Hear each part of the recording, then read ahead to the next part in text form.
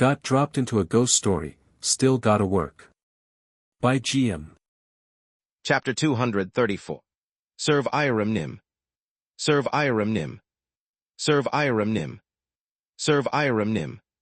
Serve Iram Nim. Even though my ears are buried in flesh, the chant echoes.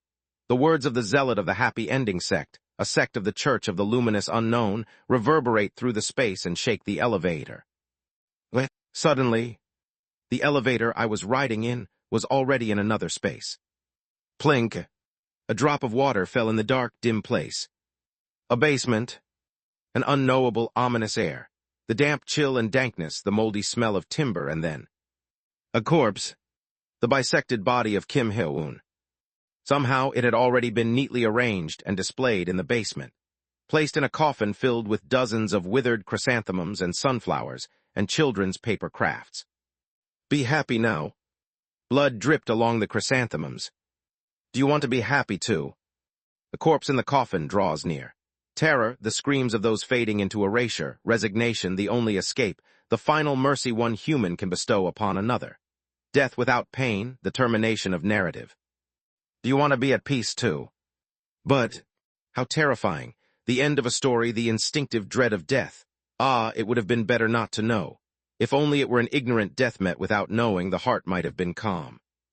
But you have learned, once death is chosen on one's own, the meaning of happiness fades. Thus for you, there is only one salvation. Iram Nim. Flash. The basement ceiling door opens. From beyond it, a bright and majestic light pours down. Iram Nim knows every thread of story and life.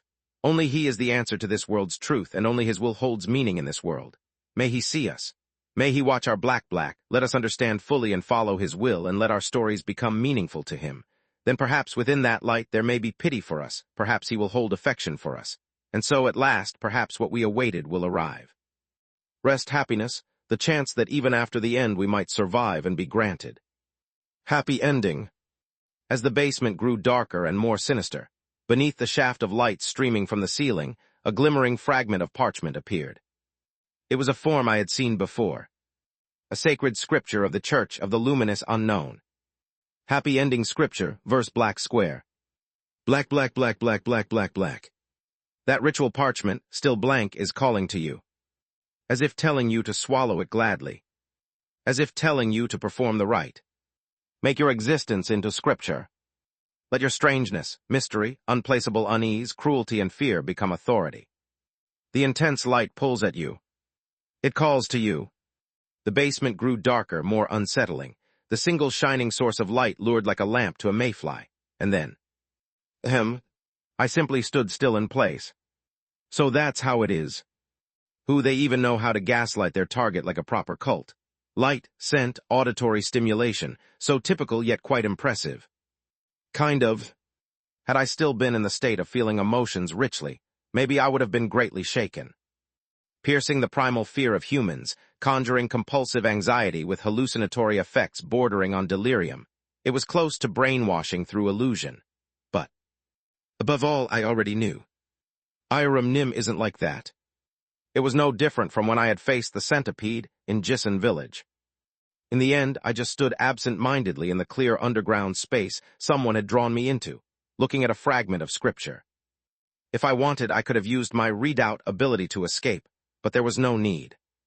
Because the one who pulled me here would surely be here too. Oh, not going to write it down. Sure enough, something suddenly popped out from behind the coffin where the corpse lay. The perpetrator of this scheme, who appeared to be an officer of the Happy Ending sect, casually turned around and brushed the basement dust from her school uniform skirt. The light of Iram Nim caught the dust drifting in the air. With her back to me, she spoke. He's saying this is really good. Why aren't you writing it down? If you won't write it, then. Upright. The person standing straight. Only his head turns to look at me. L-A-T-S-G-O-T-O-G-A-T-H-A-R. Thud D-R-R-R-R. The head attached to his back falls off and rolls toward me. Thuck the moment it reaches my feet. I am seeing the Daydream Inc. main building's underground corridor again. But this time the basement looks bizarre. A corridor of pulsing red flesh. Veins attached to the head stretch long and reach to the end of the corridor. As if those veins have suction of their own, they try to pull me in. L A T S G O T O G A T H A R. There's something in the skull. Wriggling. I realize it instinctively. This is the sort of ghost story that, the moment you respond to that phrase, you get pulled in. It seems that the Church of the Luminous Unknown ghost story has properly marked Ho Yuwon and me as new targets for religious conversion. Or for management. Who? What to do? The grotesque sight no longer stirs me as much, but should I just wait until the security team arrives? Better not get entangled with the Church of the Luminous Unknown. I think I've read a few investigation reports mentioning people in school uniforms from the Happy Ending sect. But the Church of the Luminous Unknown has so many insane, varied people that I can't be sure from the uniform alone. It's still manageable, though. And someone was killed right in front of me. Decision made. Subdue them. I'll bear my mind breaking a bit if it comes to that. I reached out my hand. At that moment, fine. Something grabs my arm. I turned my head. Ho Yuwon, who had been riding the elevator with me, answers with a smile. To the Church of the Luminous Unknown head. Sure, let's go together. Wait, you. Y. O. U. N. S. W. A. R. A. D. H. M. A tongue slips out of the skull. The head swells huge and swallows the elevator. What's already been answered cannot be undone. I tried to wrench away the one holding my arm, but I already felt the swallowed body growing distant as it was moved. Oh dear, it's already too late to say you need help. And oh, it pains me to say this, but my friend said the arbitrary judgment of this brawn here isn't trustworthy. Fine, let's see what happens. Darkness. To begin with, I didn't much like the Church of the Luminous Unknown entries on the Dark Exploration records. Popularity aside, the Church's appearance was definitely the turning point that made Dark Exploration records explode in popularity and turn into an IP industry. But I dunno. It's just too raw primal, I guess. Like a feeling without measure. They mainly amplify features that produce victims and make people feel disgusted as a point of entertainment. And how that primal disgust feels when encountered in reality would be. Reality's Ro dear Nim. I opened my eyes. Indoors darkness metal. And Ho Yuwon. You're conscious, thank goodness. You're not supposed to be able to sleep in that body, and if you hadn't come to your senses. I grabbed his jaw. You crossed a line. As I tightened my grip on Ho Yuwon's face. Ro dear Nim. Yet Ho Yuwon kept talking. Don't you want to get out of daydream? Director Cheng doesn't treat you well, right? But if you stay locked in the isolation room, you're unlikely to find a good solution. I pressed harder on the hand holding his jaw. Bones crunched, but Ho Yuwon's smile did not change at all. And then... Sorry I didn't ask earlier. It seemed the security team would arrive soon, so my mouth moved first, as an apology. He made a proposition. What if I gave you a little freedom of movement for a moment, Ro dear Nim? I have information I need to look into here. So, each of us, I'll be searching for information, and Ro dear Nim, you'll be looking for a way to break your contract. If you're inclined, I'd be grateful to receive your help as well. Information to look into. It must be about Sekwang Special Metropolitan City. A convincing motive. And his words didn't end there. The most important thing is that all of this can be done without violating the employment contract. You're accompanying a company director, aren't you, Ro dear Nim? Then this can be regarded as official company business. It'll be recorded as a kind of overtime work. What do you think? I released my hand from Ho Yuwon's jaw. Overtime. Additional pay to be claimed separately. Of course, I'll make sure you're well compensated. The tension eased like a temporary truce. I stifled a sigh and straightened up. Feels like walking with a bomb. Still, unlike before, at least I could treat him as a troll. And only then, with the chance to properly take in our surroundings, Ho Yuwon and I turned our heads to assess the situation. This place, a corridor dimly lit, the lights sparse. What stood out was that the structure was arched, as if a cylinder had been cut in half. And it was sealed. Not a single window in sight, the gray space was finished in concrete. Doesn't it look like a basement air raid shelter to you? It's just as he said. With its bare, rust-stained walls, the place evoked the image of a disaster bunker. So they preached to us and just dumped us here. I was trying to make sense of the situation, but at that moment, let us share happiness. From the far end of the corridor, around the corner, came a sound. A crowd. The footsteps of perhaps 100 people moving. And voices talking. Maybe they've come to welcome the new believers. Soon the line of people turning the corner came into view. It was share happiness. Ordinary people. Smiling, whispering to each other as they walked. People so ordinary they could have been seen in a park on the weekend. Men and women, young and old mixed together, like a group headed out on an outing. But in their hands they carried something. Every 6 or so people formed a group, lifting and carrying something fairly large in volume. Those things. Let us share happiness. Share happiness. Corpses. Dozens of bodies were being carried in their hands. Those carrying the corpses passed us by, heading further down the corridor, as though they hadn't noticed us, hidden behind the loads they bore. And at the very end of the procession was a familiar face. Share happiness. The one who had converted us. Still wearing a school uniform, that delicate-looking teenager, along with a male student dressed in the same school's uniform and looking like her twin, was carrying the body of Kim Hye-woon. When our eyes met, she gave us a slight smile before moving on again. Shall we follow? Ho Yuwon and I slowly followed after them, following that bizarre procession all the way to the corridor's end. Let us share happiness. We emerged into a vast, open cavern. A space that could be called the plaza of an underground bunker. It was already filled with coffins. Share happiness. There the people stopped and placed the corpses into empty coffins. Once they finished, they gathered in a circle. The eldest-looking man among them stepped forward, raised both hands, and covered his head. And he cried out, "Let us share happiness." Everyone made the same gesture. Be happy, be happy, be happy. In the coffin-filled space, a great many people raise their hands above their heads and fervently pray. May the misfortune of being born into this world find peace in death. May happiness be with you. Then I understood where this place was. Final ritual chamber. A sanctuary used by members of the Church of the Luminous Unknown. It takes the form of an aged underground bunker, and being itself a ghost story, has no fixed location in reality. It moves between various places for the performance of religious rites and triggers multiple anomalous phenomena. For reference, see detailed records here. There are rumors that the true form of this space is actually something's stomach, but its true nature is unknown. The chamber's form varies by sect, and capacity ranges from a few people to tens of thousands.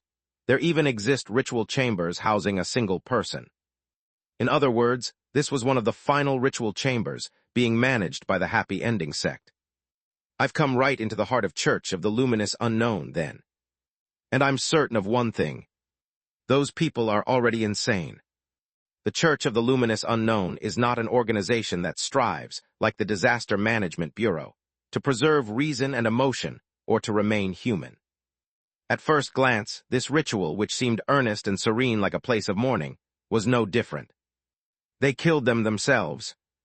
Likely relatives.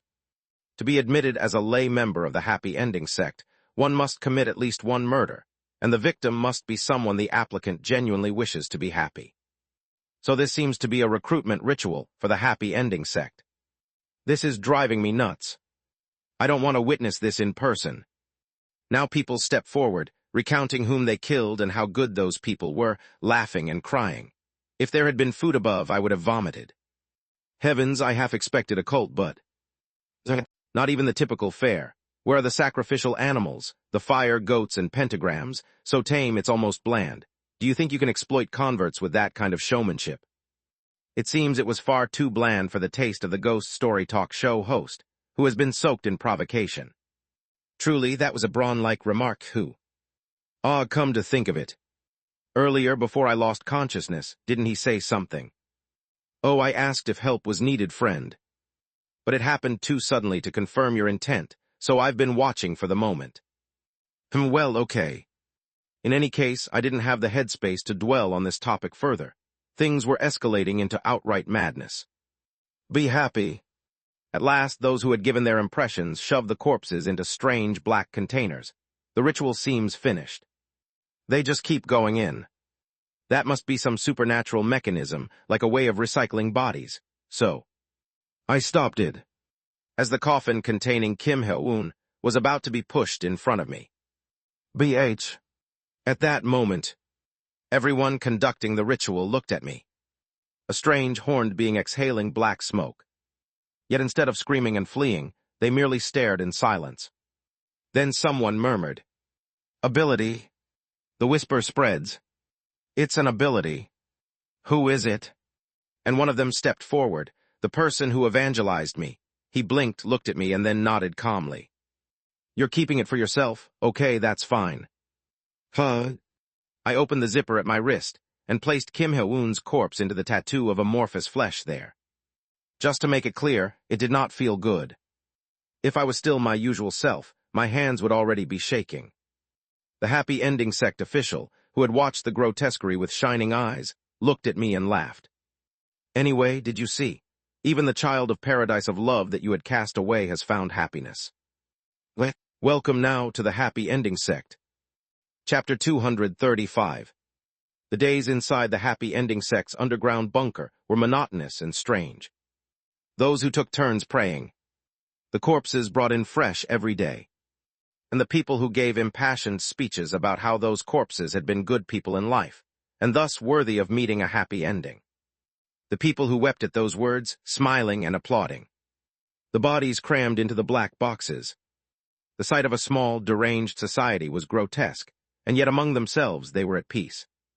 Truly cult-like, cruel and insane practices, and in contrast, a closed sense of comfort. The believers were strangely kind, treating each other warmly, intimately, calling one another family. All in this survival bunker, cut off underground. Ah, that too is a technology of rule. A sense of solidarity, belonging, and the confinement of daily routine are what keep a group from ever leaving. Yes, maybe it's only natural, but still. It feels like something's missing in the details. The little details that should make this unreasonable situation possible. For example, ordinarily in cults, rituals like these involve some sort of shared act. Like drinking a certain beverage, carrying a specific branch, imitating an animal. Some small symbol that only they share. A practice that is a little magical, unique, symbolic, easy enough to do, and helps foster religious belonging. The same goes for clothing. I had expected them to share at least one unifying color or ornament. But here in this underground bunker, everyone was just wearing ordinary clothes, no real sign of initiation. Even the school uniform the sect official wore. Well, as a ghost story it's symbolic, but it wouldn't feel out of place even if you just called it normal clothing. In some eerie way, it would have been more striking if everyone was wearing school uniforms. But since only the official wears one, it feels neither here nor there. I mean, how are they even forming unity? That this inhumane group is sustained on nothing but the ideas of Iram Nim and happiness is baffling. Is it really just brainwash with Iram Nim and kill people the end? Oh, what a witty analysis. My friend, you could even make a splendid cult group of your own. The prophet role you played on the train was deeply impressive. Why not create a fine organization even now? Something intriguing, uncanny, cheerful. And this is a truly radical proposal, but I'll allow my cotton-stuffed body to be taken as its symbol. Thank you, but I'll pass for now. Anyway, to be very honest, those gaps feel almost like blanks. From the perspective of a wiki. As though the world-building parameters were never filled in. Because the focus is only on visceral stimuli and disgust, constructing events and ghost story horror, it feels like the realistic details are missing. Yet it's precisely those details that provide the foundation that supports the story. The Happy Ending sect was one of the most recent sects added to the Church of the Luminous Unknown on the wiki. So maybe that's why. I even wondered if it would have been different had I ended up in a sect added in the early days of registration. Something like the quote, a worship sect. But I erased that thought. It's probably better like this, being able to feel nothing but disgust without great disturbance. Better than a visceral, crawling sense of dread, anyway. Let's be grateful it isn't that. I simply sighed at the clumsy balance, trying to grow used to the pain in my stomach as I watched cruel and revolting sights. Certainly a sharp analysis, but tell me, Mr. Rodeer, haven't you ever thought that some cult groups only reveal their true nature once you're inside the in-group itself? So he's saying you'd have to be initiated to experience the real thing. I'd rather decline. At least over the past 2 days, I hadn't been pressured to swallow blank scripture fragments and be reborn into the authority of Church of the Luminous Unknown. There had been no veiled suggestions or pressure. If it were another cult, that kind of thing would have been all the more chilling. Here, it seemed more like intentional calm. Maybe because they see me not as a contaminated human, but as a ghost story itself, and so they're taking the long view. I asked Ho Yuan too, but he only shook his head. No, nothing of the sort. So that's how it is. It's hard to say there's anything worth calling information to look into. Right. Still, it's convenient to have an easy chance to talk with you separately, Rodeer Nim. That was true. Within this underground bunker, the Happy Ending sect had assigned us to what could be called living spaces set on an equal footing. Hemispherical chambers, connected like an ant nest. Authority zone. Unlike the clustered ant-like dormitories where new initiates were packed close together, given only the bare minimum for survival, this place was slightly apart. The area was wider, emptier, independent, as though a personal territory had been granted.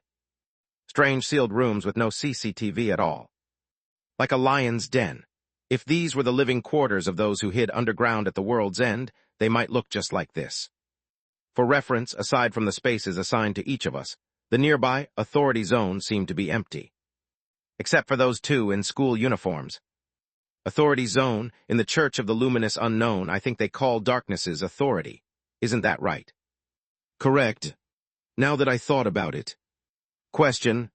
Knowledge about the Church of the Luminous Unknown. How much did Ho Yuan know about them? I know as much as needed. I've read the experimentation logs mentioned in Cheerful Research Institute. Derived from earlier research. The name of a god worshipped by a certain cult currently in rapid growth was adopted and used as the subtitle for this research. The very experimentation logs that were beside the incubation chamber I woke up in. Apparently, Ho Yuan had tracked down other traces mentioned a few times in the underground Cheerful Research Institute as well. A radical religious group that worships darkness and seeks to become darkness, expanding rapidly. It seemed like just the place to find information I'd missed before. And Ho Yuan met my gaze. In the experimentation log that created you, Rodeer Nim, it said the name was taken from this religious group's god, didn't it? What? I'm a little curious about what connection you might have to the group. That's not a question, of course. What? Then I'll ask a question this time, Rodeer Nim. The topic that had been cut off back in the elevator. A single question, almost obsessive. How do you know about Sekwang Special Metropolitan City? Who? I can't exactly say I read it on the wiki.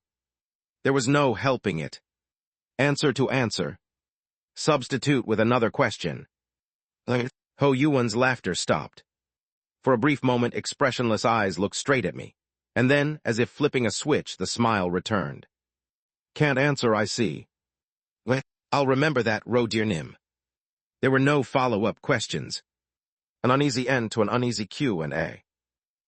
And that evening, just one ordinary routine event returned, detailed enough to feel believable. The Happy Ending sect's meal time. Let us share happiness. The gaze of Iram Nim.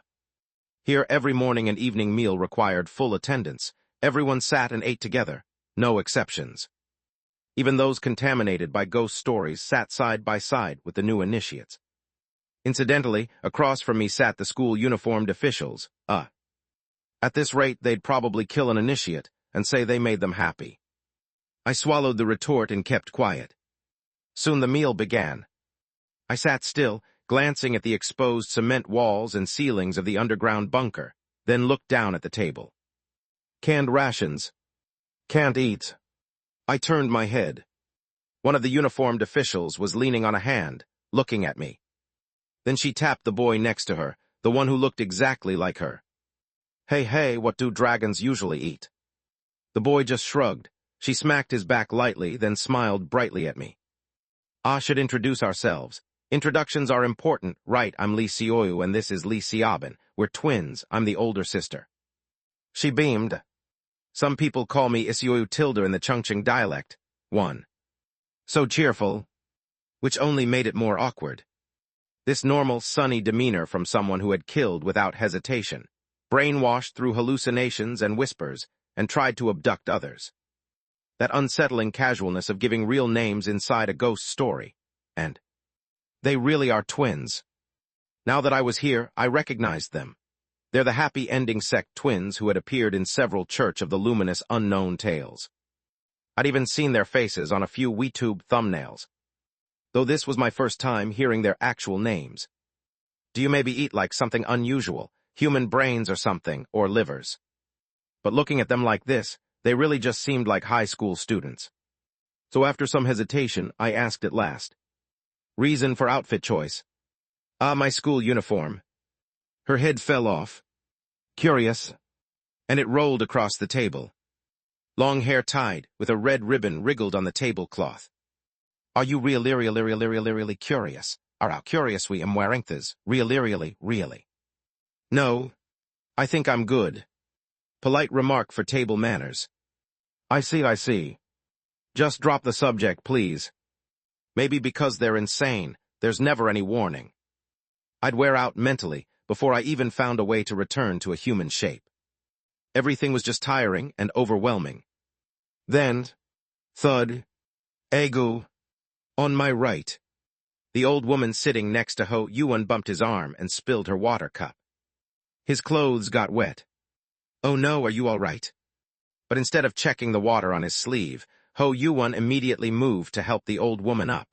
He cleared the table in front of her and wiped her clothes. He'd go that far. What a good person. A good person. I felt eyes on us. From every table, whispers spread as they watched Ho Yuan's actions. That evening, Ho Yuan seemed to chat softly with the old woman, and before long, he went so far as to invite her into his quarters. I'll tell you an interesting story. No one stopped him. Oh, I can feel the audience's anticipation. Yes, anticipation. One of the happy ending sex officials, who had introduced herself as Lee Seoyu, whispered as we walked away. If you're going to make Grandma Kim Bokja happy, be sure to tell me in the morning. We have to hold the ceremony for her. My stomach lurched. But I didn't stop Ho Yuan. It must be for information. If anything went wrong, I would step in myself. So I slowly followed after him, as he supported the old woman toward his quarters. And we entered. Bam! But the moment I shut the door and leaned against it. Ho Yuan released the old woman and stepped back. And the old woman straightened up without difficulty, standing tall. She spat out a round, glass-like bead she'd been holding in her mouth. Immediately, her form shifted and hardened. A cold, tired look. Eyes as sharp as a hawk. Pale face, short blue hair. Someone I knew. The assistant manager, Yoon Hage. Wait a second. What's happening? My brain froze, unable to process the situation. And then, like a bolt of lightning, realization struck. No wonder he helped the old woman. Assistant manager Yoon Hage had infiltrated this happy ending sect facility disguised as an old woman. And there was only one person who could have arranged that. Ho Yuan. So you sent someone in, and then you came in yourself too. No, it's coincidence. I didn't expect to meet you like this either. Sure, of course. Assistant manager Yoon Hage collapsed into a seat with a wet splat. Then, after briefly showing an expression that looked like she wanted to sock Ho Yuan, her eyes lit up as she noticed the bruise on his face. Director, you got hurt. This one's hand is a bit heavy. How shameless. Exactly. The finger Ho Yuan used to point at me naturally drew assistant manager Yoon Hage's gaze in my direction. She nearly went pale, but steadied her breath and asked calmly. Isn't this a security team member? That's right, And in fact, Falcon Nim also knows this person. Assistant Manager Yoon Hae's eyes sank, as if recalling the names of all the field exploration team staff she had worked with, and their fates. But before she could finish that thought, Ho Yuan spoke first. Been a while, hasn't it? This is Ro Dear Nim.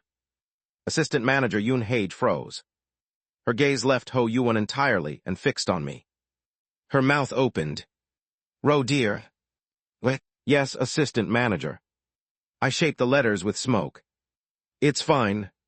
In fact, I was in a better state than when I had met with the security team members.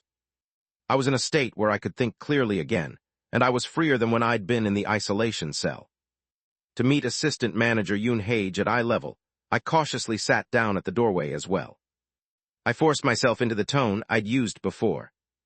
I made a mistake and it caused problems, which is why I ended up like this, but it'll be fine. I'm looking for a way to recover. Assistant Manager Yoon Hae stared at the floor. Her face, hidden by hair, was momentarily out of sight.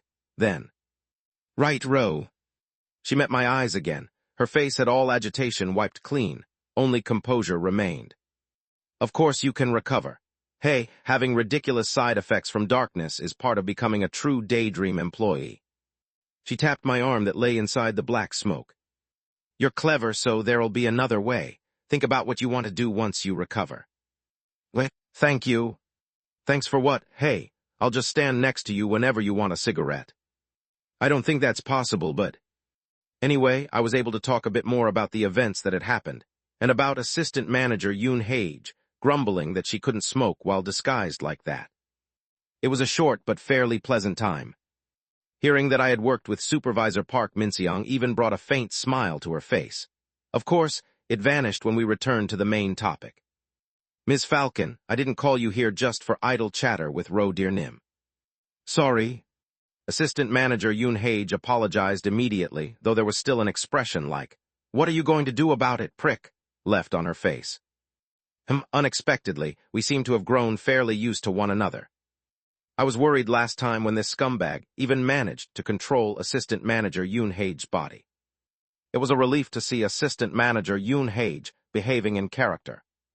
Still, I should check on her later. For now, this first.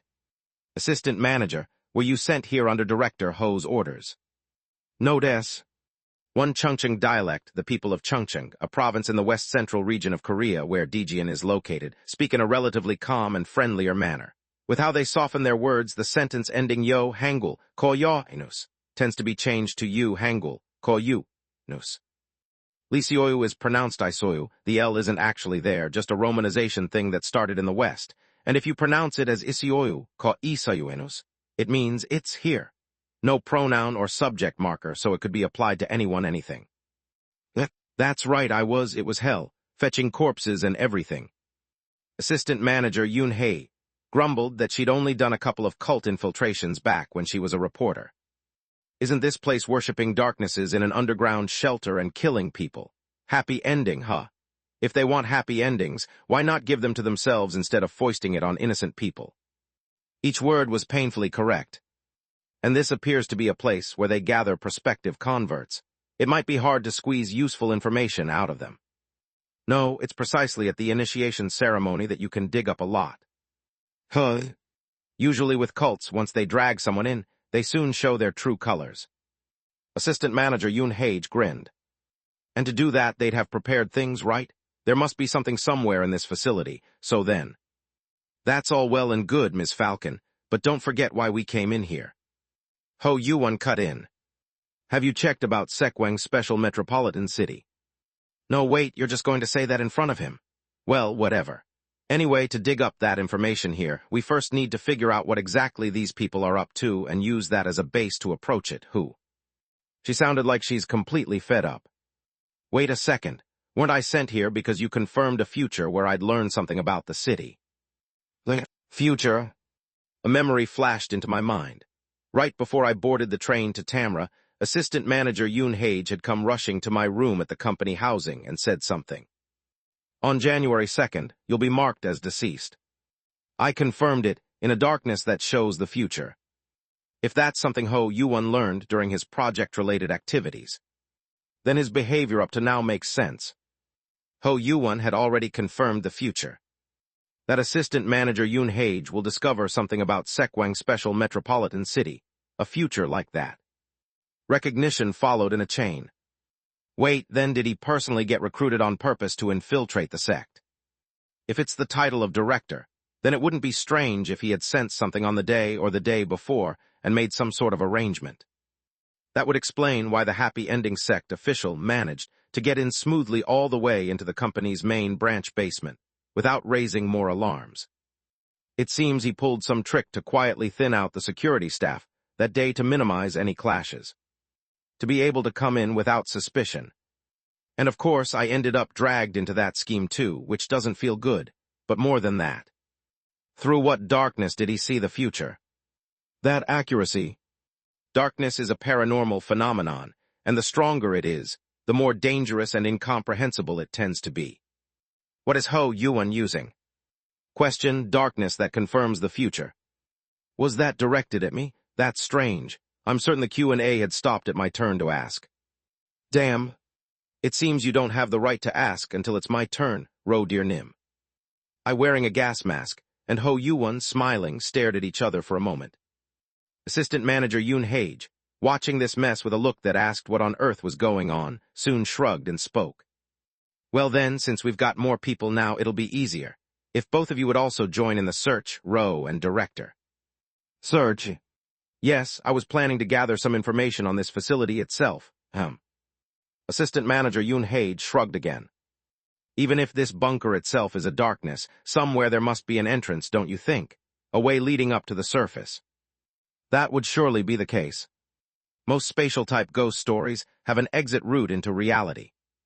If you came in, there must also be a way out. Even if it's a ghost story of the Church of the Luminous Unknown, they wouldn't break such a basic condition. Though this underground bunker may not be fixed in one location, at any given time it must connect somewhere. The converts wouldn't know, since they awaken here after losing consciousness, but those more deeply involved would. For example, the twins. And maybe it's worth noting, but those twins in school uniforms, the key figures here. I never saw them in the dining hall during lunchtime. Assistant Manager Yoon Hye added that it seemed they were doing something other than managing converts. At any rate, the point was that it would be good to find a clue about the entrance. That would let us trace back toward the center. Usually cults put the most precious thing the farthest from the entrance in the deepest center. Of course, so they can flee if they must. Ho Yuan didn't object. And after a moment's thought, I answered. Then near that area, there might also be some device to check outside. Oh, that could be. In fact, this was a certainty. In the wiki records on the final ritual chamber, there were several descriptions suggesting you could see outside from within. There's no way they'd put it in the convert's quarters. If you show the outside, it ruins the educational effect. A place apart from the convert's living quarters. On higher ground, where an insider could easily confirm it. And that was here, Authority Zone. With its anthill-like structure, the ceiling was high, so there had to be areas closer to the surface. In the end, we decided to very carefully explore this zone, avoiding the twins. Good, if you two go together, then this grandma can move around more easily too. Assistant Manager Yoon Hye swallowed the glass bead again. And shortly after, here it is. We found it. The very end of the Authority Zone, an empty section. There, if you open the small round cover near the ceiling. It's glass. A fixed device like a little telescope, made so you could peer outside. Hey Ro, want to take a look? Gladly I did. I rose lightly, shrouded in smoke, and pressed my eye to the round opening where the cover had been lifted. A span-wide opaque glass telescope view. Ro. I looked again. But the scenery didn't change. Old houses, mountains, utility poles, dirt paths, Hanok. That was Jisan Village. This ritual chamber of the Church of the Luminous Unknown was lodged right underneath Baek Sahian's hometown village. Chapter 236. Jisan Village, Huh. After confirming the location of the Happy Ending sect's underground bunker, the three of us returned first to Ho Yuan's quarters. The back of my head still throbbed from the shock of the discovery. By coincidence, All three of us here were present at Jisan Village's holiday festival last time.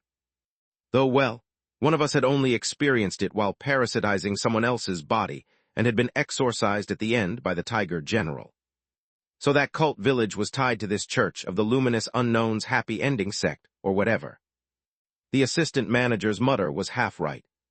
It seems they were indirectly linked to another branch of the Church of the Luminous Unknown. The mimicry sect, I believe. Ah, right, you drew the golden stick and got taken back then, right, Ro? Did you find that out then? Good work. Thank you. Please, let's just go with that. But why are they here now? You said this is a different sect. Exactly.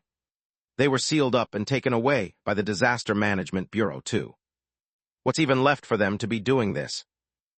So there's some other reason. Naturally, my thoughts drifted back to why Assistant Manager Yoon Hage had appeared in Jisan Village in the first place. Could it be because of the well? I remember Director Ho sought it out. Maybe it's a place with some special significance. Right, that well. And if Ho Yuan had looked for it, then this ties back to Sekwang's special metropolitan city, doesn't it? Meeting both our eyes, Ho Yuan nodded easily.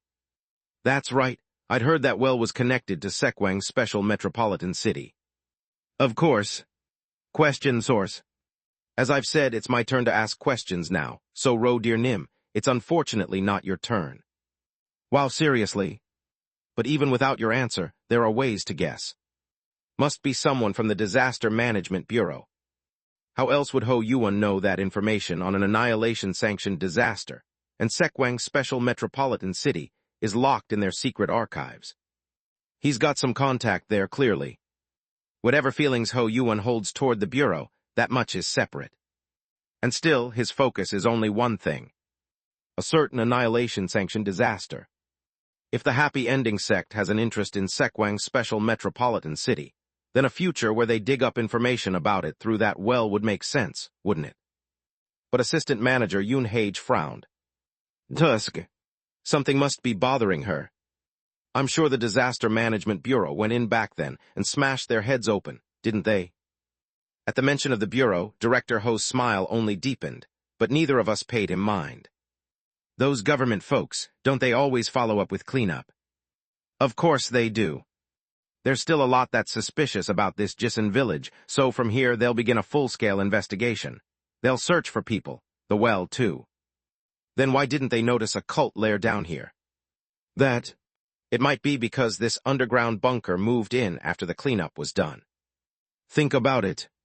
The Bureau's site cleanup unit and fabrication team would have finished and left. They would have processed the villagers too. And there's proof. That view I saw through the glass just earlier. There, up on the surface. The village was empty. Not a single soul. Yet the odd thing about it is, they said they'd be doing a full-scale search soon. But the village looks unchanged, frozen as it was on the festival day. It seems like the kind of situation where agents would be dispatched for regular maintenance, but it doesn't look like that's happening. It's strange. Yeah, feels off.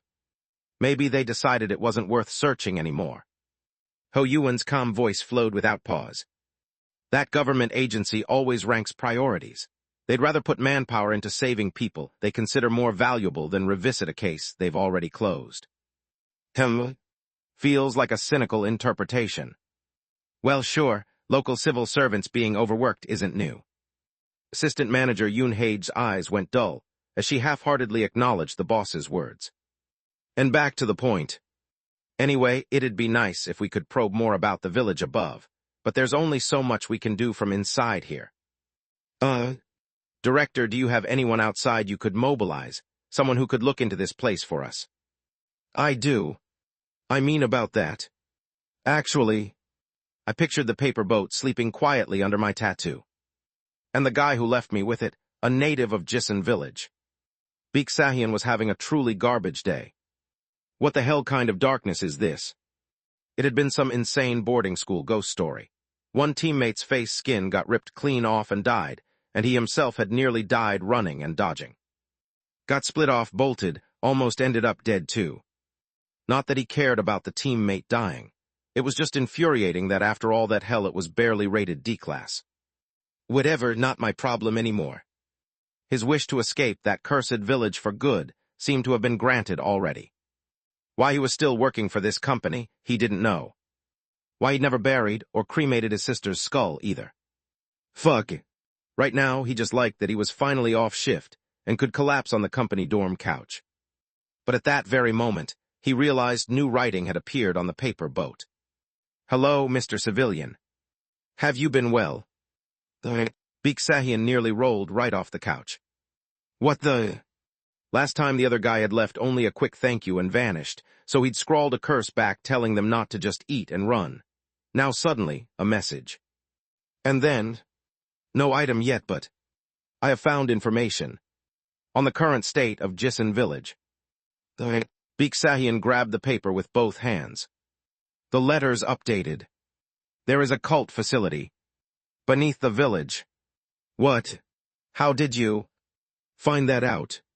I am currently infiltrating the cult. Are you insane? Could it be that the darkness this agent was staying inside all this time was actually this cult? Then of course he couldn't get any items. In a cult, keeping something personal hidden is nearly impossible, at least from Baek Deoksu's own experience. Is this guy a total idiot? Why walk into something like that on purpose? He wrote exactly that onto the boat. The reply came back. Someone asked for help. What a damn sucker. Yet somehow he couldn't bring himself to sneer. Because he'd personally seen, back in Jisan village, that this agent was someone who actually kept promises. Baek Deoksu stared at the paper. The agent was requesting something.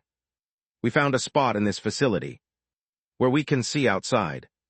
Could you look at my drawing and explain where in Jisan village this view is located? Baek Deoksu was about to write with what nerve when another line appeared. If I learn anything about Jisan village during this operation, I'll share it with you. You're directly involved after all. And at the end, I apologize about not being able to compensate you with an item. What? Oh fuck, seriously? Baek Deoksu tore at his hair, but in the end he scribbled back.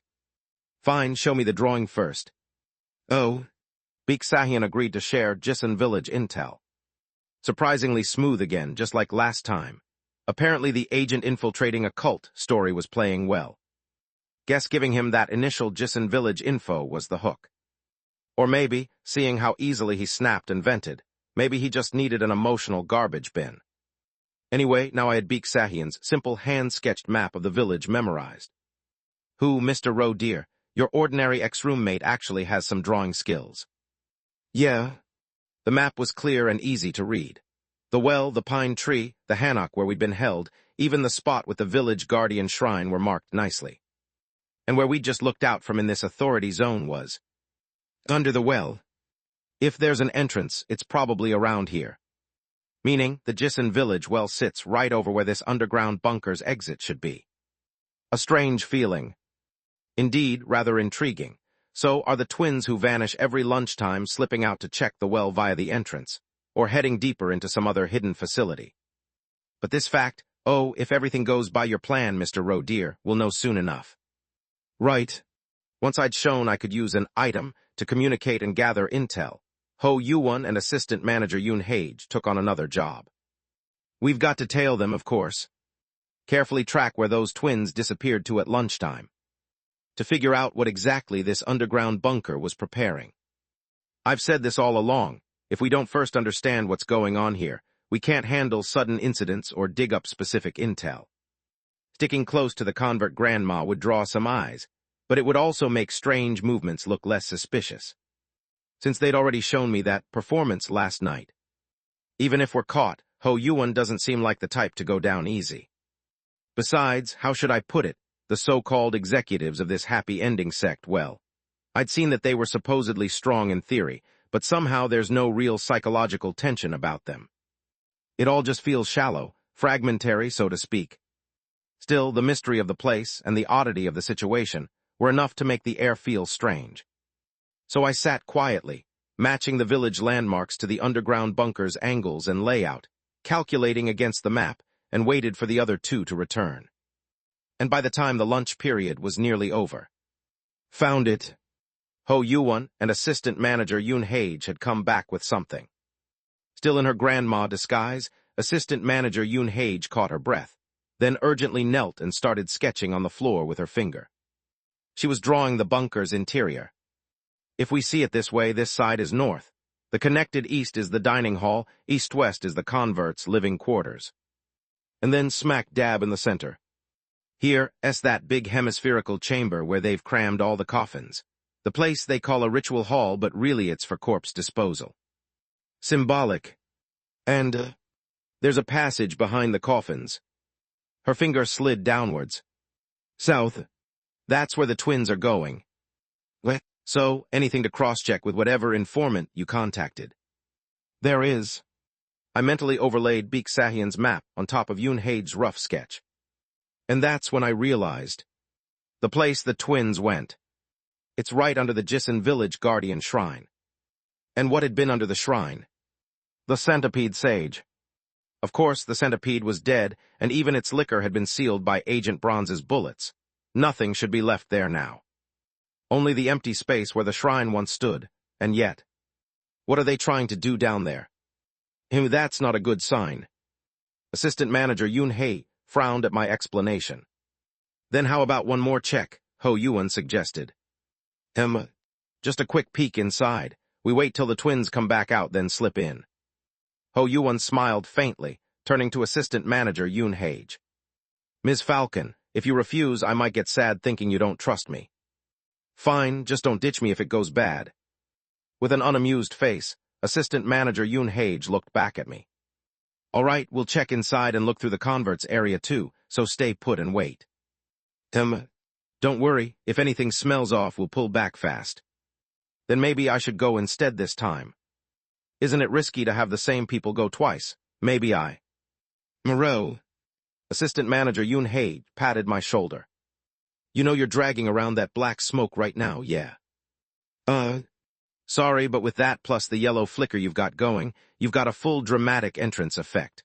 You're basically a walking billboard. Right. Just stay here. Instead, could you try to pin down the exact location of the bunker's exit while we're gone? I nodded quietly. Okay, then see you at dinner time. And with that, they went out to search again. Let us gather and pray for happiness. Time passed, and soon the appointed dinner hour arrived. But, Grandma Kim Bokja didn't come. Neither assistant manager Yoon Hage nor Ho Yuan showed up to the evening meal. Chapter 237. The underground bunker of the cult. Dinner time with all the converts sitting together. A voice cut through the silence. Wow, amazing. One of the Church of the Luminous Unknown's ghost stories was looking straight at me. Only the dragon came. Smiling brightly, eyes flicking to the two empty seats beside me. The fox and Grandma Kim Bokja didn't come, just the dragon. Hey, why do you think those two couldn't make it? Hypothesis, mild forgetfulness. Reason, natural aging. Are you teasing the fox for being older than you? Ha ha ha. Laughter rippled through the dining hall. Don't worry, they're fine. Looked like they wanted to go sightseeing, so we let them. Sightseeing? Oh dear, I suppose we've been found out. Probably. I tried not to let my imagination wander too far into too vivid scenarios about what could have happened to the two of them. But then, so you want to keep eating or go see them? Rule, breakfast and dinner are eaten together by everyone. Right, but you're not a convert, are you? So you're an exception. Come on, follow us, we'll show you. Everyone else can keep eating. Yes. The others nodded and smiled, chatting happily again with the usual let us share happiness and Iram Nim's gaze. It was as if nothing were odd. I rose, pulling my smoke-in tight around me, and followed the twins out, numbering off worst-case scenarios in my head. As long as the assistant manager isn't dead. And as long as Ho Yuan didn't just ditch me and run, anything's fine. Those chances were slim, keep that in mind. The twins left the east side's dining hall, walking down a dim cement-finished corridor toward the place I'd already guessed. The great central chamber. The site of the rituals. And, here it is. They pointed behind one coffin leaned against the wall. Want to go in? The older sister smiling, the younger brother expressionless. Their obvious yet unsettling faces. I sent a thick stream of smoke ahead into the dark space behind the coffin first. Inside. Ah, you're here. Ho Yoo-won, perfectly fine, and assistant manager Yoon Hage still disguised as Grandma Kim Bokcha, leaning casually against the wall. Both intact. Who? I caught Yoon Hage's subtle glance and stepped fully inside. And industrial equipment. It looked like a kind of facility. Its size wasn't as overwhelming as the main hall, but it was spacious enough and looked a bit larger than the dining hall. There were pipes running everywhere, and the low hum of machinery echoed through the air. Like a tiny old factory compressed underground. Indeed, a bunker with production facilities. Preppers sometimes build for long-term habitation, not just short-term shelter. This must be one such case. Steam hissed from pipes. I caught a sharp medicinal tang in the air. Impressive, right? I turned. At some point, the twins had joined us inside. Both were smiling now, wide and easy. Curious what we're making. What? Ask, go on. The fox who came before you already saw. I looked to Ho Yoo-won. He glanced at the machinery, smiled faintly, and answered. They're brewing liquor. What? Correct, ding. The twins stepped aside, revealing what they'd been blocking from view. A massive container. Tall as two grown adults, broad and square. Not ceramic. It looked like cheap plastic, a giant industrial water tank. And I realized. That smell in the air wasn't disinfectant. It was alcohol. Raw spirit was coming from that tank. What do you think, cool huh? Right here, beneath where Jisan Village's guardian shrine once stood. They'd rebuilt the brewing vat. Exactly as before. Right in this very place. Long ago, there was a festival where they drank liquor brewed by the mimicry sect using the church's centipede. They say everyone there heard Iram Nim's voice and saw their happy ending. But someone stole all the liquor, even took the centipede. So someone's gotta fill it up again, right? We're giving it a try. Wait. Then what are they planning to put in there instead of the centipede? We were thinking maybe dragon liquor or fox liquor. But hey, you two aren't converts, are you? Then no can do. That's to make the liquor truly awaken Iram Nim. You have to steep it with the Church of the Luminous Unknown's faithful, potent authority. Authority? The Church of the Luminous Unknown's own word for ghost stories. So we prepared authority. And here come the participants. Footsteps behind us. Bootfalls rolling through the vast hollow chamber, dozens of them. Congratulations on completing initiation. I turned my head. Beyond the entrance, the new converts who had finished dinner were standing there. Those at the front, lined up before the coffins, stood perfectly still. Not a word, just smiling as if they already knew everything, gazing inward. A strange shared unity. I scanned their faces and... Wait. Question. Ro dear Nim, I've told you repeatedly it's not your turn to ask. Question, restriction release status for entity 130,666's facial recognition impairment. Mosaic. What an odd thing to bring up. Ho Yoo-won's voice rang clear. I've never tampered with your binding, you know. Then, why can I see everyone's faces clearly now? From day one in this underground bunker, none of their faces had ever been mosaicked or melted. I had simply accepted it as it was. Because I was briefly outside the Daydream Inc., because I was moving with Director Ho, and because of that gain a little freedom line.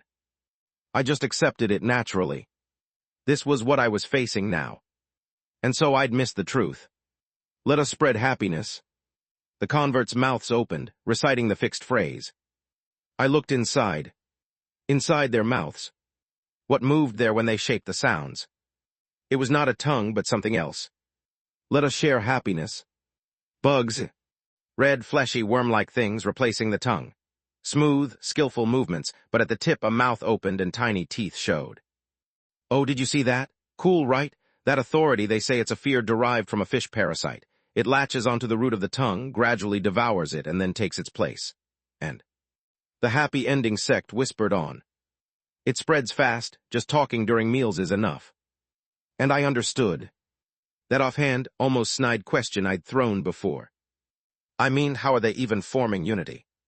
How arrogant I had been. Reality isn't a wiki.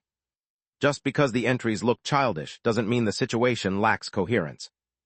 I had only been seeing the surface. Reality always has mechanisms, reasons, a foundation. Just because I didn't know them doesn't mean they're not there. The little details that should make this unreasonable situation possible. They were there. Some small symbol that only they share.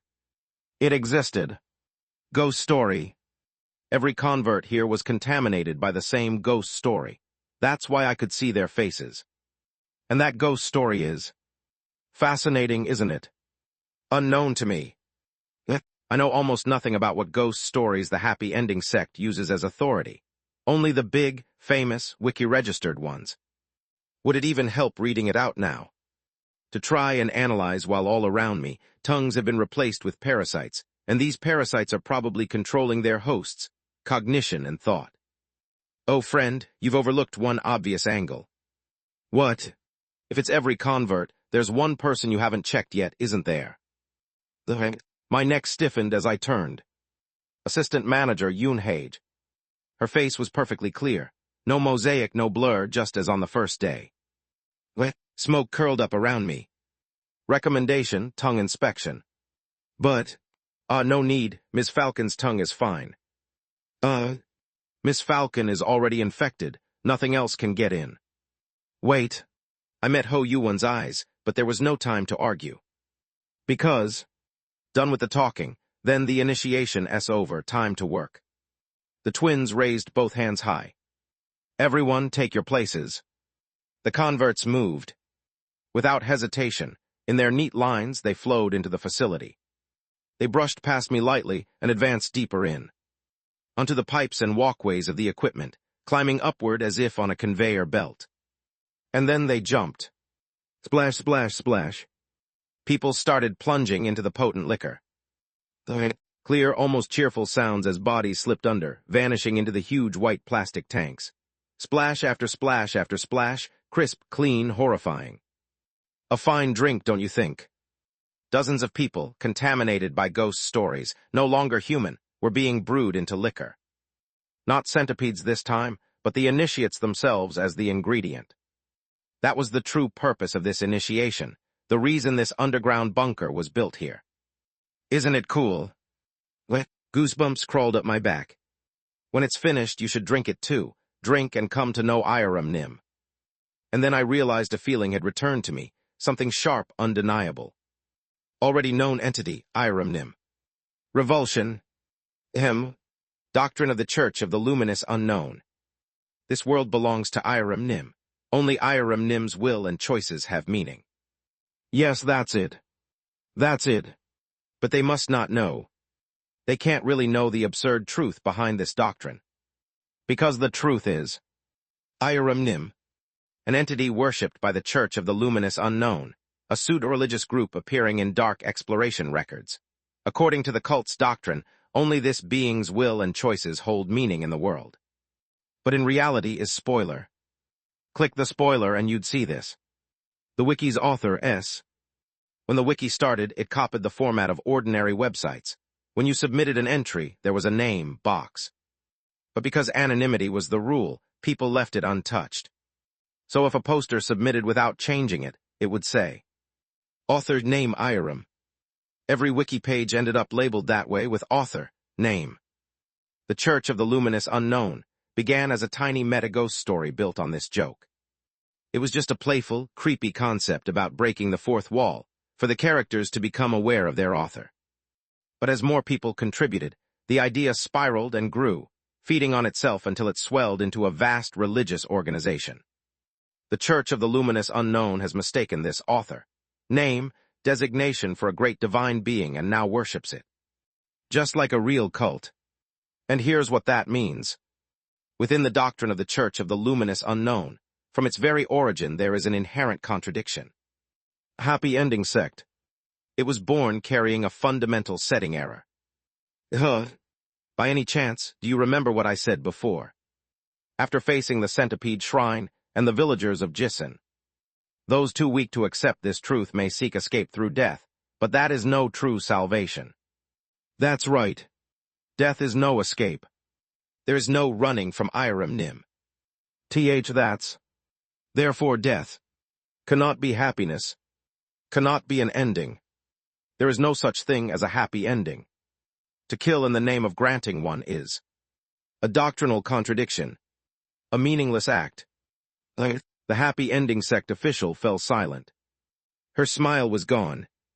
The face under the red headband and the worn school uniform went still. A young face, but suddenly emptied of life. And then, does that matter? Isn't this cult-like enough? People dying for no reason, the whole thing a misunderstanding. Surely Iram Nim would take notice. We're doing fine. Splash, splash. Right, if 100 people leap into liquor and it's all for nothing, if the happy ending sect itself is a joke, isn't that just fun? Something felt wrong. This wasn't the cheap, performative madness that horror stories love to flaunt, nor was it some forced, look how scary I am, hysteria. It was real. So this was unique fun with a twist, isn't it entertaining? Terror. I look at the twins, their faces those of neat-looking teenagers in school uniforms. A look so contrived it almost feels artificial. So desperate, so nakedly deliberate in its personality. Iram Nim would like this, right? Iram Nim would like it so much, he'd want to watch longer, would he? And I understood. They already knew. It wasn't ignorance. What I had seen on the wiki was that patchwork of shallow, unpleasant shocks, cruelty without foundation, personality built out of scraps. But here, reality was different. For them, it was simply that. Then that's enough. Iram Nim is fear itself. That this ghost story world was Iram Nim's will. They knew that. So the only thing to do was to act in ways that suited his taste. Commit senseless acts, stage things for amusement, do cruel things, create grotesque situations. To strive to behave in line with that taste. That is enough. That was the true nature of the happy ending sect. Chapter 238. Fear, terror, emotions once familiar to me were surfacing after hearing what the happy ending sect twins just said. Even though I can't feel them now, I know what they're like. And because of that, the shock of realization sinks through me, cooling me to the core. They're afraid of Iram Nim. So this is all to cater to the wiki author's whims. The entire happy ending sect. Oh dear, but merely pandering to the audience's whims is the work of amateurs. A true entertainer must have their own vision. Yet that only makes it feel more desperate. The despair of forcing yourself to do something you don't want to. All the more so when that something is horrific. Crushed under an uncertain, malevolent divine being, flailing just to escape its malice. Whose fault is this? If this whole world turned out like this because the wiki authors wrote it that way, then the answer is no. But then again, ghost story creators just wrote stories too. Who on earth ever thinks the ghost story they wrote will actually exist? How should I accept this? How should I act? Splash, splash. Even now, the sound doesn't stop. Those thuds of human bodies falling into alcoholic liquid. The happy ending sect's converts, contaminated by ghost stories, lining up and diving into the liquor. A mad spectacle. Come on, let's brew some liquor. The girl playing the older twins' part had already hidden her desperate air, and was calling out cheerfully again. What fun do you think we'll have with this drink? Excited, aren't you? My breath caught in my throat. Nope. Wow, a cult being a cult. I turned my head. Assistant Manager Yoon Hage was there, wearing that dry, unimpressed look. Assistant Manager. Deceiving the laypeople, wringing them dry to the bone, then going off and talking a different line themselves. Textbook cult, aren't you? She stepped forward once. And the way you hand off the basis of your choices to someone else. Ro, there's always a reason behind a grave. The reporter who'd once succeeded in revenge stared at the cultists who'd just shown fear. Sure, you can feel pity thinking of them as victims brainwashed by a cult. Assistant Manager Yoon Hage pointed. To this underground bunker, the place where dozens had already died, where people were dying right now behind us. Don't lose sight of the situation. I realized it. Assistant Manager Yoon Hage doesn't know the deeper implications of the twins' words, the details I'd pieced together. She doesn't know about the happy ending sect's relationship to Iram Nim or about the wiki. But because she isn't lost in details, she can strike closer to the essence. The core. They're killing people right now just because they want to. And I know there are people who, even under similar conditions, would never choose this path. My head felt a little clearer. But still, was there really a need to provoke them that openly? I looked back at the twins. Their smiling heads slowly turned toward Assistant Manager Yoon Hage in her grandma disguise. Creek, you're not really grandma, are you? Shit. Knew it all along, huh? Then you'll be the first to taste the liquor. Let's drink and no Iram Nim, let's see the happy ending. Still pushing that after getting exposed? Ah, Ro, no need. I stepped between the twins and Assistant Manager Yoon Hage, but she just shook her head. We've stalled long enough. Crack. The sound of something splitting. And then, bam! From the white body made of cheap plastic, not thick pottery, water spilled out with an explosive noise. The liquor brewing jar was shattered open. Bodies and parasites inside tumbled out, spilling across the floor. As more of the still living threw themselves up into the air, I hastily caught them with my mist, sweeping them roughly aside while checking that Assistant Manager Yoon Hage was unharmed. She shot me a quick look, probably to make a run for it in the chaos, but... wow, that went off nicely. Ho Yuan walked out. An empty vial dangled from his hand. Explosion degrade. A Daydream Inc. potion. The company director smiled faintly. Even for the sake of entertainment, leaving suspicious people unattended in such a critical place. Such a pity, that kind of judgment. Isn't this what happens because of it? SSI, Siaban SSI. The twin officials stared blankly. At the half-shattered brewing vat, at the one stricken with 9-fox disease. Ah, please don't misunderstand. I wasn't the one who did it, it was the grandma over here. I just happened to pick up this empty vial, that's all. Huh? Anyway, judging by your actions, you seem to feel fear toward the unknown. Well then. Joy flashed in Ho Yuan's eyes as he looked at the twins. The joy of someone who has figured something out. Your identity, you're still human, aren't you? The condition for the binding was set. The plague drew near. Would you grant me just one promise? And the stunned twins smiled brightly. Hey, how about we just turn this entire space into one big brewing vat? That's a good idea. What? You go gather the converts. I'll go teach the dragon and the fox about Iram Nim right here. Let's brew them into the liquor too. Yeah. They've chosen a frontal assault. Oh, now we're about to see a full-blown pandemonium of blood and terror. If any converts manage to escape, this could spawn quite an entertaining ghost story. Liquor, a cult, and a fox plague, oh what a mix.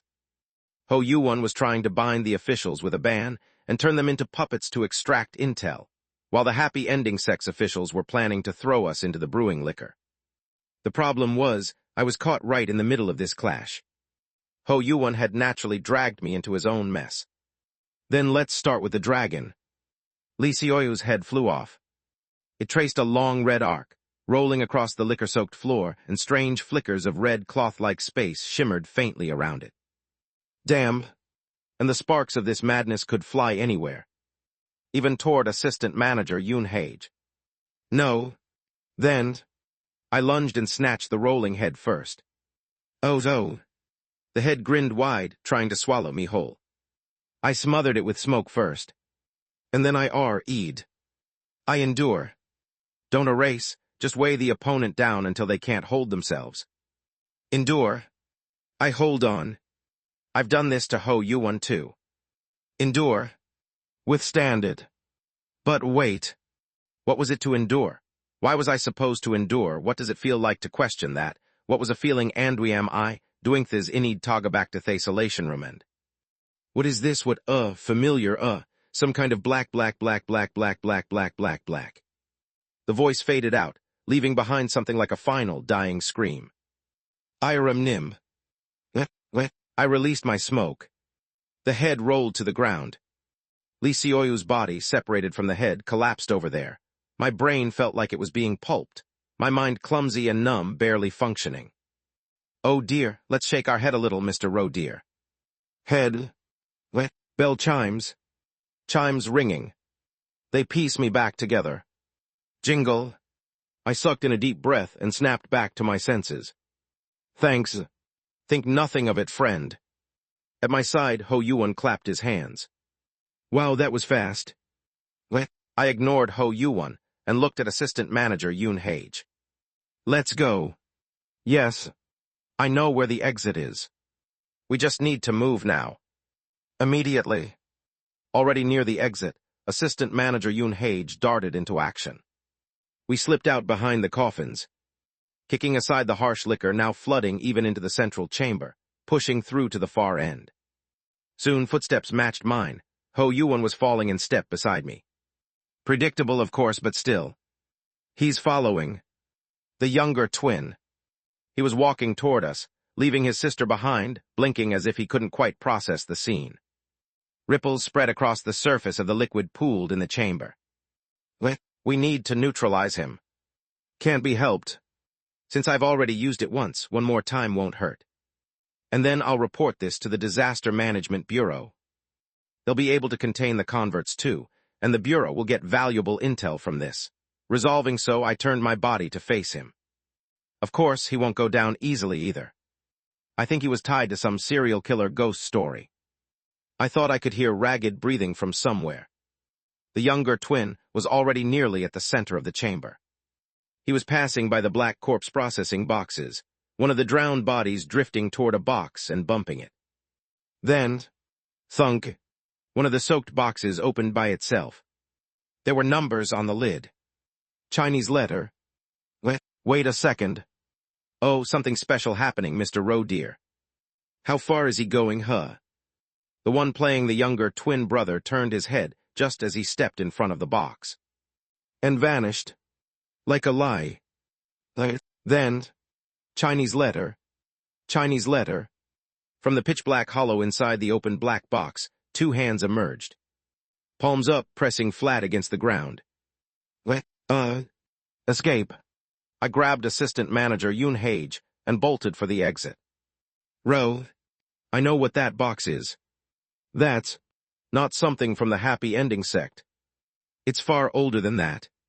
A remnant from the early ghost stories that were once posted to the wiki back when the Church of the Luminous Unknown was just beginning. A ghost story that used to surge to the top with overwhelming upvotes. The quota worship ghost story. Ascetic in the box. No good. In the early days of the Church of the Luminous Unknown, many sought to grasp the true meaning of this world.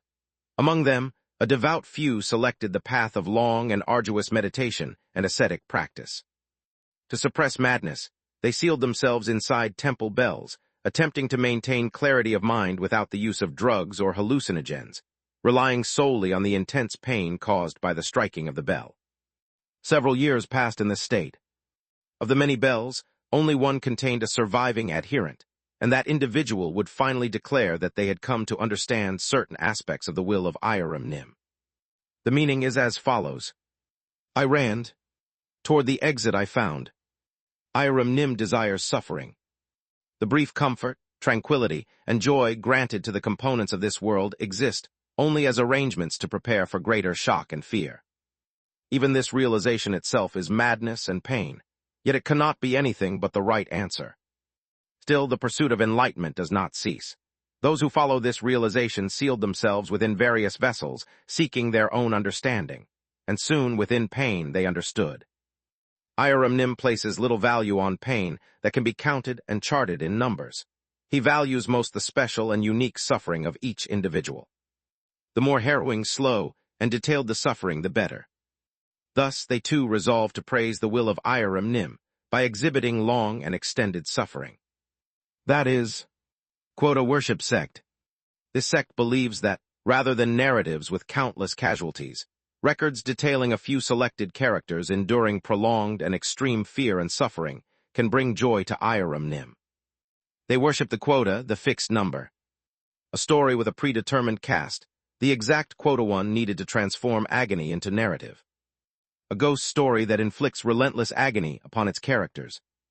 Especially that thing, no, that being. Ascetic in the box. An authority of the Church of the Luminous Unknown, featured in the Dark Exploration records. It is a 6th-level authority under the quota worship sect. Following quota worship scripture, it severed its own legs and, through endless meditation and ascetic torment inside a sealed box, awakened its power and became a creature within the box that secretes digestive fluid. Quota worshippers are those who focus on the most primal form of suffering. Once it devours the number of victims designated on the lid, the closed box never opens until its chosen prey are dead. Those who touch the fluid inside are bound to the quota worship sect and become ascetics. The ascetics remain alive and aware while being slowly and painfully dissolved. Quota worship speaks their pain into their minds, refining and recording it. The longer, slower, and more detailed the suffering, the more doctrinally correct it is. An ascetic cannot die until fully dissolved. The average digestion period is 27 years.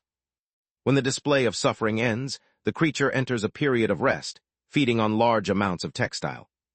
When that rest ends, when a new victim enters, the ascetic ends their meditation.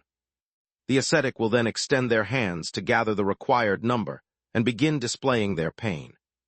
You cannot refuse these hands. Do not approach them. Your suffering shall begin. We stopped in our tracks. At some point, there was a box by the bunker's exit. Both hands were extended outward, posed in a gesture of offering by quota worship. Chinese letter. The number was declared. Request, method of crossing without passing the exit. If it's an immediate escape tool for use in darknesses, I know a few, but I don't have any now. Damn it. Then there's only one option left. Request fall. I spread my smoke. Thankfully, I didn't feel overwhelming fear. Without the terror of losing my rationality, I could act right away. I have to confuse the quota worship as much as possible, force the exit open. Knock, knock. Anyone home? A sound from the exit door. A voice that's oddly familiar. And then, oh, here. Boom. The exit door burst open from the outside.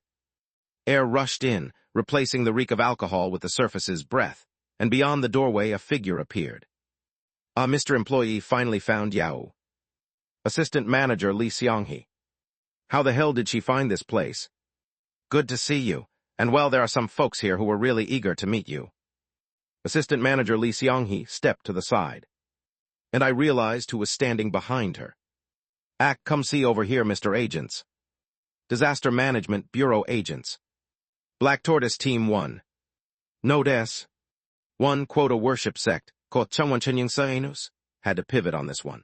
The KR name by itself could be translated literally as Garden Worship Sect. However, BDSnim gave the Hanya for Ko Chungwan Nus in this chapter, and instead of garden it actually means fixed number or quota. Also, I should do a better job differentiating Lee Song-hee's speech patterns. Lol, it's actually quite unique compared to the rest. Lee Song-hee mostly uses yo instead of Hangul ko yaenus, yo putting Hangul ko enus, ng sound at the end of words, or Hangul ko uenus, u instead of Hangul ko aenus. O, etc. generally comes across cutesy. If she uses this peculiarity in dialogue, words will be emphasized. If not, then she'll just be speaking normally. Not all instances, though, it might get too distracting in English. Chapter 239. Lee Seong-hee is in a very good mood. I helped good people. She didn't care that beyond the steel door lay the strange interior of an underground bunker. Because she had found the person she was meant to meet inside. She reached out and pointed toward that figure. Mr. Employee's right over there. The security team's special division employee, wrapped in black smoke. The golden mascot. Even now seeing that employee carrying an elderly woman in his arms, perhaps out of care for the weak, only made her heart swell with warmth. As expected, he's a good employee.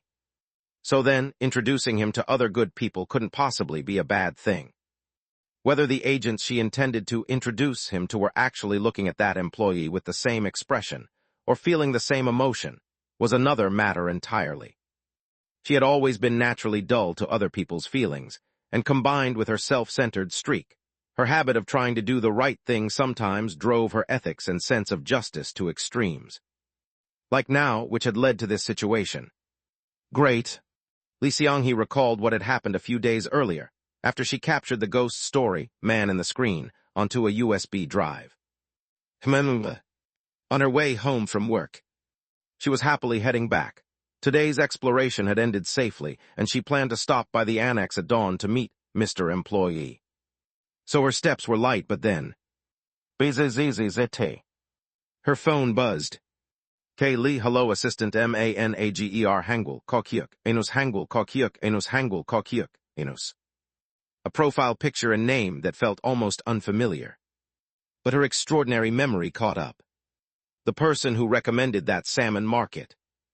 It was onboarding season at the company, so her associative memory worked faster than usual.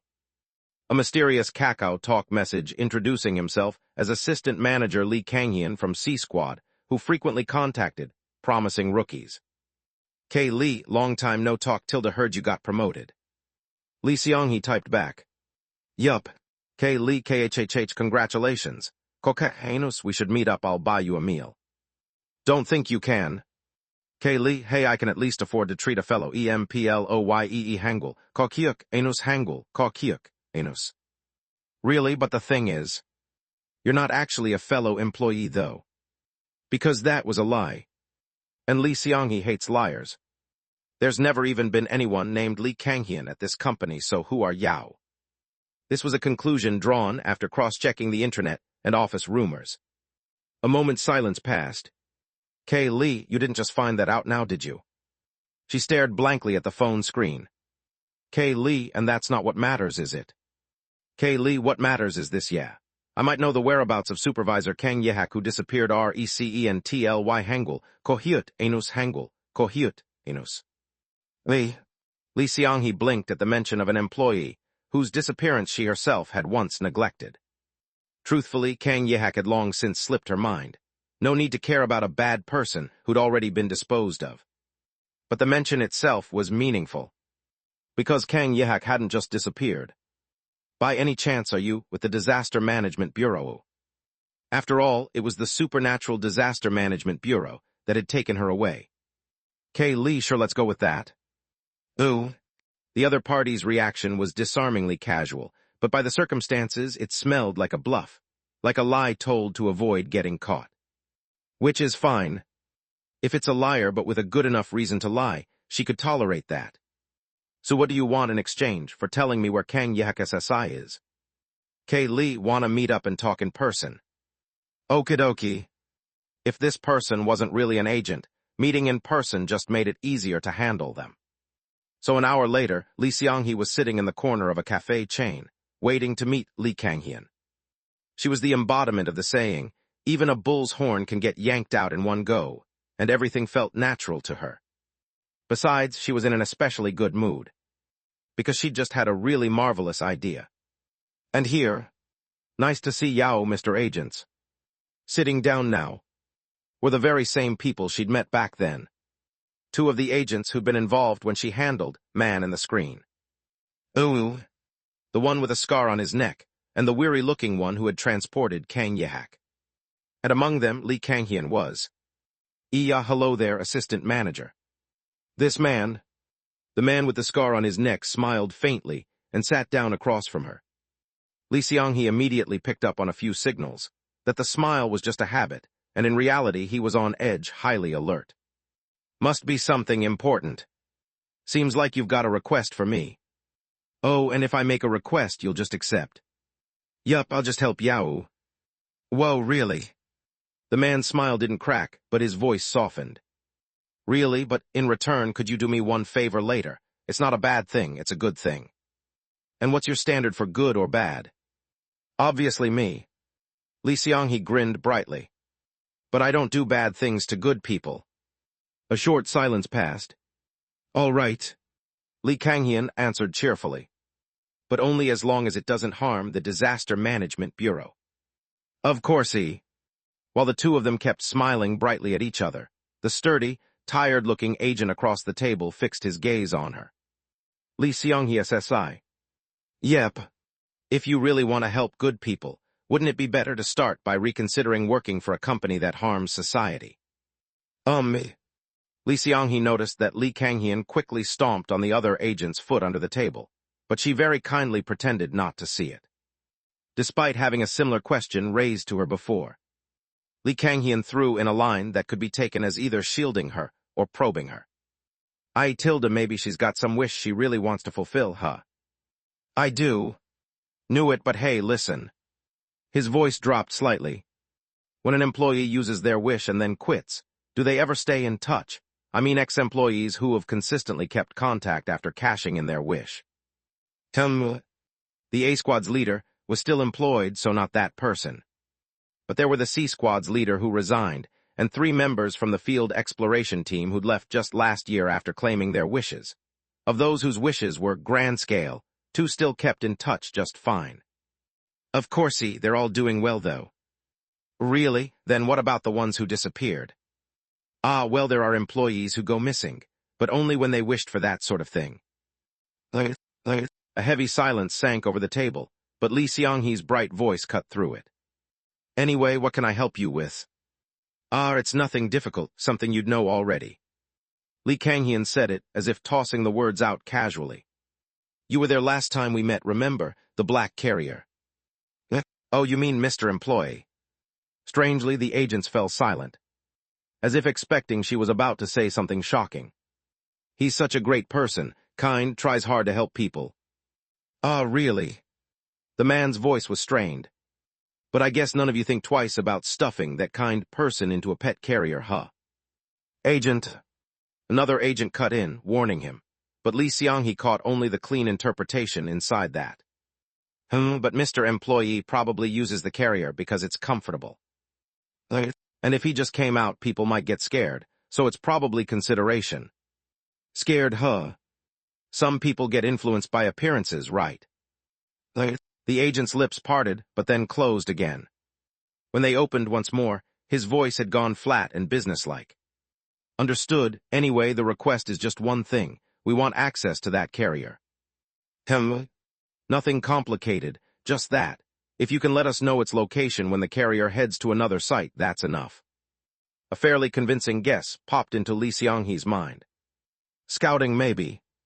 Come to think of it, the Bureau said they worked with benevolent souls to eradicate malicious darkness. Mr. Employee really was a perfect fit. Sounds good. Way better than being overworked and underpaid under a rotten superior like Director Chung. Still, better to confirm first. You're going to help Mr. Employee change jobs. Let's say that. Then I'll help Yao. It looked like he wasn't even getting paid right now. He's still at the annex, but the conditions there seem really poor. Wait. The agent stood up. He's at the annex. Yes, I's. Daydream Inc.'s annex. Yup, but... Are they seriously about to charge in right now? Lee Seong-hee smiled faintly. You'll never get in there as a person, you know. The security system of Daydream Inc. Darkness sneaking in or, conversely, contained darkness breaking out happened all the time.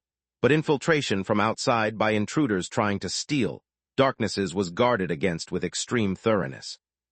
Human lives were less important to them than protecting the raw supply chain. So, a typical vicious megacorp, so to speak. Either way, it meant impulsive break-ins were extremely hard. Unless you had an inside collaborator. Give me a bit of Timmy. And Lee Seong-hee was confident she could be a very good collaborator. After all, she'd been planning to visit the annex today anyway.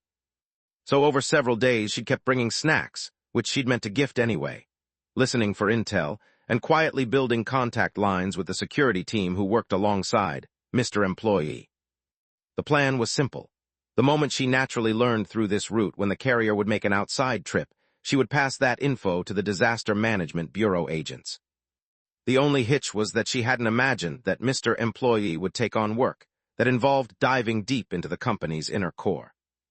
Nor could she have guessed some chain of events would lead to Mr. Employee to being relocated and then going missing entirely.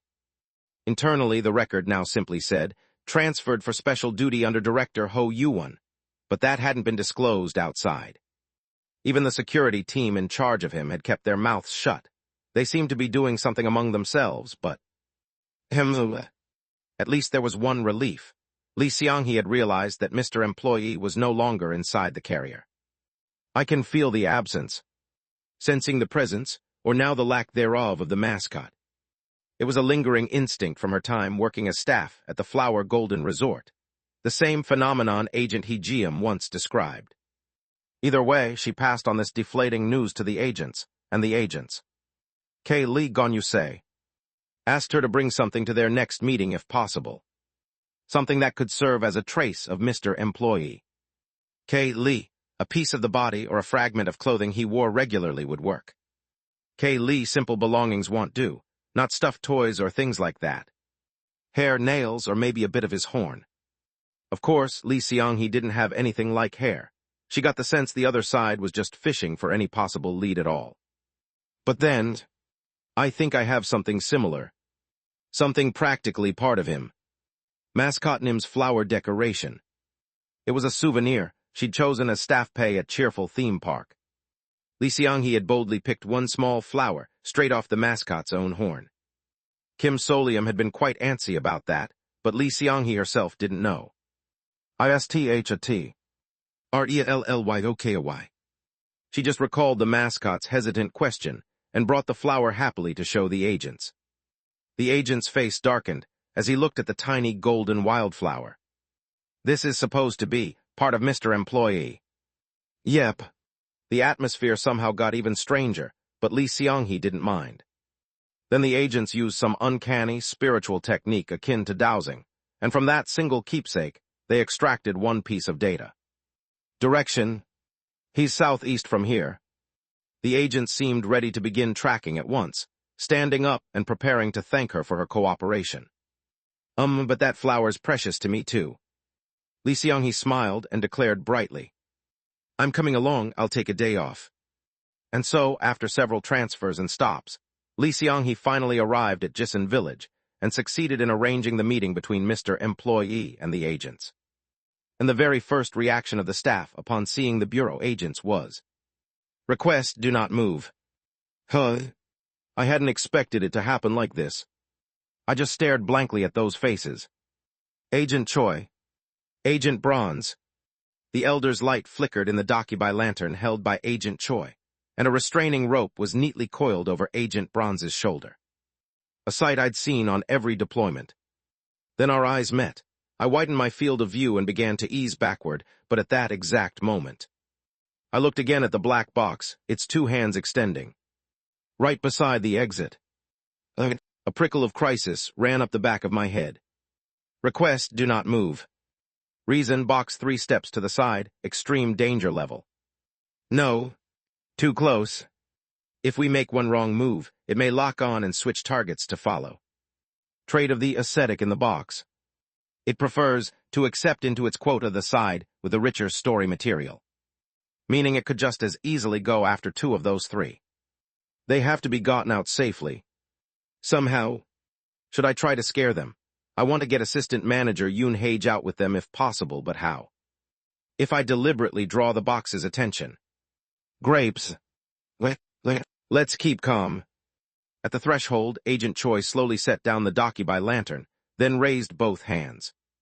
See, we're not going to do anything. That's all right, isn't it? Shall we communicate just by nodding? If speaking is hard, just move your head. I slowly nodded. A smile touched Agent Choi's face.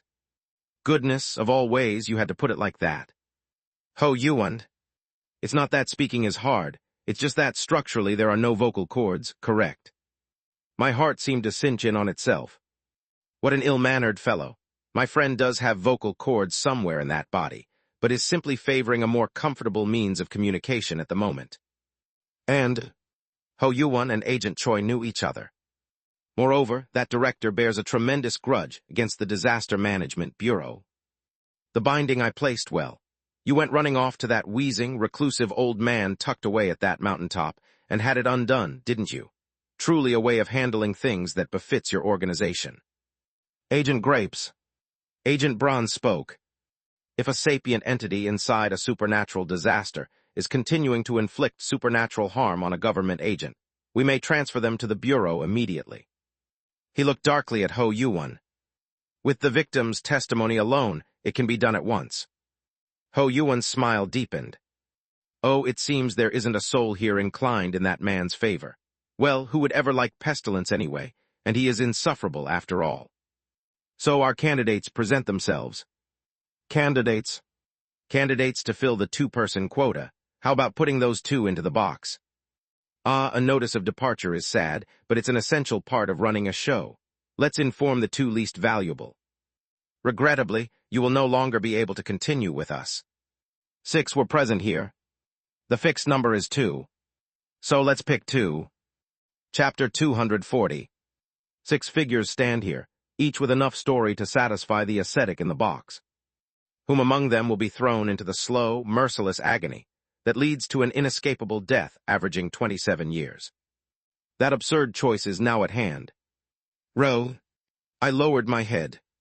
Assistant Manager Yoon Hage, in the guise of an old woman, tapped me on the shoulder. Set me down a bit. I may look like this, but I'm not actually a frail elder. But I'll spit out the bead and get my mobility back. From the look of things, this is about to go sideways. What? I set Assistant Manager Yoon Hage down. She spat out the glass bead and began returning to her original form. Agent Bronze's expression changed. That one is. "Ya, long time no see, Sir Condescending Geezer." Assistant Manager Yoon Hage grinned.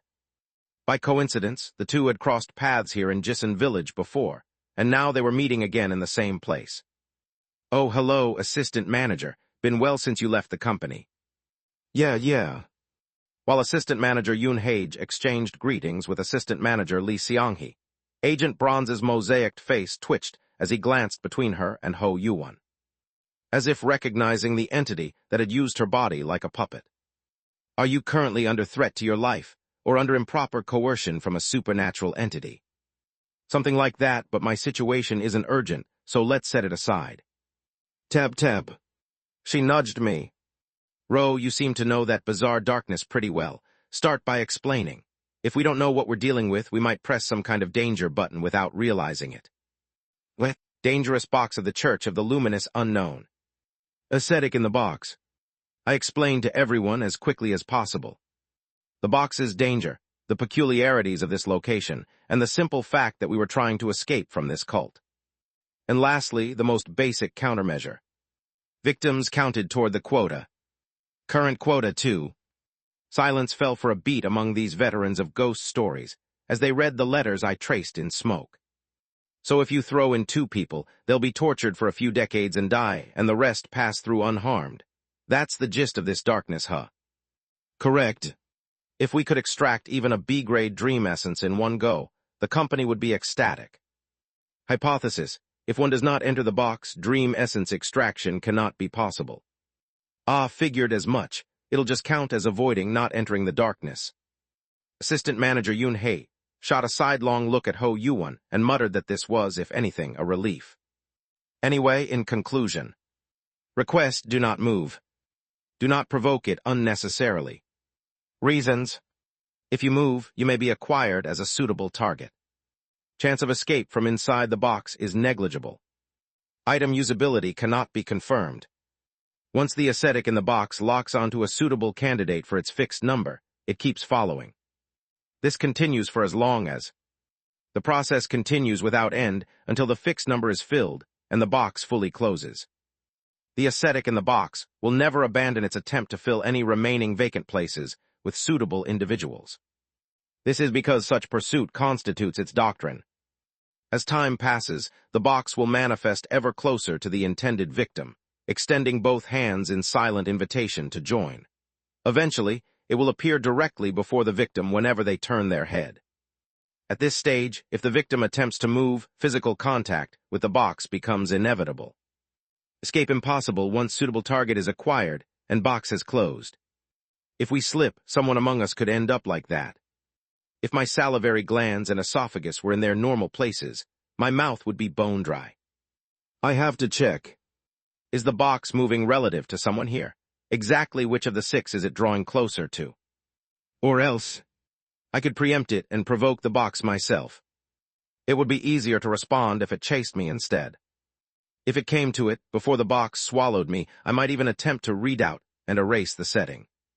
However chilling the thought of what kind of fatal side effects that might bring, and no matter how long they might last, it was still better than spending decades suffering on display inside that box. Hold it, Grapes. What? You said don't move, that includes you. After confirming I'd stopped moving, Agent Choi glanced around. All right, you all heard that right. Anyone here absolutely dying to go to the bathroom? No. Well, misfortune within good fortune, I guess. Beside him, Agent Bronze pressed a hand to his forehead. Just a little, let's make a little time. From what I'm hearing, it sounds like we've got a bit of leeway. Agent Choi, cold sweat on his brow, grinned and lowered himself as he spoke calmly. It hasn't come right up to our noses yet. His eyes never left the strange pair of hands jutting from the box. First, everyone sit, don't provoke the box, and let's think of a way to break it. Okay, Grapes. What? I slowly nodded. However, recommendation, everyone's contribution to the box's tracking. It will keep drawing closer as time passes. So the 6 of us sat with the Church of the Luminous Unknown's underground bunker entrance between us. 3 inside, 3 outside, and the black box with outstretched hands, pressed close beside the open passageway. A little closer. It repositioned. The guillotine's blade is edging in. Another half-step already. Agent Grapes. I forced my head to turn. As soon as we sat, Agent Bronze casually tossed something to me. Your issued gear you left behind, please take it. Only after catching it reflexively did I realize what it was. My agent jacket. Why? I can't wear it now anyway, and I already handed in my resignation. Why go to the trouble of tracking down a corporate spy who walked out? My stomach lurched. Not knowing what to do with it, I just handled the jacket. For now, stash it in my tattoo. I put a hand to the hem to fold it. But there was something in the pocket. I sent black smoke to feel inside carefully, and realized what it was. Strands of color. 5 colored shoelaces. Oh, isn't that an escape item?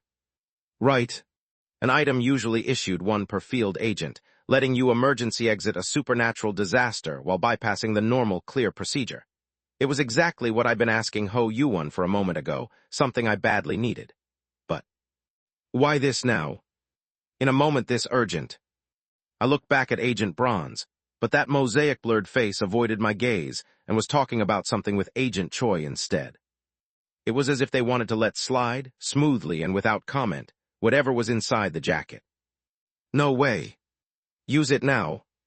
If I used it, I'd jump to a bureau-designated exit point, and my custody would naturally pass to them. But then what about the others left here?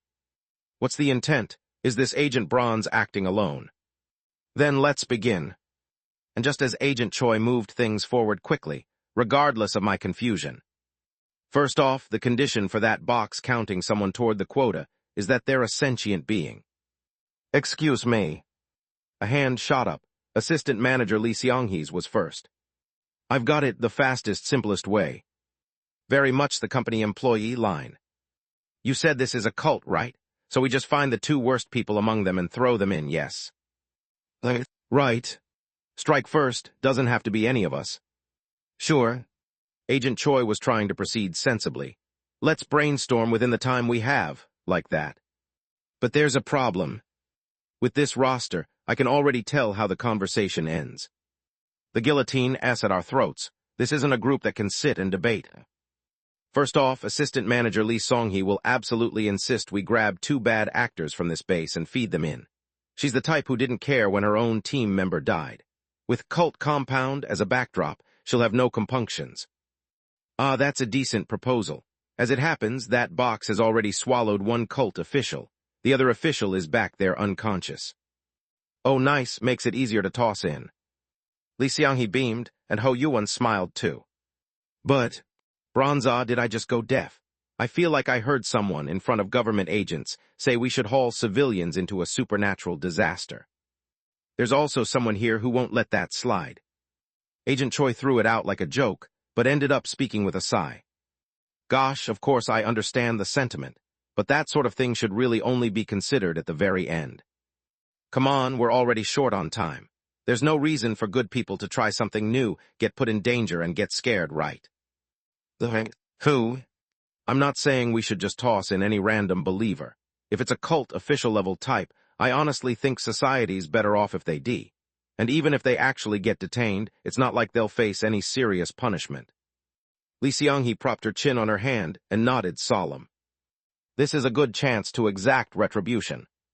A brief moment of silence passed. That's quite a personal judgment, isn't it? I won't make you agents do the picking. I'll go select the other one myself, so just wait. Even if the box follows, it'll be nearby and I'll just dodge it and slip them in. No. Please wait a moment. Agent Bronze spoke up. One might think he was about to join in trying to stop Lee Seong-hee. But we will be the ones to make the selection. The Modern Supernatural Disaster Management Bureau is an organization that can say, if someone must die, let it be that one. It weighs malice, chooses the evildoer, and sends them to the place of death to damn a greater loss of life. The living proof of that is this very agent who once played the killer at the Mountain Lodge. As he spoke, he flicked his gaze toward the box, now a half-step closer and sounding tense. Has anyone here personally witnessed a member of that cult's leadership causing numerous fatalities? Well, I did see it, yeah. The assistant manager spoke up. Assistant manager Yoon Hage is a realist. Given a situation, if a moderately gentle option is appropriate, she'll more or less accept it. They killed at least dozens just to brew some liquor. Acknowledged. Bronze. Agent. Agent Bronze cut off his senior. Rules are rules. An agent's life always comes first. And if there is a confirmed malefactor, then that person should be the one to die. Given a proven method, prolonging debate based on conjecture only makes it harder to decide. It was rational. And with the passage of time, we might be unable to choose the proven option even if we want to. In the meantime, the cult official might come to. Or the box might draw too close. We should act while we still have room to do so. Even Agent Choi had no reply to that for a moment. The current carried the room past the halfway mark. HM coming together more neatly than expected. Sacrificing a third party, is it? Neatly wriggled out. The guilt-laden twin roll will suffer a long torture unto death in the box. Swapping out an extra means little anyway. Braun's voice sounded deflated. Agent Choi said nothing back. I saw how Ho Yoo-won was smiling as he watched the others' discussion settle. And then silence. Is this really okay? The truth of the happy ending sect tangled my thoughts. I couldn't very well subdue all these people who were clearly prone to sudden moves. I couldn't bark at them to listen either, and even if I could, there wasn't a better special alternative than this. And yet, I could maybe buy some time to try other things, by pulling the box in by going aggro myself. Grapes I turned my head. Agent Choi had been sunk in thought, staring at the floor and then back at the box over and over, as if doing the math. And before I knew it, he had picked up the docky by lantern he'd set down. You were planning to move and lure the box yourself, weren't you? Until everyone else could get out safely.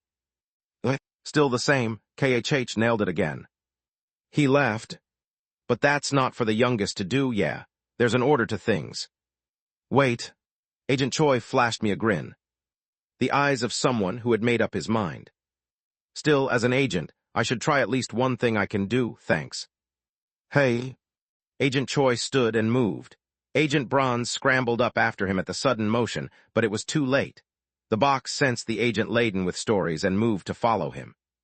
By their standards, that's almost a less hypocritical agent. Not very bureau-like. Don't you think so too, Ro Dear Nim? Shut up. Which is why I'll make a selection as well, Ro Dear Nim. Thud. One more befitting the bureau. Agent Bronze was shoved by Ho Yoo-won's hand. His body struck the box. Thud. Chinese letter. Agent Bronze. Vanished. I saw Agent Choi's wide eyes. Ho Yoo-won's smile, Assistant Manager Lee Seong-hee's blinking eyes, Assistant Manager Yoon Hage's scowl, predictions skimming through my head. No. Request, hold position. I shot toward the box in a rush of smoke. And disappeared. Inside. Chapter 241. I opened my eyes. But there was nothing to see. I tried to move my hands. But nothing moved. I was fixed in place, unable to do anything. At this moment, I understood why the countless sentient beings trapped inside a worship's box had been tortured for decades until they died, unable to use any skill or object they'd had in life. I've been swallowed. I can perform no act at all. My body right now is clamped tight and sealed inside something. For the sake of meditation, digestive fluid is secreted. It's hell, how can pain be like this? I have realized the horror of primal pain. Descriptions like the saddest memory of my life repeats, it provokes deep trauma, are lukewarm and convoluted, mere comfy exhibitions for the comfortable. I envy them. True pain is of the flesh, the pain that shatters the mind. This pain of scraping skin film and nerves one layer at a time with a needle. Pain through the whole body, my viscera wherever they are, my stomach, my twisted skin burns. It's like being trapped in an endlessly burning hell. My mouth, are they prying it open and pouring digestive fluid in? No, thank goodness I don't have an esophagus. No, it feels like the esophagus is being bored open. A sound rings inside my head. The ascetic's voice reciting exactly my pain, my distraction, my analysis, my begging, my screaming. And, don't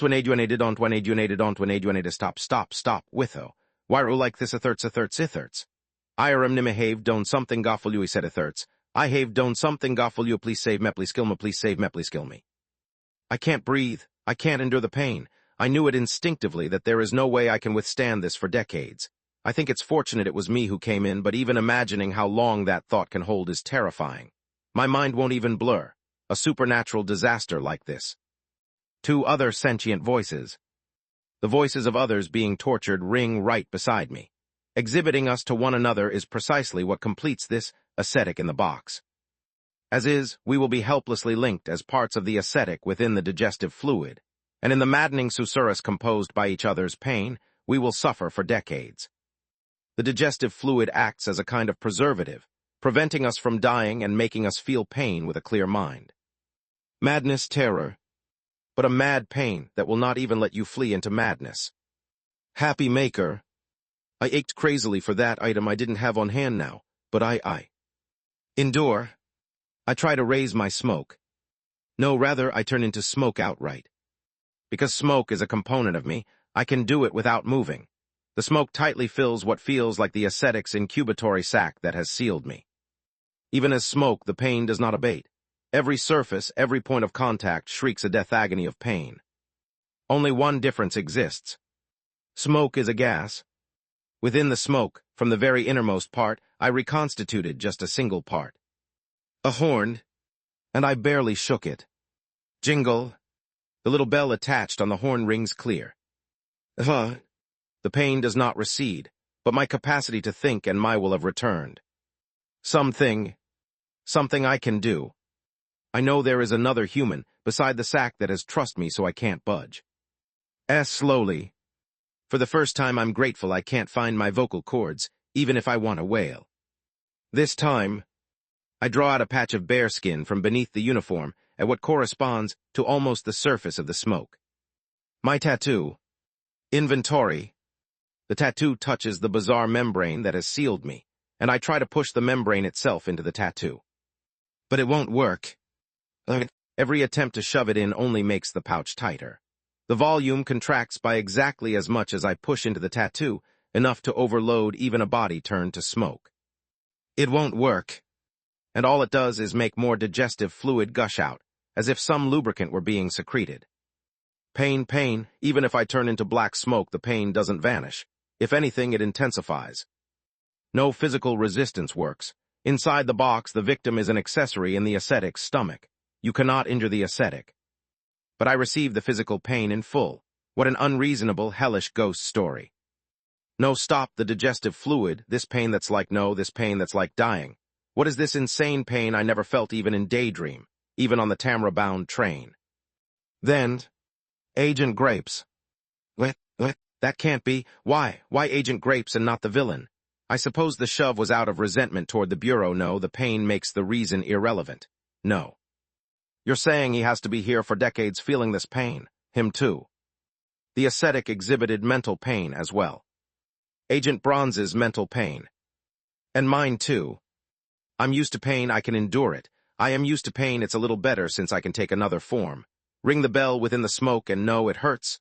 Pain, no, I can undo. At that moment, I see thoughts linked to pain are heard by the other party. Linked to pain and. Agent Bronze realizes it. And the ascetic's whisper that had been displaying the pain changed. Faster, more erratic, as if mirroring its subject's state. I am in pain. Therefore, if I can partly turn to smoke, if I can move even a little freely within it, I will immediately use the 5-colored shoelaces to escape this pain. Right now, I can't endure this pain any longer. Tie the laces and walk. All that matters is satisfying the act of walking. Hurry. What? And then I remember again. Agent Bronze cannot leave even if he has the shoelaces. Just as at Looky Mart, when both his legs were severed and he couldn't use the 5-colored shoelaces, sealed as he is now, he cannot get out. Only I can leave.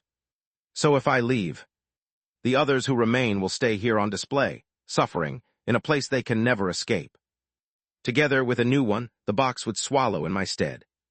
What? I don't hear Agent Grapes. Did he get out? Am I the only one taking this pain? It gives me hope, and yet this wretched pain makes me imagine I'll end up cursing at him for escaping alone. I turned part of the smoke into the shape of a hand. I bared a patch of skin and touched the membrane. To the ascetic in the box. Erase.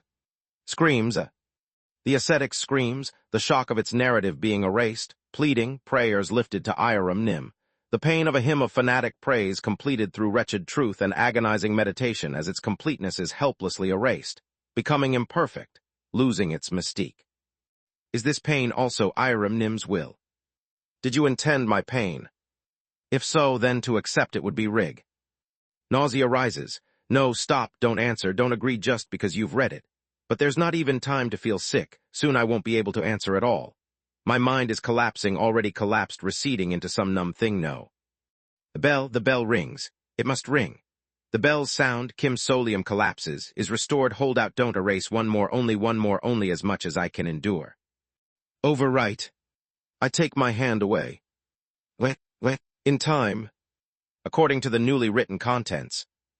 The ascetic in the box, unable to withstand the shocks of being forcibly read, erased, and revised. Burst. Ruptures under this powerful internal shock. Crushing pressure. And then, the liberation of the penitents. Burst. I feel myself still sealed, being shoved out of the box. With a strange sound, the ascetic melts. The ghost story of an unopenable box, which the quota worship sect completed through brutal asceticism and meditation, collapses. And mine, too, collapses. The rationality I had barely reclaimed, my identity as a human being, my humanity, my feelings. Pulp to mash, leaving only a trace. Jingle. The bells sound. I hear it no longer. Yet I am not sad. Nor am I tormented or in great pain. Because that is the attitude of a worker on duty. I must return to Daydream Inc. to receive a replacement for the damaged uniform. Your uniform has been damaged. Return immediately and stand by. Your uniform has been damaged. Return immediately and stand by. Your uniform has been damaged. Return immediately and stand by. The guidance voice sounds. The next moment, I spilled out of the box, together with 2 figures. At some point, Ryu Yiquin realizes the pain is gone. Pain beyond the threshold leaves a phantom ache as if it were still there, so the realization comes late. And he realizes the voices in his head are gone as well. He hears neither his own pain, nor the pain of others. He pushed at the slick membrane of digestive mucus encasing him, now stripped of its uncanny power. The dead ascetic's membrane no longer exerted its unreasonable sealing authority, and he was able to slice through the giving membrane with a small pocket knife and crawl out. As he drew a breath, he became aware of 2 more clumps of membrane beside him. He immediately drove the pocket knife into the one at his side. After a frantic process of cutting it open, what emerged was a young-looking man with the neat face of a schoolboy in a uniform. A stranger. Realizing this was the cultist who had been swallowed first, Bronze hurried his hand to the next membrane. A larger mass. This time, with a bit more reason restored, his hands worked more carefully.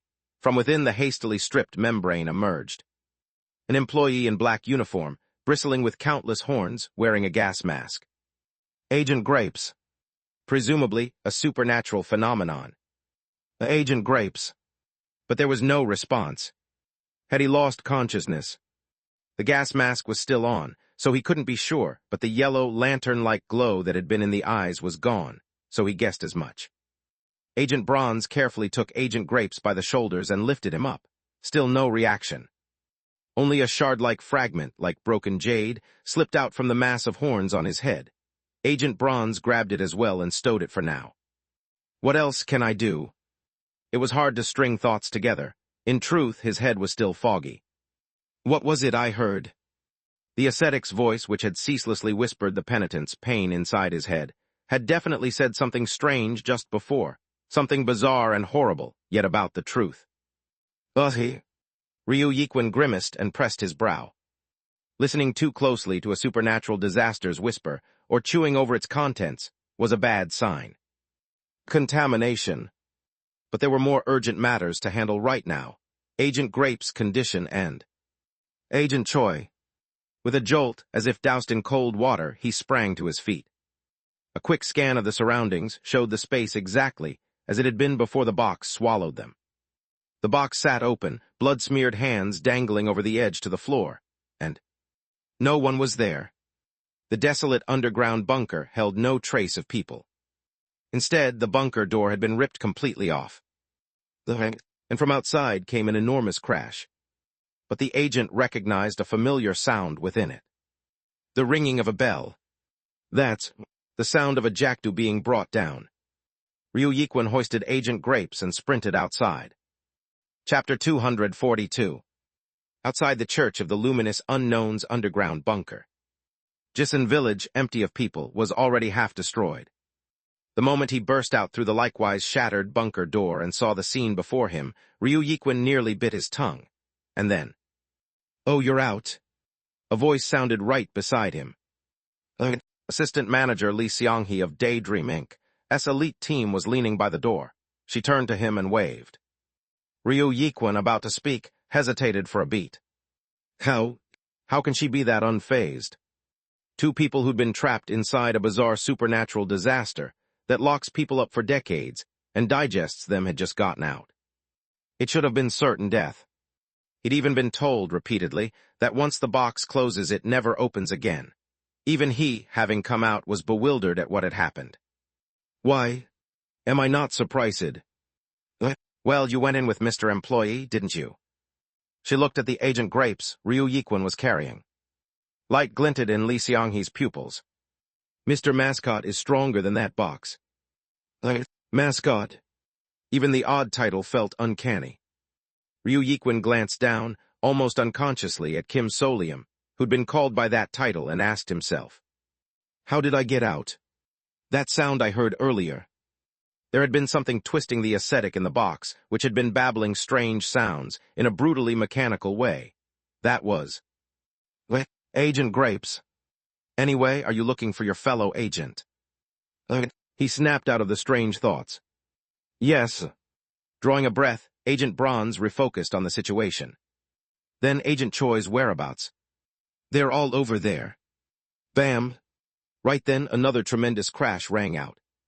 Ryu Yiquan jerked his head toward the sound. Up in the air, two huge, blue-gleaming jackdaw blades were dancing merrily in someone's hands. Agent Choi. The jackdaw stabbed down toward the ground again without hesitation. Toward its target. I think he's angry. As Ryu Yiquan started to run, Lee Seonghee's voice sounded again by his ear. At first, that agent seemed to be trying to get the box open somehow, like he was analyzing any gap he could find. Ryu Yiquan could picture it easily. Someone staring blankly at the box in disbelief, then racking his brain and acting to dismantle the closed box somehow. He'd seen it so many times. That agent who, somehow regaining calm, would attempt something a little reckless if needed to find a way through and save people. His hands were shaking, he looked in a really bad state, so I tried to help too. But then Director Ho started saying these really snide things. What a pity. Of all people, Ro Dear Nim was the one who went in. Still, it can't be helped, right? Two people went in, so this box will be safe for the next few decades. Congratulations. This is the kind of situation the Disaster Management Bureau likes, isn't it? He was really awful, you know, after he was the one who pushed Mr. Employee. Ryu Yiquan felt his mouth twist. Anger and worry. After that, Mr. Agent took his hands off the box and pulled something from his coat. And then, the door broke. Crash. Another crash boomed to their side. Dust blew all the way over to them. And through the settling dust, a figure came dimly into view. Someone skewered by the jackdaw, nailed into the ground. Oh, he got him. Director Ho. Two massive ritual jackdaw were buried in the chest of the man in a suit. I was staying back so I wouldn't get in the way of him being mad, but maybe I should go help with the cleanup now and, Ryu Yiquin broke into a run. Don't. Because he saw it. On the dust-settled ground, ink was welling up, drawing characters. The letters stained red and blue, forming a circular sigil. Gongs, drums, and bells began to ring. A ritual. And there's only one kind of ritual that's conducted this way. A sacrificial gut. This particular gut was a shamanistic ritual known to the Bureau for offering up a mighty supernatural entity. The idea was to offer that daydream ink, Director Ho, to summon a godlike being and use it to break the box. Anger and a sense of purpose had aligned. But, Agent Choi must not use that.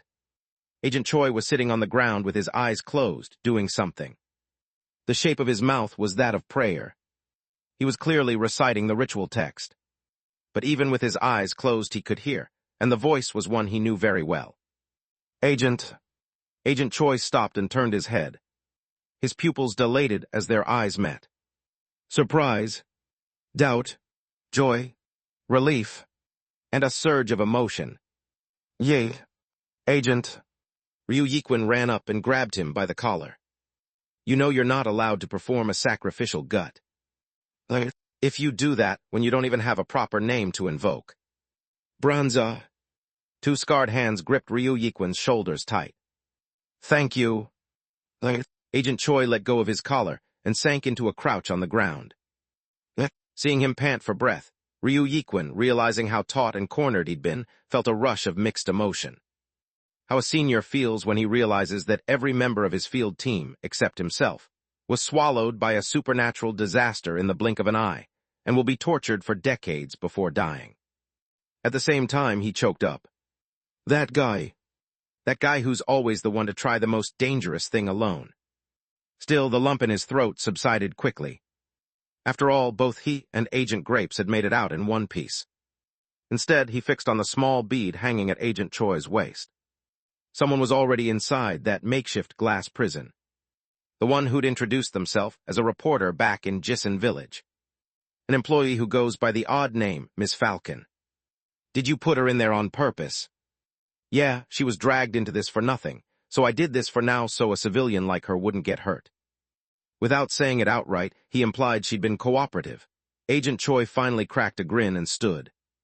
And Ryu Yiquin managed just one line. From now on, please stop doing reckless things. Haha. No answer came from Agent Choi. Heavens, how touching. The supernatural disaster pinned by two ritual jackdaw. Daydream Inc.'s Director Ho. He was smiling. He didn't so much as frown at being skewered, didn't let out a single pained groan.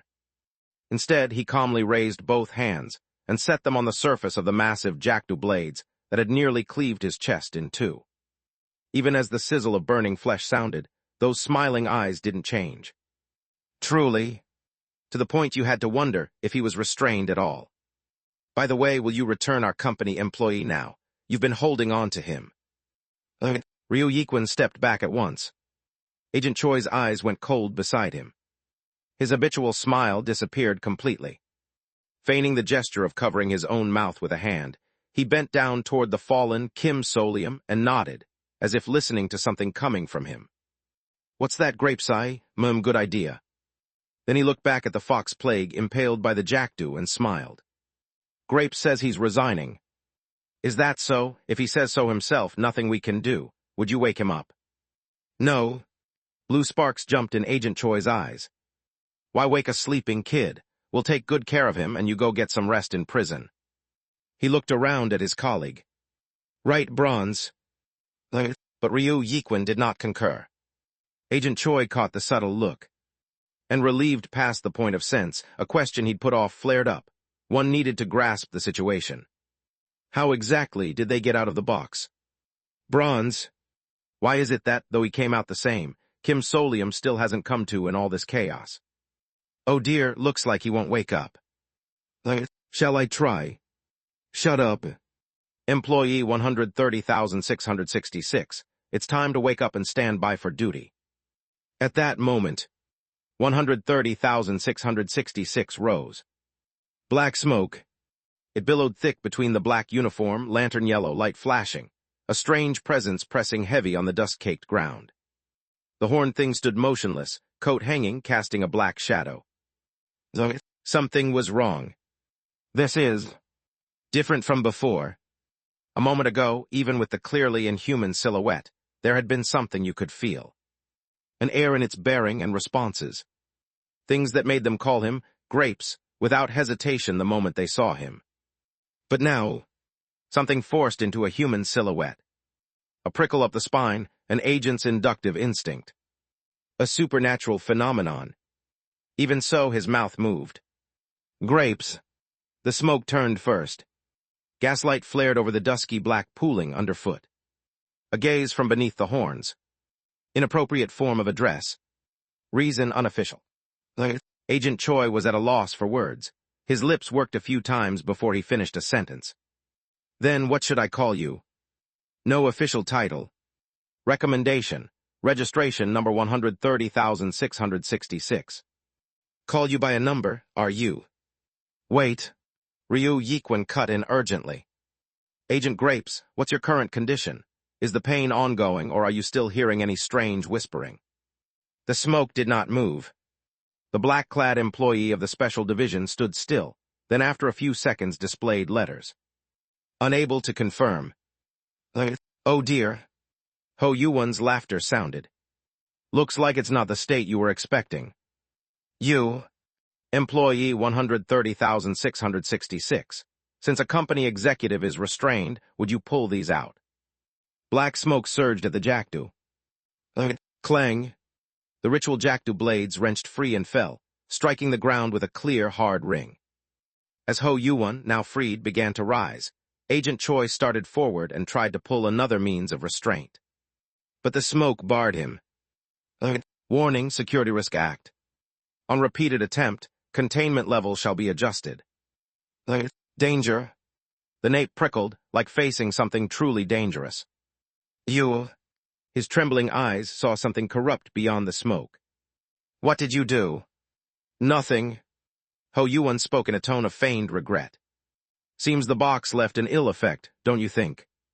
The box sounds like something you or your cult company did. Who knows? A laugh. But here's the thing. I've no intention of answering, so you can keep wondering.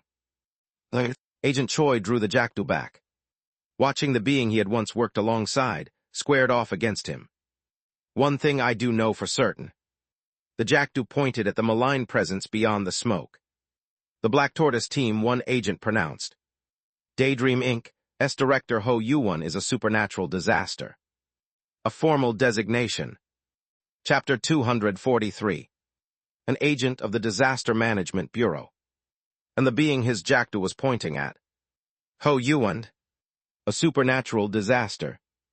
As soon as we're back at the Bureau, I'm filing the report. Black Tortoise Team 1 seeks formal approval to register the entity in question as a supernatural disaster with the aim of termination. Agent Choi and Ho Yuwon locked eyes. Between cold, set faces, the agent's gaze burned. Let's see if that insane cult company that grinds people up will keep bailing out an executive once he's been tagged by the Bureau. And what you'll register me as a supernatural disaster and have the Bureau manage me directly. Until I die, until I'm terminated. The profane presence beyond the black smoke. That's awfully cruel. It spoke in a smooth voice. A government agent threatening a civilian. It's not like I killed anyone right in front of you. But Ho Yuwon's eyes were flat. Someone had to die anyway, didn't they? If the Bureau does the choosing, does that make death not death? Does that make it rational? While you're in the business of selecting the more acceptable dead, did you think something like me wouldn't emerge? Ryu Yikwon ground his teeth. Then, so does that mean you'll just kill whoever? We were just talking about how, if someone has to die, we won't kill any good people. You're the one who, without any agreement, went and shoved a person, Director. Brushing dust from herself as she walked up, was Assistant Manager Lee Seong-hee. Ho Yuwon's smile deepened. It sounds like you're saying non-cooperation with the group is bad. That worries me a bit. You belong to the company. Are you allowed to defy your superior and make personal accusations? Why, I didn't attack you, and that's a weird read. I'm just saying you did something bad. Lee Seong-hee glanced at Director Ho as if baffled, then hopped over to stand by the employee. Also, I'm on leave, so I'm not on the clock. It's Finny. Wow, how brave. Yup, kinda my thing. Well, not that it matters. After weighing the scales, Ho Yu-won finally turned his head, choosing to ignore the annoying employee. Toward 130,666. Mr. Employee, will you continue to accompany me for my project, as part of your duty? And appended. And those folks keep interfering with your work, I'd like you to restrain them a bit, for security. The agent's expressions hardened. The yellow lantern light under the black shadow swept over the agents. Then looked back at the director. Denied. Reason. Existing assignment, Church of the Luminous Unknown Exploration concluded. Damaged uniform. Shall return to isolation room and report to the supervising researcher. Uniform. At that moment they noticed it. From inside the employee's coat, through torn fabric, something was seeping out. Something amorphous. Clotted, flesh-like masses, overflowing as if losing their form and forcing their way out. 130,666 pressed the spot with a gloved hand and covered it with black mist, very much as if conscious of being watched. Someone even caught a faint signal in between. A trace of something like shame. Agent Choi's eyes changed. Hope, we can fix that uniform too. The employee's gaze met his. Come with us, we'll set you up real nice, even run a line for you. The workshop folks have serious skills. But, impossible. Reason proposal violates work rules. Work rules, can you explain what that means in more detail? Impossible. Reason proposal violates work rules. Hang on, are you not considering switching jobs at all? The gaze dipped to Lee Seong-hee. Resignation impossible. Reason proposal violates work rules. Not even resignation, that's. And before Lee Seong-hee could finish, the employee turned his body. He was about to leave immediately and head back. Down to Daydream's underground. To the isolation room. Wait. Agent Choi hurried forward and blocked the way. I'll help you return. What? Question reason. You pulled me out of the box, Ryu Yikwin spoke up. A right we owe you. Accepting his help without hesitation, Agent Choi continued. We're near Chenan. Even if you quick-step it all the way to the Seoul HQ, it's still hours on foot, yeah. Instead of his usual rebuttal, Ryu Yikwin quietly stepped to his side. You don't have a car and you can't teleport. We'll take you. What? Silence. And then? Question means of transport. Gotcha. Were you worried we'd stick you on a bicycle? Nah, we'll use something else. Agent Choi started walking, casually guiding him. To the well. It's a secret, but this well's on a good spot. Ley lines run here, and back in the day the Bureau used it as a corridor for emergency deployments to the provinces. They say it got sealed due to procedural issues.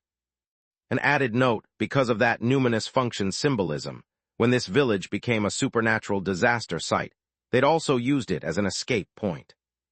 Remember, when you came for the village festival, you took the manual with the tips I wrote. It mentioned the well. Haha, how was it reading that? After another beat of silence. Unable to confirm. That happens, don't worry. And, anyway, we don't use the well now. But if we send the agreed signal, the transit function should come back online, so let's just go ahead and try it. Of course. This was a lie. Records exist, but there's no way it would come back. The Disaster Management Bureau isn't stupid. If it were a corridor that could be reactivated, they'd have moved it. But it sounded plausible enough. I'm going to use that to move us. Close your eyes and when you open them we'll be in Seoul. Sound good? That won't happen. The plan was simply to put him down into the well, herd him into a space as enclosed as possible so he couldn't run, and then use the transport ability. A makeshift glass prison. It was a method he'd rather not use if he could help it. There was no other way. Using this well won't get your identity handed over to the Bureau or anything like that. I swear on the Dokibai. He could swear any which way he liked. They weren't going to use the well anyway. Did he catch on? It was possible. This damn Hubie had a filthy knack for catching on, and only at moments like this. Really, he was born to be an agent. Please. The way that director Ho just stood there also bothered him. He'd expected him to try something to interfere or pull some trick to take the company employee back. But strangely, he kept quiet and behaved. And assistant manager Lee Seong-hee, following along, didn't feel great either. But he couldn't tell them to quit it. He couldn't risk tipping anyone off that something was off. Agent Choi moved with his nerves wound taut. Behind him, Ryu Yikwon would be getting his own makeshift glass prison ready. Thanks, Yikwon. Some part of his heart broke seeing his Hubie, who had no talent for lying and who had just now made it out alive, was moving fast to back him up however he could. Agent Choi kept walking. Step. Step. With the sound of footsteps, the well drew near. Here. Ryu Yikwon quickly pried off the blocked top of the well. The trapped damp air exhaled out and left a strange smell. Drawing a breath, Agent Choi turned to 130,666. No, to Kim Solium with a smile. It'd be hard for you to go first, right? I'll go in and show you it's safe. See, there might be other things down there. The gas mask stared at him in silence. Agent Choi flashed a grin and set a foot into the well. The footholds, luckily, they're still there. They hadn't caved in. Carefully wedging his feet against the well wall, he climbed down as fast as he could, to lure the other in with no variables. And when his feet finally touched the bottom, "Oh, looks like this'll work, come on down." At his shout, the horned one peered inside. "As soon as you're down, I'll try sending the transport signal." "Please." "Wet, Teb." Black work boots walked down the well wall, descending. The smoke drifted down and pooled at the floor, but true to a supernatural phenomenon, 130,666's body arrived inside the well in a way that ignored physical norms. Huh? A surge rose up Choi's throat, nausea or something else he couldn't tell, but right now there was no time to dwell on it. I have to do this. To make the act more convincing, he reached through the black smoke and set the Dakibai lantern on the exact center of the well floor, as if he were really about to send the transport signal. In truth, it was a different tacit signal. One for Ryu Yikwon. All right then. Yikwon had to, right now, help him capture this thing. But at that moment, light burst out of the Dakibai lantern on the floor. Wait. This is something you only saw when a transport signal actually activated at a true ley line node. Was this really going to transport them? To where? And the strange things didn't stop there. Mid the black smoke, something akin to the lantern's light gleamed from 130,666's body. A small rectangle glowed inside an inner pocket. As if to check it himself, 130,666 took it out. It was something in the form of an employee badge, but not Daydreams. The company name printed there was Cheerful Research Institute. In that instant, the light grew stronger. Those watching from above realized entirely what was happening. Damn. Ryu Yikwon hesitated for a beat, then gritted his teeth and hurled himself down into the well. He couldn't let just those two be transported. And peering in after them, Lee Seong-hee did the same. Oh. Sensing the situation was unusual, and in order to help good people, she jumped into the well. She had taken a vacation day today, so she had plenty of time. Thus, a moment later, when Ho Yuan quietly approached the well and looked down, he saw this. There was nothing in the well. Hands tingling with rapture, Ho Yuan gripped the stones at the well mouth tight. It's dark. Loud. Muscle aches, bones sore from sleeping on something cold. Such sensations wore a person down. I was definitely sprawled on a concrete floor, but I was so damned tired and heavy-lidded I couldn't even open my eyes and... Tired? I snapped my eyes open. Something clammy ran down the back of my neck, like from a goosebump-inducing dream. I wiped away the cold sweat with my hand and let out a breath. Who? Wait a second. My voice. I just used my voice. And my hands are bare. Fingernails and knuckles and fingerprints, my ordinary hands. I feel around with them. There's hair and cold sweat and a face. I lifted my head and looked around.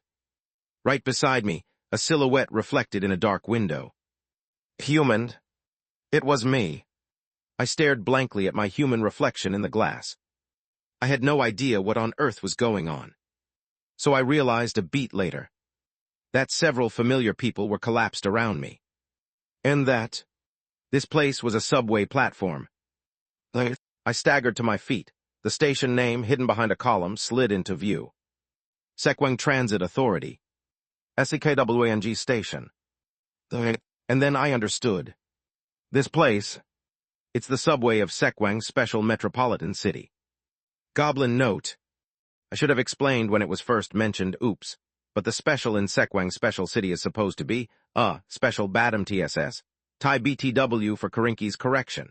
In real-life Korea, Seoul is called Seoul Special City, or Seoul Special Metropolitan City, because it's the capital city. So for Sekwang to just go poof and disappear like that means a major city vanished just like that. In Korean, it's just called Special City, but the official designation in English for Seoul is Metropolitan City, so I kinda combined the two. From here on out, I might just call it simply Sekwang Special City or Sekwang City throughout the dialogues or narrative to keep things short. Chapter 244. The Sekwang Special Metropolitan City Ghost Story. An unprecedented case designated by the Disaster Management Bureau as an annihilation-sanctioned supernatural disaster.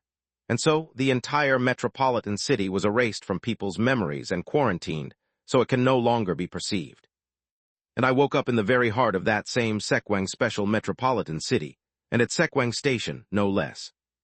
In human form. Just what the hell is this? Sitting dazed on the dark platform floor, I reflexively think of someone to talk to. A being with whom everyday conversation was possible, no matter how insane the situation. Brond. No answer. No way. The dread and fretfulness I'd kept corked up begin to seep through my head. If even that Braun can't follow me here, then just what state am I in right now? Oh, friend, you're calling for me. I almost collapsed on the spot. Thank goodness, really. My Mr. Roe dear, it seems the sudden change of environment startled you considerably. Let it be noted that even this Braun found it a rather disconcerting turn. Travel by well, how folksy, shall we say. Still as snide as ever. That said, oh, congratulations. It's not exactly a magnificent shapeshift, but isn't it the appearance you wanted? That is true. I'm back in human form. But I don't know why. Why? Was entering Sekwang Special City the trigger? Maybe because it doesn't feel real yet, the bewilderment is strong. But when I see my face reflected in the glass, when I feel my bare hands, I can't deny the deep relief. Clothes, a suit. It was my familiar office attire. I swallowed, ran my hands over my face a few more times, and calmed my heart. It's me. The me that I know. A surge like choked-up emotion passed through me. I steadied my breathing and barely swallowed it down. And as I started to rise, thump, my arm was grabbed. When I turned my head, someone who'd been lying unconscious on the floor reflexively reached out at my movement. And his eyes opened. Grapes. Agent Choi's eyes widened. Then he hurriedly got up and seized my shoulders, turning me this way and that. As if checking for deformities, for any anomalies. He even reached as if to lift the Dakibai lantern, then halted, realizing it wasn't in his hand. We left it in the well. But he didn't stop there. He tried using even the contamination detection rod to figure out my condition somehow. A little on edge, I asked. Am I intact? Agent Choi gripped my shoulders tight. You're intact, Grapesai. I held my breath. Did that well have some kind of restorative function? No, ha. Confusion, suspicion, and joy stained Agent Choi's face. Seeing him rejoice over the recovery of a teammate who'd been exposed as a spy made me both grateful and guilty, but not for long. Because of the situation. So where are we? Looks like we've been sent to some other city. The subway, let's see. Sekwang Transit Authority. Sekwang Station. The smile vanished from Agent Choi's face, which had been feigning nonchalance. Sekwang. Have you perhaps heard of it? No. A city and station name you never hear in daily life. Which leads an agent to the natural realization. We're inside a supernatural phenomenon. Grapes wake the others now. Agent Choi and I immediately ducked down and began waking the others. First, Agent Bronze, who tried to slap his own cheek upon seeing me, but I stopped him in a rush. Second, Assistant Manager Lee Seong-hee, who sat up with an oddly serene, beaming smile. And lastly, Assistant Manager Yoon Hage. I definitely put her in. I heard Agent Choi mutter. So he had confined the assistant manager in a makeshift glass prison. If that confinement came undone during transit to this place, that's truly not a good sign. I woke Assistant Manager Yoon Hage myself. Hold on, Ro. Assistant Manager. As she rose, I asked quickly, are you connected to Director Ho right now? Wait. Sensing the gravity in the air, Yoon Hage checked the bead she had been holding silently. A glint came into her eyes. No, it's not working. That feels bad, no? If anything, that's better. It gives me cover to fudge the source of my intel. Everyone. I looked over at the newly awakened and spoke quickly.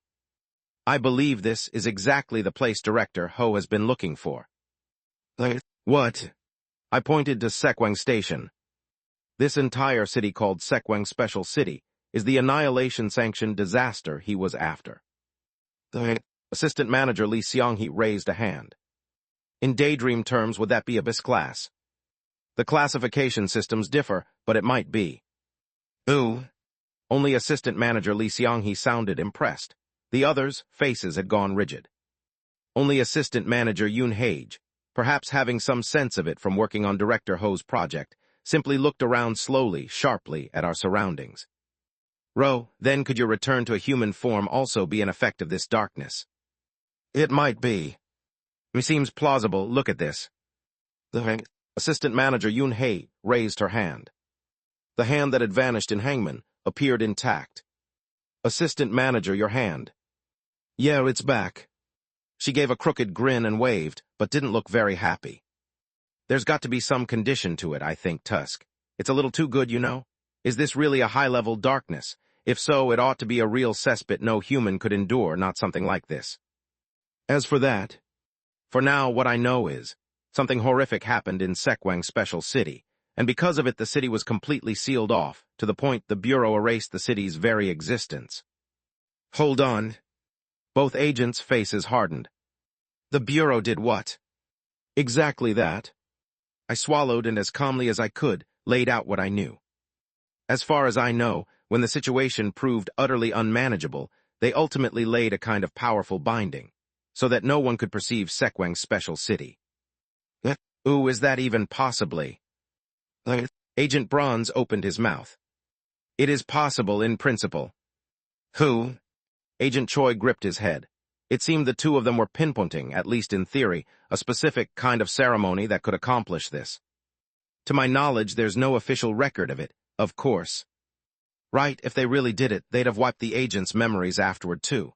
Anyway, Ro, keep going. Yes. Agent Bronze started to speak again, but shut his mouth when Agent Choi signaled at him. Confirming that, I continued. And despite how frightening the situation is, the reason our immediate environment seems better than expected may be because this is the subway. I pointed to the platform screen door glass where I had checked my face. Please look over there. Beyond the darkness, there's the configuration called facing platforms. 2 platforms facing each other across the tracks for trains going in opposite directions. You can see the tracks of this platform, the tracks for trains heading the other way, and the opposite platform beyond. That place, it's all collapsed. Everything's broken open, exposing steel beams. Concrete is spilling from collapsed stairs. The difference is jarring, in stark contrast to this clean platform, and on the screen door glass of that half-collapsed side. Please save me. SOS. Please. I love you, Mom. It's covered in countless words. Cries for rescue and dying messages written in blood, dust, and filth. Letters left from the other side, written backward from our vantage. My body froze at the trace of an overwhelming disaster that had swept the city. And I remembered. A document recording the process by which Sekwang Special City was sealed as an annihilation-sanctioned disaster. On the first day, many residents fled into subway stations, but the entrances collapsed and they're all trapped inside. Something horrific is happening outside. A call log records this, but the on-site situation cannot be determined in detail. If it's the subway, they might be able to hold out for a few more days, was also said, so we must commence search operations immediately. Claim by a field agent at the time dismissed. From what I know, the subway station was among the last places rescue calls were sent from within the disaster-stricken Sekwang Special City, meaning the odds of safety are relatively higher than outside. It didn't specify Sekwang Station exactly, but this is still better than being dumped with people into the middle of an annihilation-sanctioned disaster out of nowhere. Though odds are it won't help much. Thinking of the wiki made my mouth go dry. Hunger and thirst felt like they were returning. So in other words, wait, Agent. Okay. While sighing, Agent Choi was already calmly attempting to open the screen door. Agent, I'll take a quick look and be right back. Oh, should I check the opposite side? Hold on, please wait just a moment. Both of you, please. I just said this entire city is a completely ruined, sealed annihilation-sanctioned disaster. I hurried over and blocked their way. It's clear people fled down here, so it seems safer not to go to the half-collapsed side. It might connect to the outside. No doubt Agent Choi's and Assistant Manager Lee Seong-hee's thinking was this. When you've got no info, you've got to try something, right? However, and if it comes to it, I'll go. I know this place better than grapes. Agent Choi reached out, and smack. He flicked me on the forehead. Alec, do I look like I have a death wish to you? Of course, I was only going to take a cautious peek and come right back.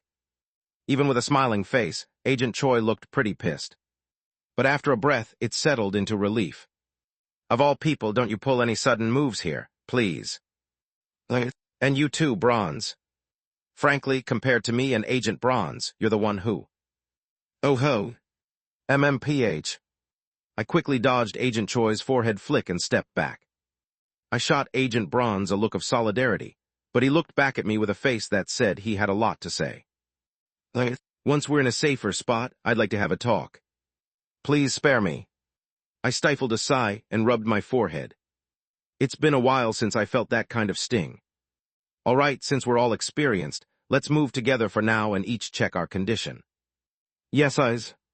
In any case, we decided to gather what we could and inspect what we should on this relatively okay-feeling platform, then head for the stairs. So while each of us checked our bodies, Mr. Employee. Supervisor no, Assistant Manager Lee Seong-hee called out to me. But, what do you mean, Mr. Employee? Should I call you Supervisor Roe Deer instead? No, Roe Deer is fine. Then don't call me Assistant Manager either. Dolphin is fine for me too, Roe Deer Nim.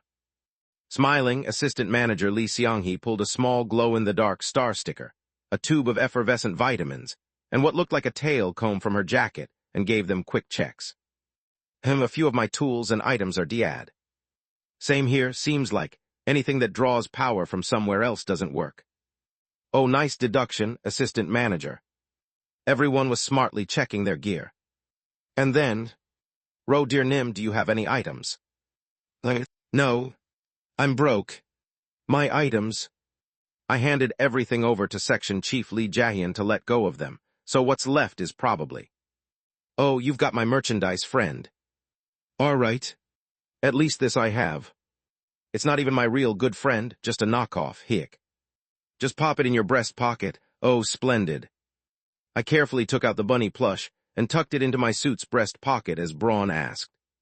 For some reason, Assistant Manager Lee Seong-hee gave me a thumbs up. Thank you. I wonder if Section Chief Lee Jae-hyun's doing all right. Come to think of it, now that I'm back in human form, maybe I can use the VIP personal shopping at the Space Shopping Mall again. I should be able to use the VIP cell mounted under my tongue. Unless that also counts as drawing power from elsewhere and won't work. Either way, we just dropped into an annihilation-sanctioned disaster as a 5-man, no-gear party, so it's useless for now, skip. I sighed and, out of habit, fished around in my pockets like the others. My smartphone's here. I hurriedly pulled it out, The black rectangle had its pop socket still attached. It's the same phone I used to carry when I worked at Daydream. What? I powered it on in a rush. Amazingly, it booted. There's no cell signal and Wi-Fi is dead, but the most important thing appeared. Dark Exploration Records. I could read the wiki like before. Oh, phones don't get service. Yes, clearly. My heart nearly leapt out. I was about to reply as naturally as possible to Assistant Manager Lee Seong-hee and turn off my smartphone screen, when I suddenly realized something. She can't see it. Could you try reading this page? After a moment's hesitation, I carefully held out the page that only showed the words Dark Exploration Records to Assistant Manager Lee Seong-hee. But she just tilted her head to the side. There's nothing to read. If you want my thoughts, looks like you're just using the default wallpaper. Pretty boring. Thank you. She can't see it. So only I can read it. My ears rang with the pounding of my heart. I don't know why, but this will make checking things a lot easier. Barely keeping my composure, I pretended to keep inspecting the phone. And noticed something else. The pop socket's design is different. The crack is gone. So it finally got fixed. Also, the center of the pop socket, which used to have an X mark, was finished in red instead of gold. What is that? I couldn't tell what it meant, or where this pop socket-equipped phone had even been all this time. Do you truly not know, Mr. Roe dear? Let's do a bit of deduction, a place unknown to you yet always with you. No way. A rather chilling hypothesis formed in my head. Inside my body, the pop socket had sunk into my melted body and clumped together with my uniform. I'd been merged with this pop socket all along. If so, that strange edit function I could use, that ability. Did it derive from this? A numbing shock in my head, fear that my body might melt again, my mind trying to recall just what state I'd been in a moment ago. The smartphone vibrated. I barely snapped out of my thoughts and reflexively turned on my smartphone. And there, newly registered paid. 1 Sekwang subway map. A notification from Dark Exploration Records. Wiki said a new page had been added. It was, of course, a familiar kind of page, but that shouldn't be possible. This wiki is composed out of my memories, so something like this shouldn't appear. In my confusion, I moved my hand and tapped. Sekwang subway map. Unregistered. Unregistered. Unregistered.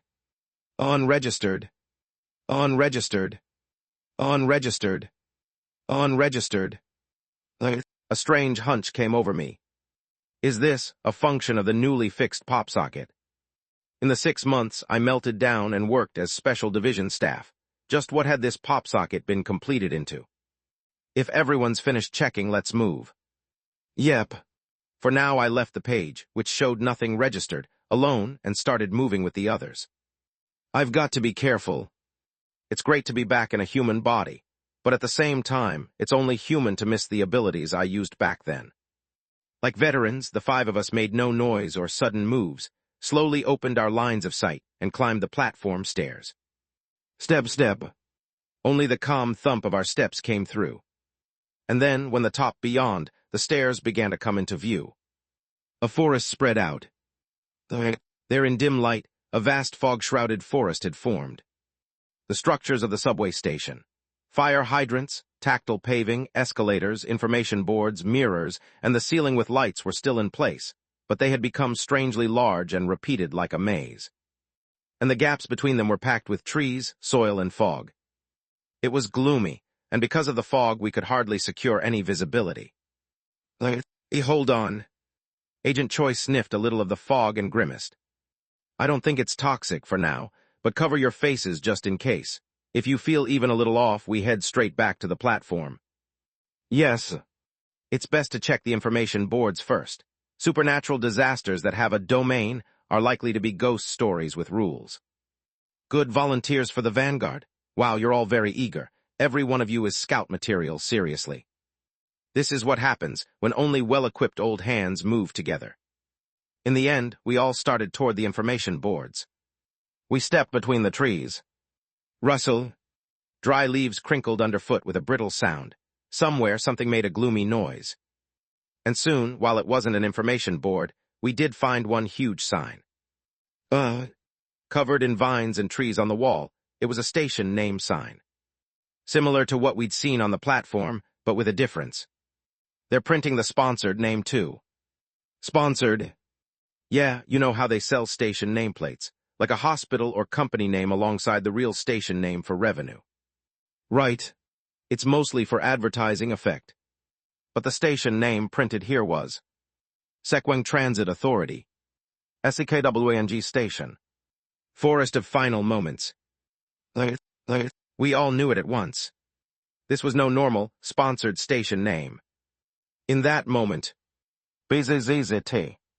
I quickly dropped my gaze to the smartphone and saw it. The wiki had updated. Sekwang Subway Map. Sekwang Station, Forest of Final Moments. Unregistered. Unregistered. Unregistered. Unregistered. Unregistered. Unregistered. Sekwang Station. I tapped it without even breathing. Sekwang Station, Forest of Final Moments. A subway station in Sekwang Special Metropolitan City, also called the Forest of Hanged Trees. On the day of the disaster, an estimated 7,000 people evacuated to this station, making it a base for evacuees. Forest of Hanged Trees. The moment I read that far, thunk, something touched my head. I lifted my head. We'd been careful while moving not to get too close to the trees, but I'd let my attention drift while looking at the phone, leaned a little toward a tree, and bumped into something dangling. But, slowly, I looked again at the shape of what I'd thought was a tree touching me. It was a human foot. Grapes, hold on. Oh, there's a corpse here, right above Nim's head. I realized it. It wasn't that thin trees and thick trees were standing densely in alternation. The identity of the thin trees. From each thick branch hung a corpse, necks looped, desiccated bodies swaying. They're all corpses. Looks like they're all hanged. And then the next realization struck. Me being human again meant I also felt again the fear of seeing terrifying things. That I was once more a coward. I'm screwed. Shall we check our immediate surroundings too? Good idea, Rose, start with the one over your head. Oh, it's barefoot. Yes, ma'am. Wow. Chapter 245. The corpse's bluish, swollen-looking feet hung right above my head. Though the body was clearly desiccated, the feet were strangely puffy, as if swollen. Sway. It brushed against my cheek. Ro. Yes. I'm going insane. Every nerve in my body wanted to curl up and shut down, but I couldn't bring myself to close my eyes. If anyone here dared to say they couldn't handle this and started crying, I'd almost admire them. No one, absolutely no one, looked scared. Everyone else was calm and collected. Could I really be the only one losing my marbles here? It's not like this is my first day exploring darkness. And this is an annihilation-sanctioned disaster, for God's sake. I've got to pull my weight somehow, anything. Allow me to check. Resisting the urge to cling to their pants and beg them to count me as a tag-along deadweight if I offered up my wiki information as a bribe, I clenched my teeth and reached out my hand. I examined the corpse that had bumped into my head. Wah, please. The fact that I have to touch this is enough to make me faint, and just remembering how I once sat calmly right next to a corpse with its eyes gouged out back when I was 130,666 makes me feel even closer to passing out, but my mind still keeps working. Cold. At least touching it didn't trigger any malignant contagion, suicidal impulses, or hallucinations. Just a corpse, huh? Yes, but there were far too many. I saw a flicker of frustration cross Agent Choi's face as he tried peering through the fog. No good, the amulet's completely ineffective too, but one thing's clear. You can't see the end of it with the naked eye, these trees, with bodies hanging from them. The dead spared no category, men and women, young and old. Countless people filled this forest. Fear and quiet grief settled over our group. Think they're real corpses?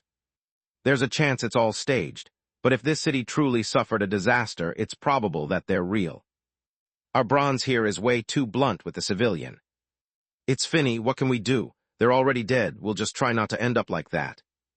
I swallowed down nausea from the sheer scale and forced myself to move. Most of the bodies' clothes were dust-caked, as if years had passed. Any useful info?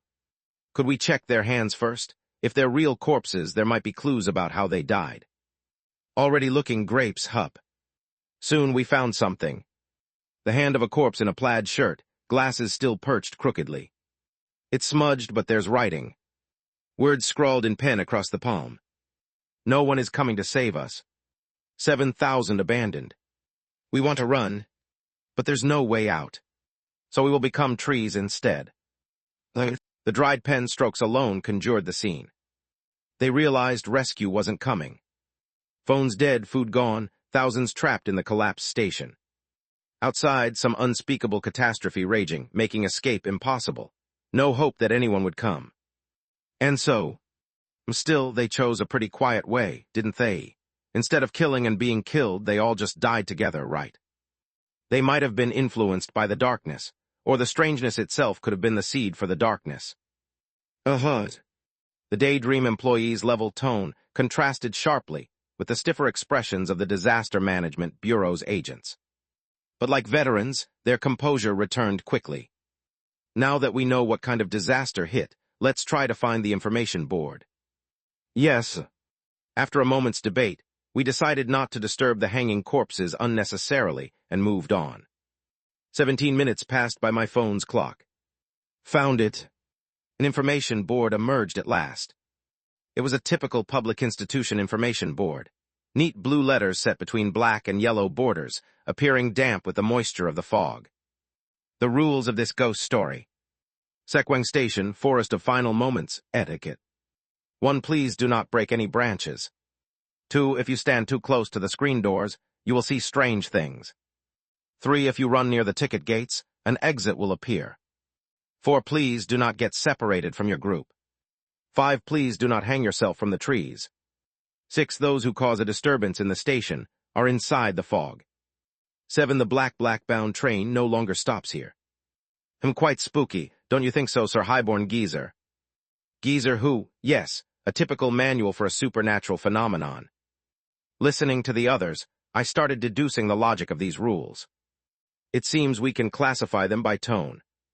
If you check whether or not each sentence ends with a period, a pattern emerges.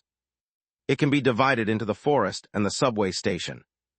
And the station side reads like instructions or signage, while the forest side reads like direct prohibitions. Maybe there used to be an actual forest outside, and it fused with the station. Or the fact that a nearby forest affected this station's identity. Darkness is shaped by human perception, after all. While saying this, Assistant Manager Yoon Hage tapped the information board lightly. Thunk, a corpse that had been hanging behind the board slid down and stopped right in front of my face. I nearly swore. Agu, grapes must be really scared. But Assistant Manager Yoon Hage snorted. Come on, Sir Highborn Civil Servant. You think Roe would be scared of something like this? This punk-'s been on a talk show where they literally grind people up. Right. I forced a faint smile at the assistant manager. Of course, it's just a persona I built while infiltrating the Disaster Management Bureau. Oh, you little rascal, still good at your job, huh? Thank you. If only that were true. Honestly, I want to confess the truth even now, but no, look at the mood here. 4 hardened veterans, inside an annihilation-sanctioned disaster. If I said I'm scared now, it'd feel like trying to freeload off the group project. And meanwhile, someone is throwing a fit just because his talk show got mentioned. Heavens, you dare speak of this bronze late-night talk show in such a crude manner. Goodness, even if the public craves cheap thrills, this is too far. Still, though I can't fathom why someone as sensitive as you, Mr. Roe dear, would keep company with such a person, I will respect your judgment. Friend. Right, thanks, somehow I'm a little less scared now. I glanced at Agent Choi. He gave me a small, playful grin. Otilda So Grapes is actually a cool-headed, fearless guy, huh? No, nobody ever said it's up to that extent. Gotcha, okay, from now on Grapes is. He broke off mid-sentence and snapped his head around. Why? Get down. I reflexively pushed down the shoulder of the person next to me and dropped my head. F-wick. Something. A taut twang and a weird brushing sensation grazed just above me. I silently pressed flat against the floor, listening hard. Wick, wick. Then I noticed. The shoulder I'd been pushing down was gone. When I lifted my head, I was alone. Trees and fog. Escalators and station signs. Surrounded by a forest of countless hanged corpses, I was the only one standing there. I didn't scream. I didn't call for anyone like an idiot. I just stiffened up, then forced myself to move. 1 step. 2 steps. My pace quickened, fear fueling my urgency to find the others. But even as I hurried, I thought, I'm not stupid. This is a supernatural zone. I fixed my direction using one corpse as a marker so I wouldn't get lost, careful not to stray too far, turning my head. Something caught my eye. Something long. Something jutting from a tree and hanging still. I stepped closer slowly. A worn, tightly twisted brown rope, shaped into a loop to slip over something. A noose, dangling at perfect head height, extending from a thick branch above, swaying right in front of me. I slowly stepped back. The noose that had been hanging in the air faded, little by little, into the fog and out of sight. I had no time to sigh in relief. I turned my head again and forced my feet to move. This time, something took shape as a silhouette in the mist. Hoping it might be someone else, I hurried toward it, but what was there was another noose. Somehow, the number of hanged corpses on the trees around me seemed to have increased. Or maybe I could just see them better now. Corpses in shirts, tracksuits, dresses, suits, blouses, jumpers, people of every kind, swaying as black silhouettes deeper in the fog where my sight reached. Sounds drifted in. News reports. Another body has been discovered in the black forest of Sekwang Special Metropolitan City. The deceased, identified as Mr. Shin, 30s, is presumed to have taken his own life due to personal despair. I kept walking. I couldn't bring myself to go between the corpses, so I tried to head where there seemed to be fewer. And again, there it was. A noose, as if it had been prepared just for someone now alone. The black forest, notorious as a so-called suicide hotspot, is located in Sekwang Special Metropolitan City. Photographs of bodies found hanging from trees have circulated on social media, further fueling public controversy. Experts have voiced concern over the negative impact of such exposure, warning that it may encourage copycat behavior among citizens. Like this. Don't you want to give up too? Then it hit me. How did so many people even manage to hang themselves? Even if one wants to die, it takes preparation. For 7,000 people to hang themselves, there would need to be enough rope, cord, something to hold human weight. So what if this forest was already filled with hanging ropes from the start? Don't you want to give up too? What if the forest itself provided the nooses? For the sake of a quiet death, this place was prepared for 7,000 people to hang themselves. Because that's how it existed in people's minds. Even if I turn and run, I keep coming back. Those loops of rope. Oh, an inevitable progression. It's calling you toward the ending, Mr. Roe dear. Rather like a black box with arms outstretched, isn't it? Of all the comparisons to make. I clenched my teeth. Don't think about it. Don't remember the state I was in back then, what I became after. More importantly, how did I deal with this before? I have to remember. I've survived and broken through ghost stories, even without being in the state of 130,666. I can still do something as a normal human being. Even if this is inside an annihilation-sanctioned disaster, and that was the outside world. This place's phenomena might still have a way through. Stay calm, stay calm. Don't you want to give up too? Don't touch the nooses. Damn it. I grabbed hold of my own strangely rising hands, stared at the ground to avoid seeing the corpses above, and thought. So this place, it can be divided into the forest and the subway station. Right. The subway structures haven't changed. The information board, the walls, they're the same. It's just that there are too many trees. The fog is thicker, the nooses keep appearing, turning it into a maze-like forest. Then I know one clear symbol of where fog and trees don't reach. Stairs. The platform. I sprinted past the nooses. Rummaging through my memory, I pieced together the layout of subway fixtures to find the stairs. Lighted ceiling, mirrors, information boards, escalators, tactile paving, fire hydrants. And then, found it. I bolted down the stairs. At that moment, my shoulder was seized, and I realized I was standing at the very end of the platform stairs. Assistant Manager Yoonhae's face, slick with cold sweat. And the others had just escaped to the stairs, too, panting hard. Their hands were holding all kinds of tools and items. So everyone got out using their items. What a relief. I let out a long breath and tried to secretly wipe the cold sweat beading on my forehead, then suddenly realized my hand felt heavier than it should. There was a corpse in my grip. Earlier, what I had thought was someone's shoulder when I flung my hand down had been a hanged corpse. Fuck. And I had probably been staring all this time at the empty noose, left behind when that corpse disappeared. The moment I realized it, goosebumps swept across my whole body. I couldn't bring myself to throw it, so with trembling hands I managed to lower it to the ground. On the clean platform floor, the bloated, desiccated bluish corpse thudded down. The lingering feel of it made the hair on the back of my neck bristle. Are you all right? Agent Bronze hurried over and scanned me with whatever equipment still worked, quickly checking for any sign of being possessed. When none showed, he let out a small sigh of relief and stepped back. The fog suddenly thickened so we couldn't see anyone at all. We had to find the stairs back just by following each other's voices. Meanwhile, our items kept cutting out gave us a hard time. But when everyone regrouped at the stairs, I hadn't been there. Those guys were just saying we might have to go back out and search for you. Lucky you made it back yourself. Thank you. I was grateful I'd managed to find the stairs and return before it was too late. Seeing we all made it back alive, I get now why the company likes to hire experienced people, huh? A weak laugh passed between us. At least now we know one thing. Staying too long in that forest makes the fog thicker and the hanged corpses can lure you right. It seems that way, yes. I gave a full account of the empty nooses I'd seen. Everyone went quiet. This is why I hate exploring without a manual. Everything's a landmine. It's a bit of a hassle, yes. Hey, you government agents, got any way to deal with this?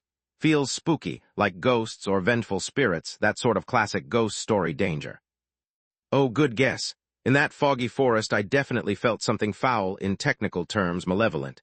We usually call that soggy, evil energy. Agent Choi rubbed his chin. But I can't tell if it's from the forest itself, or just from so many people dying there. Oh, if you could pin it down, could you purify the place? The agent and I exchanged a look. In theory, yes. Agent Choi wiped sweat and gave a strained grin. If we have the right supplies. But the truth was, right now Bronze only has, 3 rounds left, right? Yes, and they're all for large spirits, not for an area-wide supernatural phenomenon such as this. Besides, Agent Bronze pressed his furrowed brow. Either way, we'd need to borrow the power of a cooperating supernatural being tied to the Disaster Management Bureau. Exactly. We'd need the aid of something sacred or powerful, like the Tiger General or the Elder. But here in Sekwang Special City, any equipment or items that draw power from outside sources seem to be rendered useless. In short, we're cornered and terrified. Unbelievable. And right then, another realization hit me. Thirst. I'm thirsty. The others probably felt the same by now. But with no water and no food, how long could we really hold out here? Still, I forced myself to feel grateful. Grateful that no one had died yet. Grateful we had a platform to retreat to. First, we should probably deal with that corpse somehow. I was just opening my mouth to say so when I whipped my head around. Sound was coming from the platform speakers. I'd never heard the melody before, but I instantly recognized its purpose. It's a subway chime. The train is approaching. Whoosh. If there'd been no platform screen doors, the gust would have slammed into us. From the far end of the tracks, a train came hurtling in at terrifying speed, its headlights sweeping across the glass and the platform before it thundered past in an instant. An announcement followed. Due to the absence of passengers, this train will pass through our station without stopping. The roar faded as the train disappeared into the darkness. We all stared through the screen doors at its vanishing lights.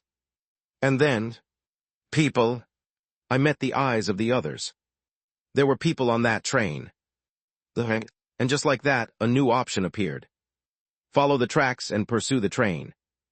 Chapter 246. Summing up, here are our options. Assistant Manager Lee Seong-hee, eyes bright and clear, laid out our choices. Option 1. Figure out some way to clear the forest of final moments in the concourse above the stairs, and see if we can return. And Option 2. Follow the tracks to find the train and head to another station. We saw people on the train. Well then, neither one's easy. Agreed. Watching the veterans let out their sighs, I felt the same helplessness, and at the same time a kind of gratitude. If we had someone experiencing a ghost story for the first time, someone would have already freaked out and tried to chase the train on their own. No troll-like impulsiveness, no dog-like brawling. In that respect, at least, my mind was at ease. Got a cig on you? Egu, I quit recently, and even if I had one, probably better not to smoke in a situation like this. Agent Bronze, who'd been silently watching the two smokers, declared. It would be better to eat something. And so we began a light meal. I do keep a few things like this on me. Ooh, you've come prepared. You think only government folks do that? Given the nature of our jobs, where the need for emergency rations comes up often, most of the group had some shelf-stable food. I used to as well. I remembered sweeping a bunch of instant food into my tattoo inventory when I went into Lookie Mart. Oh, puffed rice. They don't smell and they store easy. Ha ha ha. Bronze doesn't like them, though. I was the only one who had nothing. Of course. Up until just now, I'd had a body that didn't need to eat. So I was on the receiving end of a unilateral distribution. At times like this, I kind of miss it, actually. That body that didn't need food, it's a bit. Ro dear Nim. When I turned my head, Assistant Manager Lee Seong-hee, face bright with a smile, was holding something out. A small, individually wrapped yakwa. Here, it's my favorite snack. Then you should have it, Dolphin Nim. I want to see your reaction. In the end, I took it with a wry smile. Thank you. And as I put it in my mouth, I realized it was the first food I'd eaten in 6 months. Sweetness, a toasty richness. Texture. Right. This is what it feels to taste something. Is it good? It's very good, thank you. They also shared their biscuits and chocolate bars with me. And light-hearted banter. Grapesai, when we get out, let's go eat something spicy. We should go back to that tripe hot pot place, yeah. But, after getting out of this place, Yes, thank you. I couldn't let my mind go there now. Focus everything on escape. Earn my keep. Amazingly, once the calories hit, my brain started working again. I realized I'd been operating under extreme tension and hollowness. It was only because my head had finally gone clear for the first time in ages that I hadn't noticed how off my condition was. I was wringing myself dry, and the sugar in my brain quickly brought to mind more things to check. The tattoos. Are they intact? I actually thought about them moments ago and then somehow didn't check. If the lodge keeper tattoos still functioned, in a pinch I might be able to pull everyone out to the resort. I subtly lifted my sleeve and the inside of my shirt collar to check the tattoos. They're there. For now, everything seemed to be in place. And if I check the urgent lodge keeper tattoos function first, it probably won't work. More precisely, the inventory-like function seemed to be somewhat alive, but I couldn't check if it's still linked to the resort. At the very least, I could tell I wouldn't be able to send other living beings from here to the resort via the tattoo. Feeling a faint regret that the easiest escape route might be gone, I took my hand away. But, isn't there another method left? Yeah. Honestly, this also might not work either. But I'd at least confirmed it exists. No harm trying. I felt under my tongue once, then looked around at the still-eating group and spoke. About option 1 that Dolphin Nim suggested earlier. Clearing the forest of final moments. Yes, that one. If we have the right supplies, since we have experienced people here, there should be a few approaches we can try, even without a manual. That's true, but Why did a good idea pop into our Grapes' head? After a brief hesitation, I nodded. I might have a way to obtain items that can serve as required supplies. Oh, really? Yes, but this attempt also needs prep. What is it? I avoided direct eye contact. Does anyone have something we could turn into cash? I take cash too, about 5,000. Is this some kind of scam? Oh ho! I nearly cried from embarrassment. Fortunately, despite my recent track record, spy, disappearance, identity swap, the group trusted me a fair bit. So I finally attempted it, namely, Space Shopping Mall, using the VIP cell mounted under my tongue to do personal shopping. I'd felt this once before. I remembered perceiving the cell and pressing it, but everything after that was hazy, like I'd nodded off for a moment. Dear customer, I raised my head. There beside the subway platform where my companions had somehow vanished, stood someone in a suit. A lizard's head turned toward me.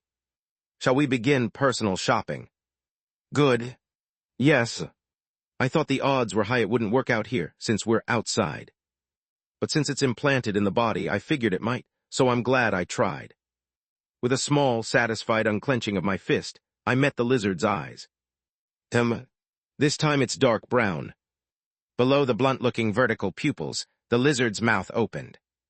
For smoother shopping, we recommend proceeding somewhere with a table. Right. Given the environment, this is what we've got. By the way, how are we connected? Out here, any item or gear that draws power from an external source doesn't work.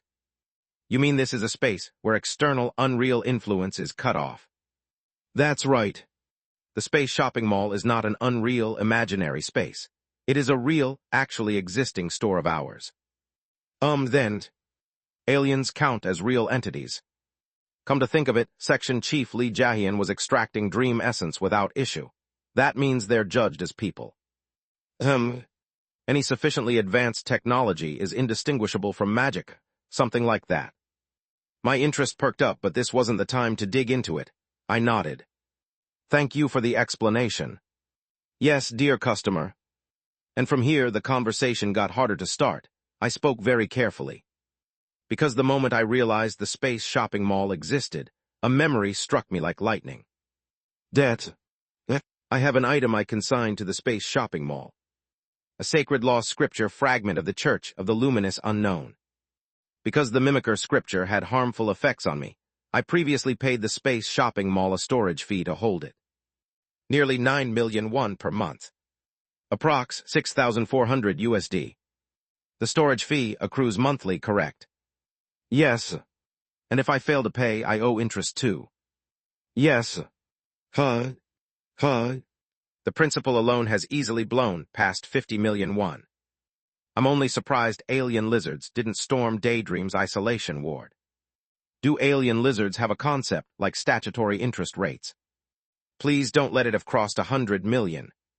Feeling a cold sweat coming on, I looked up at the lizard and pleaded, with the earnestness to drop to my knees if needed. Could I be late just a little longer? To get out of here and access funds, I need the item first.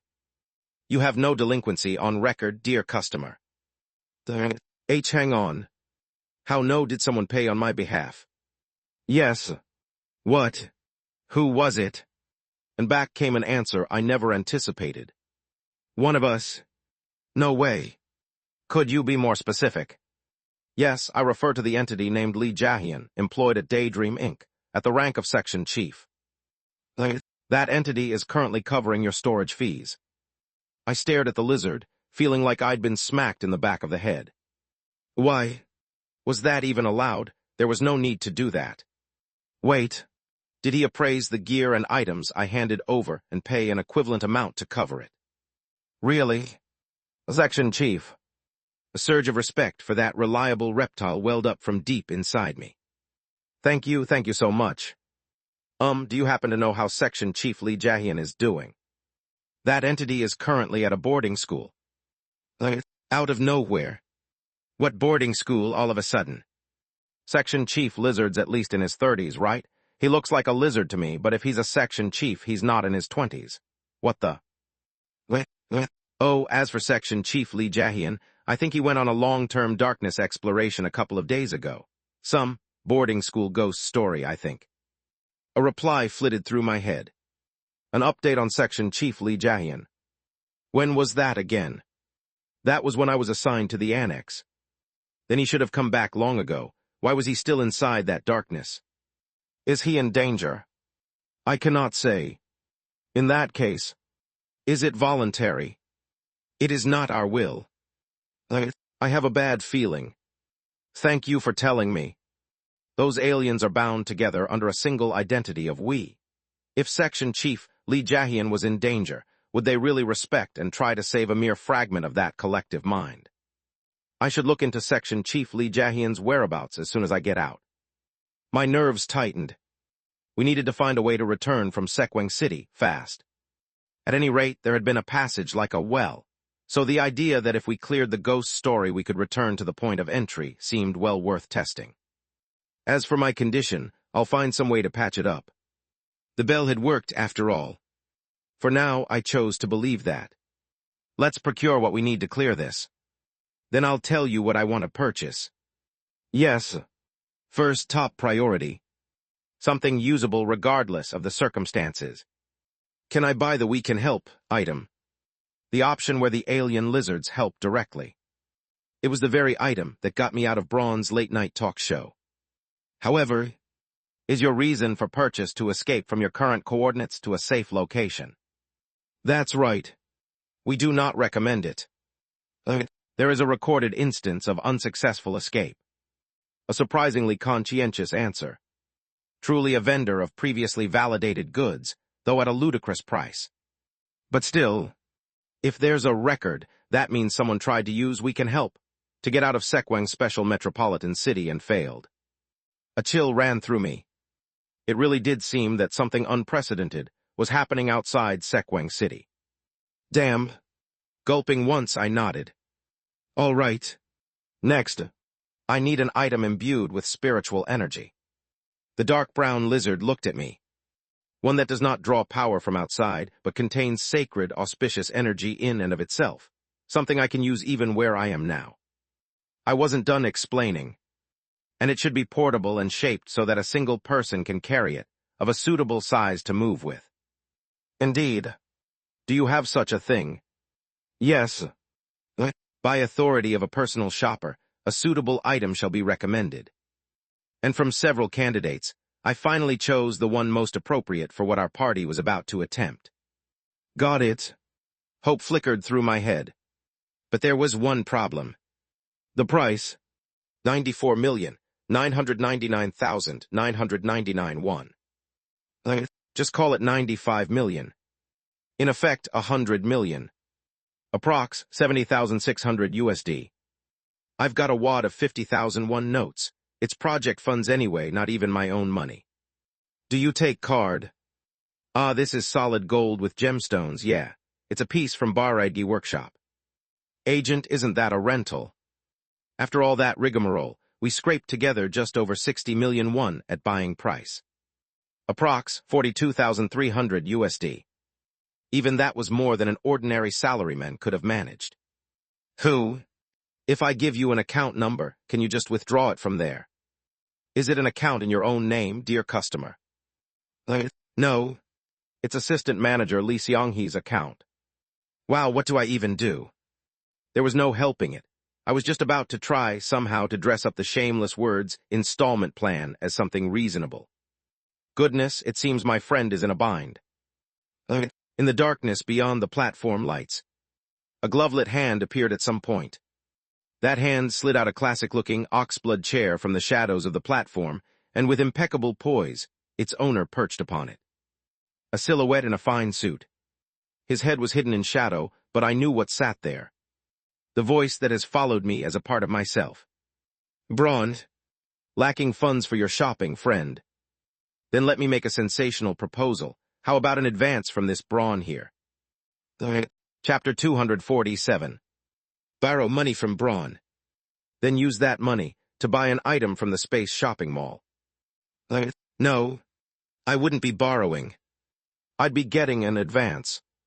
And an advance means, of course there will be no burdensome dunning, We're friends after all. It would simply be deducted someday from the wages for the day we work together. That much shouldn't be emotionally taxing for you, Mr. Rowe dear.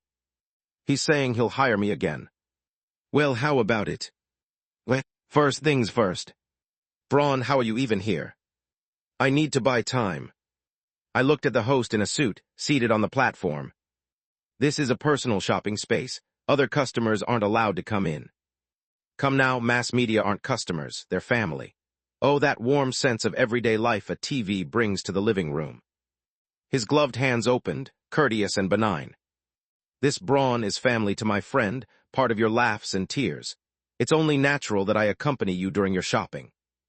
Do you doubt it? Then let's ask the personal shopper here. Go on, explain, why am I present in this place? The lizard's addendum came. That sapient entity is a portion within the customer's mental system, instantiated on site to facilitate smooth shopping. There you have it. Oh, of course, Mr. Rowe dear, if you were heartlessly to say that you would not bring this pitiful friend along for shopping, I would have no choice but to vanish. Will you utter something so cruel? My head cooled. Braun is now speaking to me freely, even without the good friend plush. Just like during that previous personal shopping session, when my contaminations manifested. It seems clear that after the good friend plush's constraints were removed, or after it was resummoned, some deep linkage formed. Even here in Sekwang City, where external influence is blocked, he can still talk to me. Has Braun's good friend persona become part of me outright? I couldn't be sure. In any case, feeling a basic relief that I'd grasped the situation, I analyzed. An advance wouldn't work. That's a statement premised on my labor. I don't want to work at that talk show again. The thought that he'd be pleased to have me working there made my stomach churn all the more. He doesn't seem to read thoughts I wish not to be read. I swallowed as I watched the host, seated unruffled, fingers moving with elegant poise. No other way, another way. What if I ask for the wages I was supposed to be paid for my work, as staff on the midnight talk show? No chance. I blew that studio in half with the sacred fire bombardment and ran. Frankly, from the host's perspective, the fact he didn't shove a bill in my face the next time we met might already be being generous. In that case, take your time thinking it over, Mr. Rowe dear. We have all the time in the world. Who?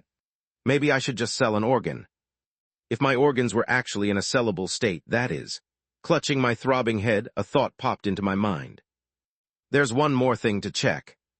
I turned to the lizard. The space shopping mall only accepts payment in currencies that actually exist in reality, correct? Yes. The lizard agreed at once. Only currencies that exist in reality and are used on Earth can be used. You mean not only one, but dollars, euros, rupees, and so on? Yes, real-time solar calendar exchange rates apply. As I thought. Braun, you heard. Oh? You're thinking the coins of the peculiar folk that I pay as wages have no real value here, so any money I hand you would be meaningless. Is that it, Mr. Rowe dear? Ha-ha, surprising fixed ideas is part of the fun of a show. Now then, would you prefer crisp US dollars or gold? I'll pay in whichever you favor. That's the virtue of a good patron, isn't it?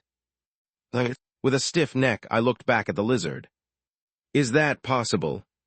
Yes, however, for dollars paid by that sapient entity, a special exchange rate applies, making them far less efficient than ordinary dollars. Remarks like that only goad the consumption of luxury goods. These knife hands have a hidden talent for commerce. The lizard gave no reaction. The host gladly rose from his seat. Now then, Mr. Rowe dear. All obstacles have been removed. Before I knew it, the suited host was leaning against the chair right beside me. A hand extended. Will you accept an advance from this host, from the late-night talk show? Wait. Hold on, that's. No, but if there's truly no catch, survival comes first. By priority, I should accept it, right? Stay calm, make the wisest call here. My.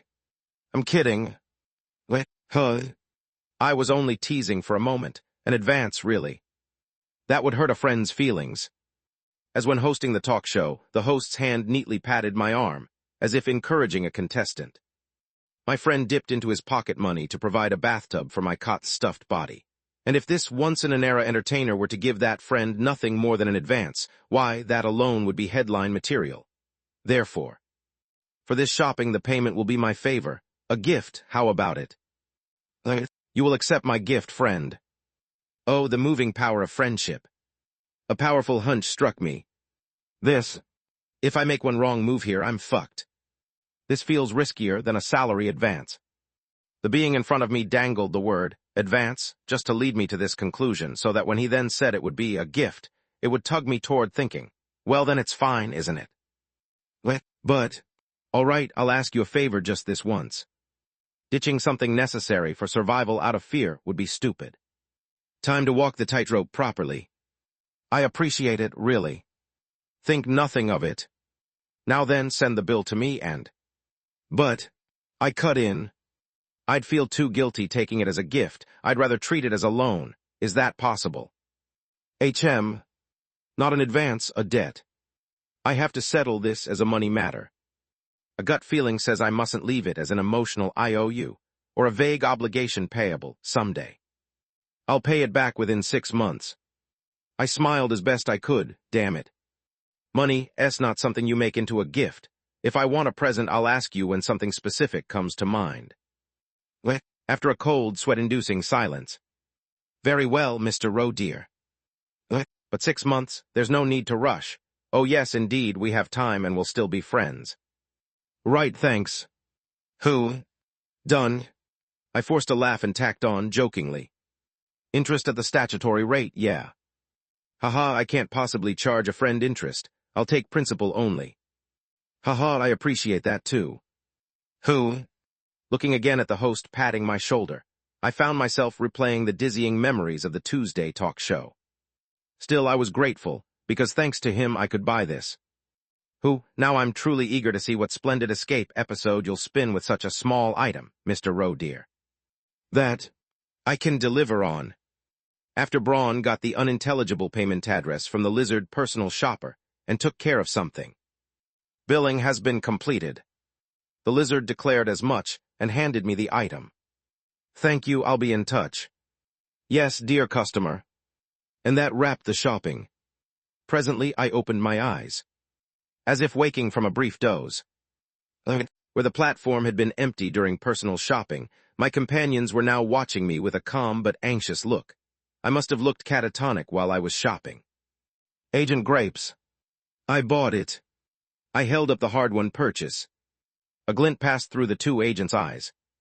It was something hanging from a cord. It looked like those who'd hanged themselves from the trees in the fog-shrouded concourse, yet with the opposite aura. A tiny carved Pollock made of persimmon wood. A rustic, slightly rough fish figurine, tied to a bundle of white silk thread swaying gently. It's an evil-warding Pollock talisman, one. Note S. One evil-warding Pollock talisman, ko egmahi nus, ko myungte enus. In Korean folk belief, Pollock fish were traditionally used as ritual offerings, symbolizing the fish deity known for its power to protect against evil spirits and misfortune.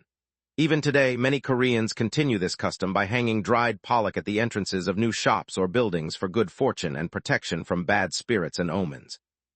Nowadays, these talismans are often recreated in the form of wooden carvings, cloth ornaments, or plush figures, etc. Ready? Yep. Hearing the team's voices, Yoon-Hage lifted her hand toward her lips, then remembered she had no cigarette and lowered it. The involuntary abstinence had been dragging on, but nothing was more pressing than the present situation. We could actually die here. Pooling together whatever they could monetize to at least attempt some plausible escape, they'd shoved it all into the kid's hands when he said he might have something. Amazingly, Kim Solium had closed his eyes for a moment, and actually came back with something effective. This one definitely doesn't borrow power from another numinous being tilde right bronze. Yes, and exquisitely spot on at that. Even more surprising, after all that money and goods we'd scraped together from everyone, he returned them intact. I found another way to pay. Whether that could be believed was something to ponder later. First, they had to escape before they could grill him. Then let's move out. Now, with all discussion finished, the group set off toward the platform. And the team lineup. Well, not bad. All a bit of a hodgepodge, but still. Holding the very rear was the surly-looking young man from the Disaster Management Bureau. He's called Agent Bronze, it seems. Though Yoon-hae teased those guys as geezers, this kid was actually a decent sort. A bit straight-laced, but that tendency shows up in those who haven't been soaked too long in society's grime, and often means a good heart.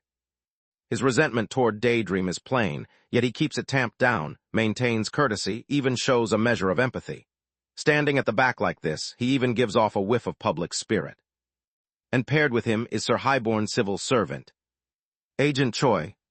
He's near the very front. Grapeside careful. Playing it off as nonchalant, but you can tell.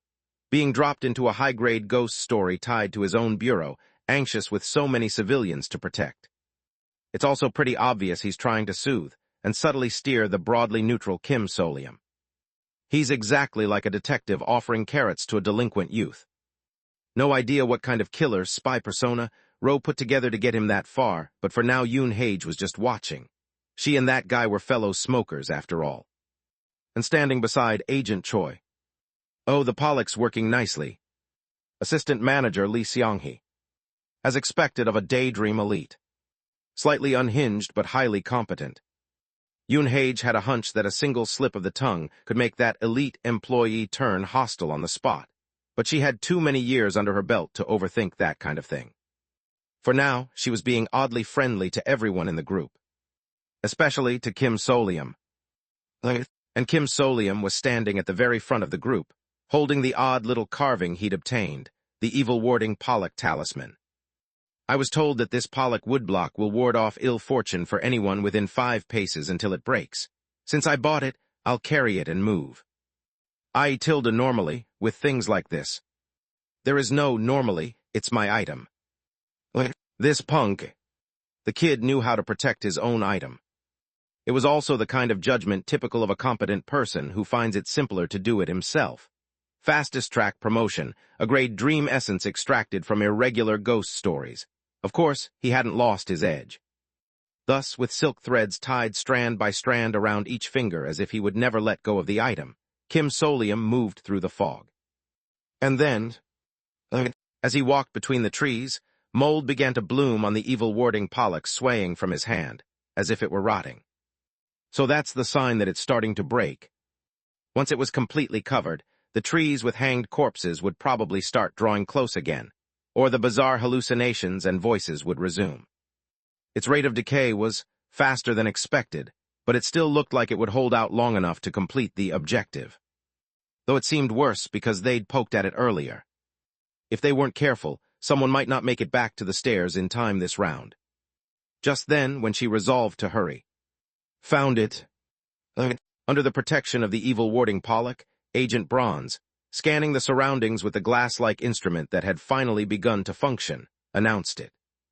Good. Familiar with subway layouts, they'd already marked candidate spots, but this was quicker than expected. Let's move. The 5 of them moved in step, almost at a sprint along the shortest route. Their target was over there. Transit card reloader. What do you think? Considering the lights are on and the announcements are playing without issue, I think anything that runs on electricity is likely still in operation. And just as they'd guessed. Amazingly, the screens of the 2 transit card reload machines, left like oddities among the trees, were lit. She heard small, held breaths around them. Tense, Yoon-hae reached out a hand. Can't very well make the guy holding the Pollock do it. She wasn't holding a transit card, though. In a ghost story, expecting the machine to connect to a card company and deduct money would be asking too much. What they meant to use was a different function of the machine. And written right there in the nameplate above the unit. Single-use ticket vending, card reload device. The issuance of single-use transit cards. 5 of them to be exact. Thug, thug, thug. Thankfully, the machine swallowed the bills they fed it, and successfully spat out 5 single-use transit cards. It had been a gamble whether it would take cash. And fortunately, the gamble paid off. Yoon-hae was the one who'd insisted, "There are no certainties here, so we've got to place a bet," with a bright grin. "Let's move quickly."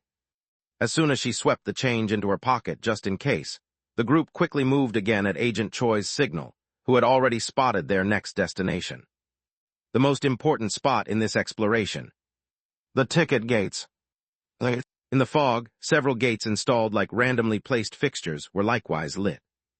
Yoon-hae steadied her breath and thought it through. With no supplies to speak of, how were they supposed to exorcise this fog-choked, insane concourse? What the agents called a closure was, at the moment, a hopeless goal. So in the end, they'd have to clear it in true daydream fashion.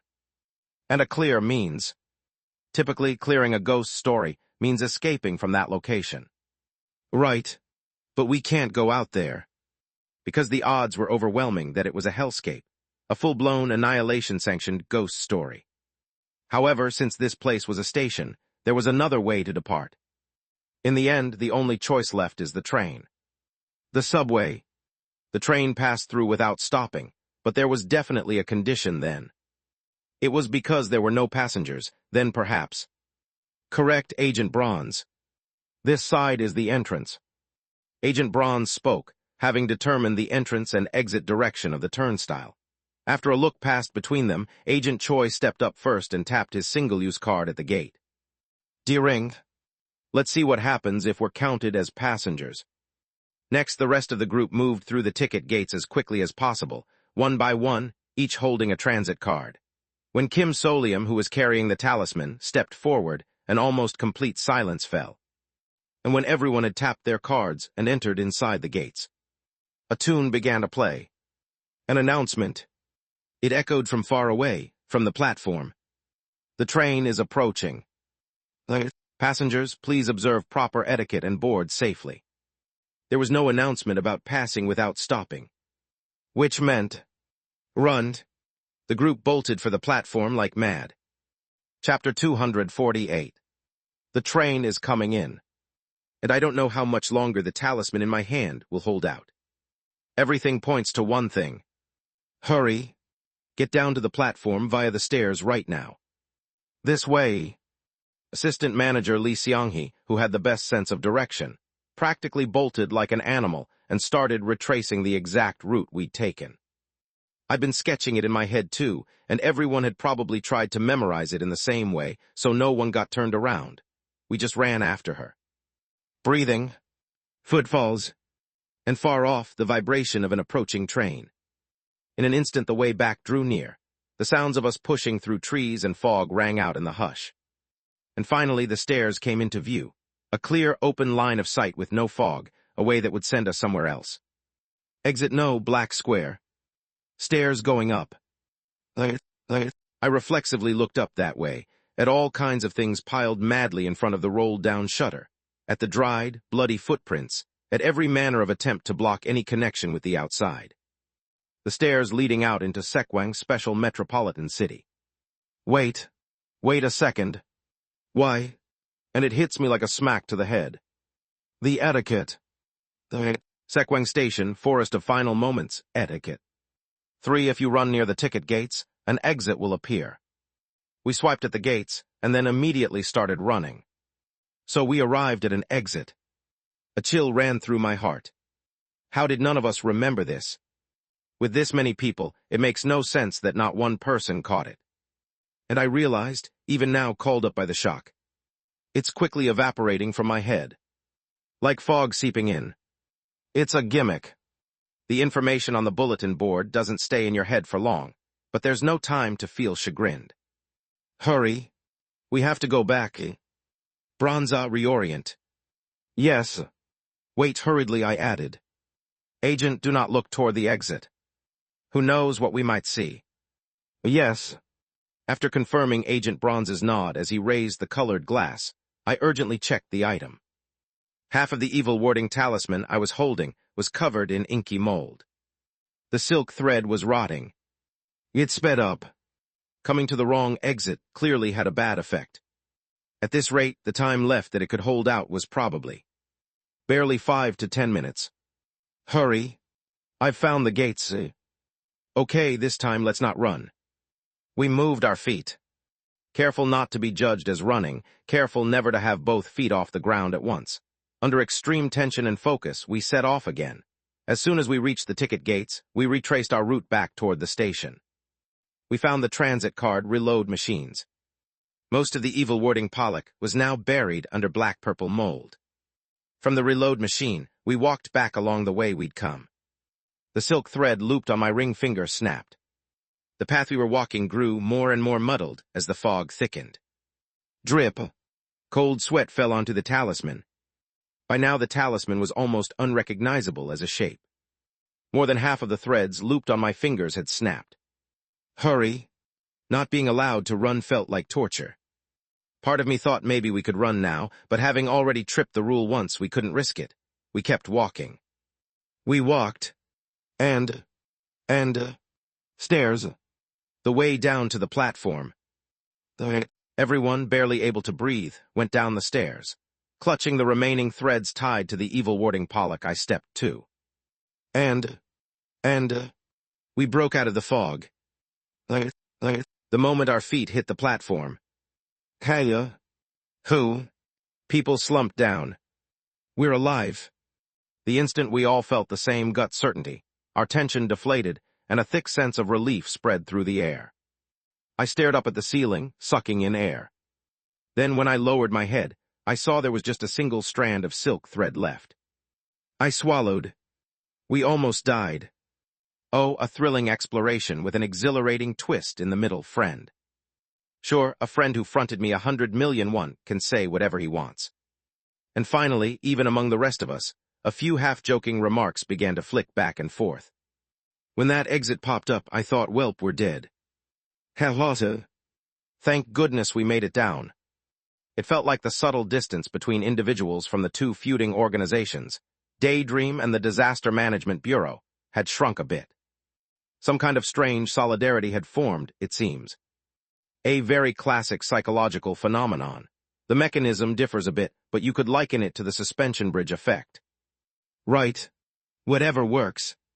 It felt like we'd be able to handle things without red faces, even after we got out. Once we get out, we should have an after-party or something. Didn't you civil servants, sir, say you like spicy beef tripe hot pot? How about it, do you like Hanwoo too? Oh man, I'm crazy for it, Miss Civilian. Agent, please. Sir Highborn Geezer, you look like you could put away a good pound yourself. Why are you acting modest? Can I come too, oh? Of course. We all knew we weren't actually going to go out for a team dinner like that, but a few rounds of meaningless banter went back and forth, just to ease the tension and get our heads straight. It's coming in. A signal again that a train is approaching. Does it come more often if there are passengers in the station? I didn't know about the frequency, but if this could get us out of here, that's even better. Of course, we'd have to see whether it was truly a way to get out of the ghost story altogether. There were people on that train, so I'm hoping it connects to some other supernatural zone at least. Right, Grapeseye? Sure. Anything is better than the very heart of an annihilation-sanctioned disaster. And also, we should be ready in case the people on the train aren't normal. Obviously, given passengers on a train that appears in a ghost story, statistically, we couldn't rule out that they too were contaminated humans. The train is approaching. I saw the agents swapping to gear meant for dealing with people, and the Daydream employees tidying up their items. Some of those were probably items that wouldn't work here, but were being adjusted just to have them at hand. Says the guy whose flat broke and has nothing on him. I stifled a sigh as I watched the evil warding Pollock charm trembling in my sweaty hand. It was already nearly ruined. 100 million won for 5 lives isn't a bad deal, but thinking of it as single-use still stings. Thunk. I watched it hit the floor. The persimmon woodblock, now covered in mold, lay there crumpled beyond recognition. The last strand of silk that had been dangling from my hand snapped and fell. The talisman was completely broken. Hold on, row that. It's not something that could break just from weight alone. It's an item. Which means, right up to the moment it snapped, it had still been functioning as a ward. Stiffly, I turned my head toward the platform stairs. Fog was spilling down the passage, rolling out of the concourse. Right, the concourse is part of the subway station. If we've been counted as passengers at this station. If our presence is now known to the station. Then the forest in the concourse knows about us too. Enough to chase us. Up to now, the only reason it hadn't chased us onto the platform was because the talisman had been blocking our presence in our stead. But now that it snapped back, the very next moment, fog came pouring down below the stairs and completely blanketed the platform. The platform, wrapped in fog, seemed to grow unnaturally wide, and shadows of trees began to appear. Trees with hanged corpses on them, and nooses without corpses. In the black forest, notorious as a so-called suicide hotspot, new bodies have been discovered. The latest are 5 unidentified male and female corpses found hanging side by side from trees near the subway connecting passage. According to witness testimony, it is presumed that they attempted to board a subway train but gave up and ultimately chose to take their own lives. Their final recorded words were, "Don't you want to give up too?" Dodge. I ducked my head. I tried to grab the shoulder of the person next to me, but once again, what my hand found was a corpse. I shook it off, panicked. Everyone to the screen doors. Thankfully, voices still carried. And within the fog, I could faintly see the trail of blue fire and hear the sound of a bell. A presence driving back the fog. Over here. I hurried toward it. As I got closer, a silhouette took shape in the fog. Agent Choi by the screen doors. Passengers, please observe proper etiquette and board safely. As soon as the train doors open, we... Hook. Agent. Just now, right before my eyes, didn't Agent Choi get caught by a noose and get hoisted up, dangling into the tree? Huh? What is this? Why did it suddenly happen like that? This was clearly a ghost story that lures victims, but since we're registered as station users, there's no need to lure us. Because the talisman that had been holding it back broke like a breached dam. Because we violated the etiquette? No. Just now, he died. He did. Shit.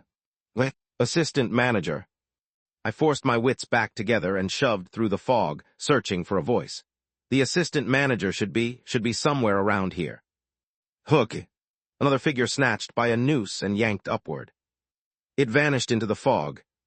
Don't you want to give up too? I froze. The platform was already completely smothered in trees and fog. Maybe everything I just saw was a hallucination. Could it all have been an illusion? I mean, there's no way 2 people would just suddenly die like that, so then. But other presences. Agent Grapes. Agent Bronze. Agent... Silhouettes came toward me. Beside him, I could make out Assistant Manager Lee Seong-hee. The glow from the little glow-in-the-dark star sticker stuck to the back of her hand lit the fog just enough to see. We were almost right next to the screen doors. Beyond the fog, I could faintly see the light from the open train doors. Get on in. This time, I saw it. A noose shot out of the fog, seized Agent Bronze by the neck and yanked him upward. He was snatched up into the fog. I grabbed his lower body on reflex. At the same time, Assistant Manager Lee Seong-hee grabbed his feet. But it was pointless, because it was around his neck. With a pressure that made no sense, the noose slipped through our hands and went up. Crack, there was only that sound. The sound of a neck breaking. The screen doors are now closing. I hurled myself toward the train. My scrambled head wouldn't settle on any proper conclusion, just reeled. Escape. Are we really escaping like this? Isn't there anything we can do? It's already too late. And this time I saw it. By the light of the glow-in-the-dark star on Assistant Manager Lee Seong-hee's upraised hand as she ran, I saw the cord dropping through the fog. A noose. It was one of our turns. No. I shoved Assistant Manager Lee Seong-hee, almost throwing her through the closing train doors. At the same moment, don't you want to give up too? A noose caught my neck and yanked. Hook. Pain. Pressure. Can't breathe. Death. Blackout. Would you like to continue? Agent. Ryu Yikwin opened his eyes. He was panting like mad. The crushing pain and constriction at his neck, the shock, reverberated through his chest and body. He raised a hand to touch his neck, but someone stopped him. Calm down, you're at HQ. HQ. He snapped into focus. A modern room strung with warding ropes and talismans. A bed, the smell of disinfectant and rice. The Bureau's contamination infirmary. He finally let the strength drain from his hand. The infirmary agent peering down at him sighed in relief and spoke. A nightmare? Is that possible? Had he had a nightmare as a kind of supernatural disaster? Then where did the nightmare start? What if where he was now was actually a dree? We told you not to use the well as a transit path anymore, and you just had to use it. Everyone who used it has been unconscious for 2 days straight. You're the first one to wake up, Agent Bronze. I'm sure Agent Choi was the one who told you to use it. Wait a moment. Ryu Yiquan asked urgently. Did the well actually function? It functioned, sure. All of a sudden here at HQ, a supernatural disaster and a bunch of Daydream employees all appeared unconscious together. It's absolute chaos. And since everyone being unconscious felt artificial, we figured you'd all been hit by some weird supernatural phenomenon, Agent. Agent Bronze clutched his neck again. My voice won't come out properly. And there was this strange tightness, like a lingering auditory hallucination clinging to him. Like a noose. Are you all right? We're planning a full workup, but... Yes. There was odd pain, a trembling in his body. It felt like some uncanny aftereffect remained. He's alive. I didn't die. He realized it. Sekwang's special metropolitan city. The reason they could connect to a place erased from reality, a place that couldn't even be perceived. It is a dream. Through the well, they had entered Sekwang City in a dream. And then... it sounds like the others are regaining consciousness, but it seems like one Daydream employee is still out. They had left one person behind. Chapter 249. Roughly 10 days after an unprecedented incident in which, out of the blue, 2 members of Black Tortoise Team 1, 2 Daydream employees, and 1 unidentified supernatural disaster all appeared unconscious at the Disaster Management Bureau headquarters. The principals of the incident gathered at a barbecue joint. The slightly shabby place seemed like a long-beloved spot in an office district, buzzing with diners, but at the corner table where they sat a weary hush prevailed. They had only just regained a fragile calm. Sizzle. Meat hit the grill and began to cook. 3 haggard faces traded polite encouragements. Please eat up. Yes, I's thank you. Agent Choi briskly grabbed a piece off the grill and popped it into his mouth. You wouldn't think of him as someone who had spent a full week surviving only on water and liquid foods, just to barely recover because he couldn't swallow anything. It was a similar case with assistant manager Yoon Hage, as she cracked open a soju bottle. Can't even let you quit drinking this job. Hey, no matter what, a government agency can't be the one to serve alcohol, but at least the treatment was free, right? If I start in on taxes here, I turn into a real nuisance, yeah. You do know your stuff, huh? Back when she was a newbie, she'd had her personal info exposed by an agent she ran into inside a ghost story. So thanks to that, even in a grandma getup, she'd been identified as a Daydream employee. After several days of interrogation and treatment, she'd been granted leave on condition she accompany the agents. Her gear had been confiscated by the Bureau, but she'd been humanely issued replacement equipment to fill her empty hands. Wearing gloves so there wouldn't be any electrical shocks, she picked up the tongs and flipped the meat. Come on, Sir Highborn Geezer, you two. Of the group, the one who looked the least worn out was Agent Bronze, or rather Ryu Yiquan. He accepted the Hanwoo with a complicated expression. He probably wasn't just calculating whether the bill would skate under the anti-graft law's threshold. More likely, he was at a loss for how in the world to handle this situation. Indeed, every one of them had died. They were noosed and hanged at Sekwang Station, and then woken up, and only just recovered from brutal aftereffects to the point of being barely functional. But they were still tormented by nightmares and eerie auditory hallucinations, and only now were they properly taking stock of what on earth had happened. Because even inside the Bureau, it was difficult to talk openly about Sekwang's special metropolitan city. It's damn hard to collect intel on that area. You agents turn up anything. You dig into that the wrong way and your memories will literally get blown away till you could say the way things are now is, for the moment, the best case scenario. By the way things are now, you mean. The Bureau has classified our state as contamination. Since we went through a well that hadn't had safety checks in ages, we've been officially judged to have been contaminated by an unidentifiable supernatural phenomenon, Agent Bronze explained. In other words, a vaguely stable condition. Basically, they seemed to think Agent Choi had once again pulled some reckless stunt, and they'd ended up in an anyway, we escaped state.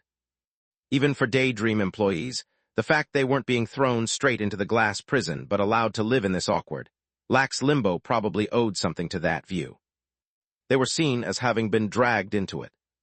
We benefited a bit from the problem child reputation on your side. Sometimes things happen when you're trying to save civilians. Challenging is such a nicer word, no need to be so harsh. Right, please have plenty of beef. Then Assistant Manager Yoon Hage flicked a glance to one side. Not just her, everyone's eyes drifted the same way. To the one presence at the table who couldn't eat beef. Next time, let's make sure you get some. Conditional acceptance. That would be me. A being in the shape of a supernatural disaster, going by the codename 130,666. Amorphous flesh inside a gas mask, unable to put even a perfectly grilled bite of hanwoo in its mouth. For the record, the only reason I could even be here was because Black Tortoise Team 1's team leader, the Elder, was using a dokibai trick to distort the other diner's line of sight in this restaurant. The human body I'd gotten back in Sekwang, Special City, was nowhere to be seen. Because it had been a dream to begin with. So how am I still thinking like a person, you ask? They worked me to death to bring me back in line. Luck helped too. Thanks to the relief I now felt, even missing out on premium beef didn't feel bitter enough to make me cry. So, they said it was about 3 days after everyone woke up. Agent Bronze said that's when he first heard about my condition. About me, returned in a state of having completely lost my humanity. Did the visits go well? Yes. Ryu Yiquin sat in the hospital ward and looked at his superior. Showing the fastest recovery of anyone, he'd barely gotten approval for visitation after a few days and was going around seeing people. Thanks to that, he'd just come from visiting Falcon. The person he now learned was named Yoon Hage, fresh out of emergency treatment. And he learned she could polish off an L.A. Galbi lunchbox one-handed. For someone sweating cold and complaining of a constant strangling ache in the neck, it was an impressive attitude. His superior in front of him, Agent Choi, was the same. Same statements all around. It seems what we went through is best treated as a dream. Okay, haha. His superior was exhibiting contamination symptoms beyond PTSD, to the point that he couldn't even hold a spoken conversation. His neck was covered with cloth so no one could look at it at all. And yet, even lying in bed under a strict bed rest order, his eyes flashed so sharply it was as if you could hear his brain whirring, forever scheming. Thanks to that, the moment the two of them realized they had experienced the incident as a dream, they even managed to track down a certain ghost story. Yiquin, do you remember Sekwang Technical High School? Who would have thought that one would be a ghost story connected to an even larger, annihilation-sanctioned ghost story? And the mechanism was the same.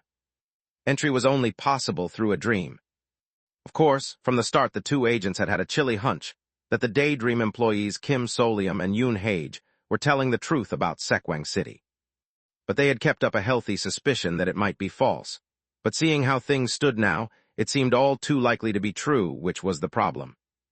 Sekwang Special Metropolitan City, recognition of which erased. The existence of that sealed, annihilation-sanctioned disaster zone. A place you enter in a dream, and yet the contamination you suffer on death in that place is off the charts. Who? Worse, the superior before him wasn't even the worst off among them. Even setting aside those still unconscious. Just now, uncharacteristically hesitating a moment, the superior had asked in writing. How's grapes? Ryu Yiquin's expression dimmed slightly. As if the intact human form they'd seen in Sekwang City had been a lie, Kim Solium. It appears that entity will have to be transferred elsewhere. Was formally classified as a full-fledged supernatural disaster. Attempts at communication by Disaster Management Bureau personnel were going nowhere. The entity simply kept repeating requests to be returned to Daydream Inc. It had not yet shown aggression, but if the return request continued to be delayed, there was no telling what might happen. That was the Bureau's present assessment. You did try purification on the basis that he was originally human, right? Yes. Ryu Yiquin's voice dropped. They say only some anxiety symptoms improved. Otherwise, there's been no progress. None of the contamination removal methods. The bureau runs at headquarters work to strip the supernatural influence from Kim Solium and restore him to human. For 3 days, truly nothing. Leaving Agent Choi's room and stepping into the corridor, Ryu Yiquan's thoughts sank, taut with anxiety. If so, maybe it was time he really said it. That this bizarre entity had originally been Agent Grapes. It wasn't merely a matter of bad timing that he hadn't reported it until now. It was more that he'd considered Kim Solium's complicated position. Daydream Inc. had turned a former employee, whom they had ordered to infiltrate the Bureau as an agent, into a supernatural being and was still using him as staff. The moment he reported that, word would inevitably travel up the chain. And then who knows how Agent Grape's treatment would change. The Bureau had grown used to choosing the lesser evil. Like sifting out the wicked. But as things stood, even that might be necessary. They needed far more intensive, specialized purification. Maybe I should have said something from the start. It might have been the right thing even for the Bureau's greater good. As Ryu Yiquan's thoughts tangled and mixed with the noose's phantom whispers. Oh, Ryu Yiquan, visiting. A tall, middle-aged woman walking down the hall waved. Ryu Yiquan's eyes widened. Agent Hejium, team leader of Black Tortoise Team 3. The agent wearing the four-tiger evil-slaying sword looked tired, as if just back from a deployment, but still flashed a vigorous grin. I heard about it anyway, tried to use the well and it blew up on you, huh?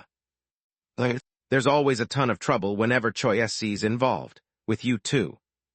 This case was a little different, but he couldn't bring himself to deny it. I also heard Daydream employees were involved, that right? Yes, ma'am. She tossed off her next words. Among them was a face I know. Pardon? Well, maybe no, the face isn't quite right, since he's wearing a gas mask. Yeah, the one with horns and smoke seeping from the gas mask. He's security staff on their side. Looks like Daydream finally figured out how to handle a supernatural disaster. But how does she know that? Just as Ryu Yiquan's thoughts began to cloud again. Agent Hejium rolled her shoulder. I should go see him.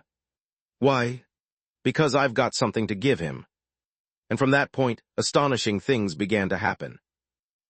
Agent Hejium's visit. Regarding the identity of the entity in question, she testified that it was the being inside the supernatural disaster dubbed Cheerful Theme Park, a.k.a. the Flower Golden Mascot. She stated she'd encountered the entity in the field and proposed an item that might improve its condition. Authorization has been granted to bring in a jade bell. But the attempt failed miserably. Jade bell destroyed.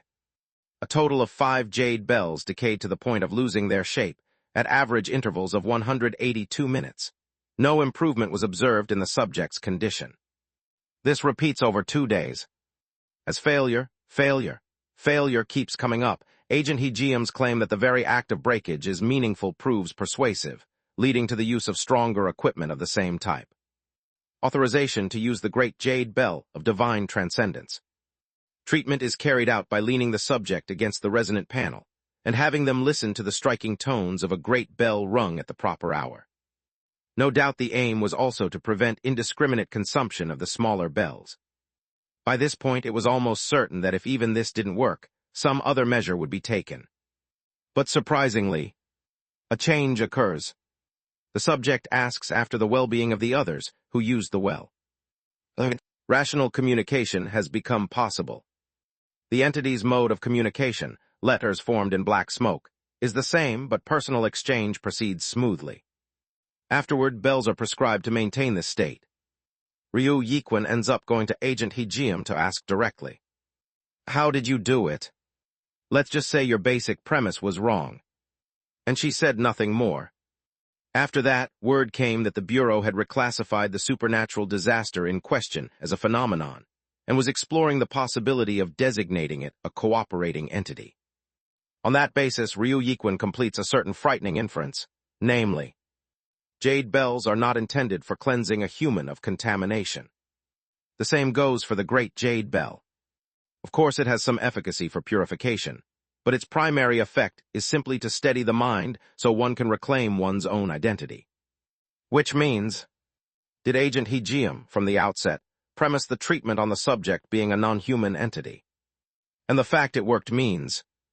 Ryu Yiquan quietly swallowed that conjecture. It was just idle speculation. Be grateful that Agent Grapes has come to his senses.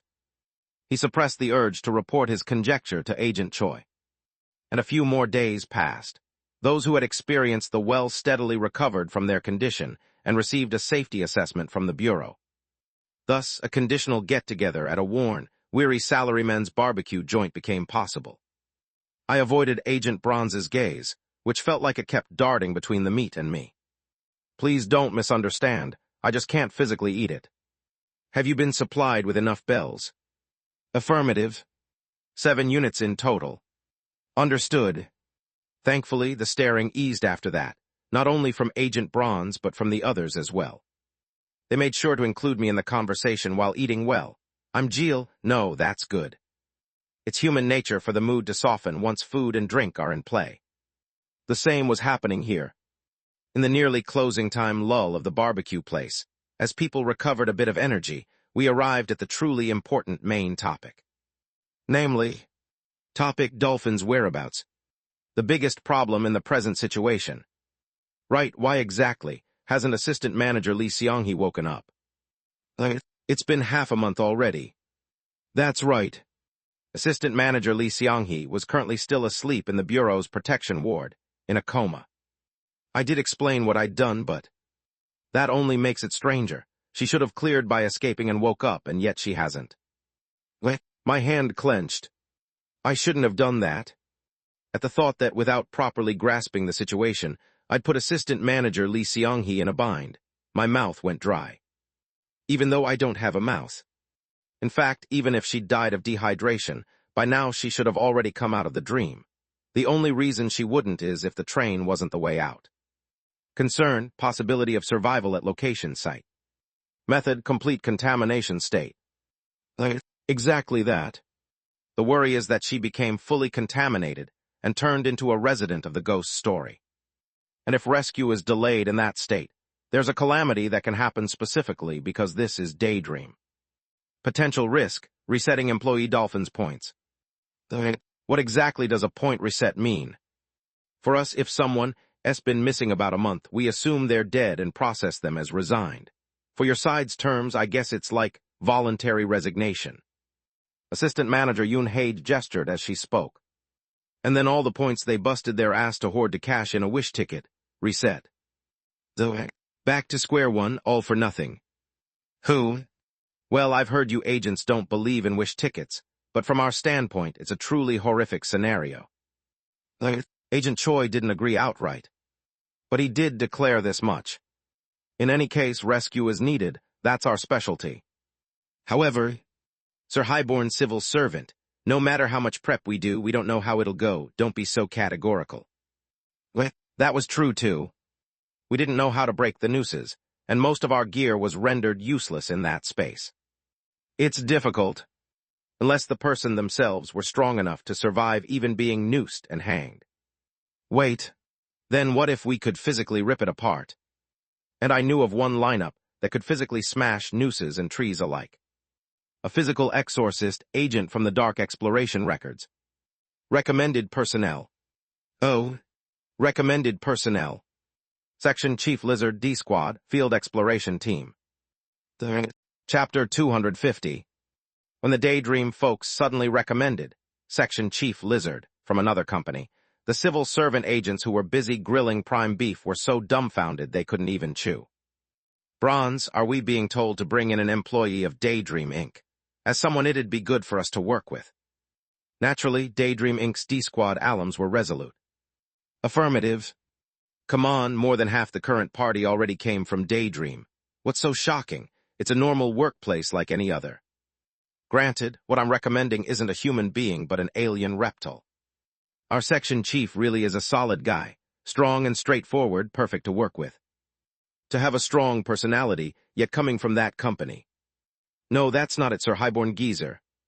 That it? Assistant Manager Yoon-hae solemnly waved a hand. I mean literally strong, just plain strong. Confirmed. Agent Bronze looked even more confused, but both I and Assistant Manager Yoon Hage nodded as if on cue. Then the assistant manager's gaze shifted. But this guy isn't surprised. I was surprised too. Still, Agent Choi didn't seem all that shocked, just bantering, and I think I know why. The other identity Agent Choi used. Lee Kang-hyun. K. Lee, not a cousin of Section Chief Lee Jae-hyun, are you? You've got the same attitude. I distinctly remembered him sending that message while recommending Salmon Market. Which means Agent Choi already knew what kind of person Section Chief Lee Jae-hyun is. No, more than that. It implies he's mapped Daydream employees' messenger profiles and has a rough read on their personalities and movements. There was nothing about that in the wiki. No way he infiltrated Daydream, right?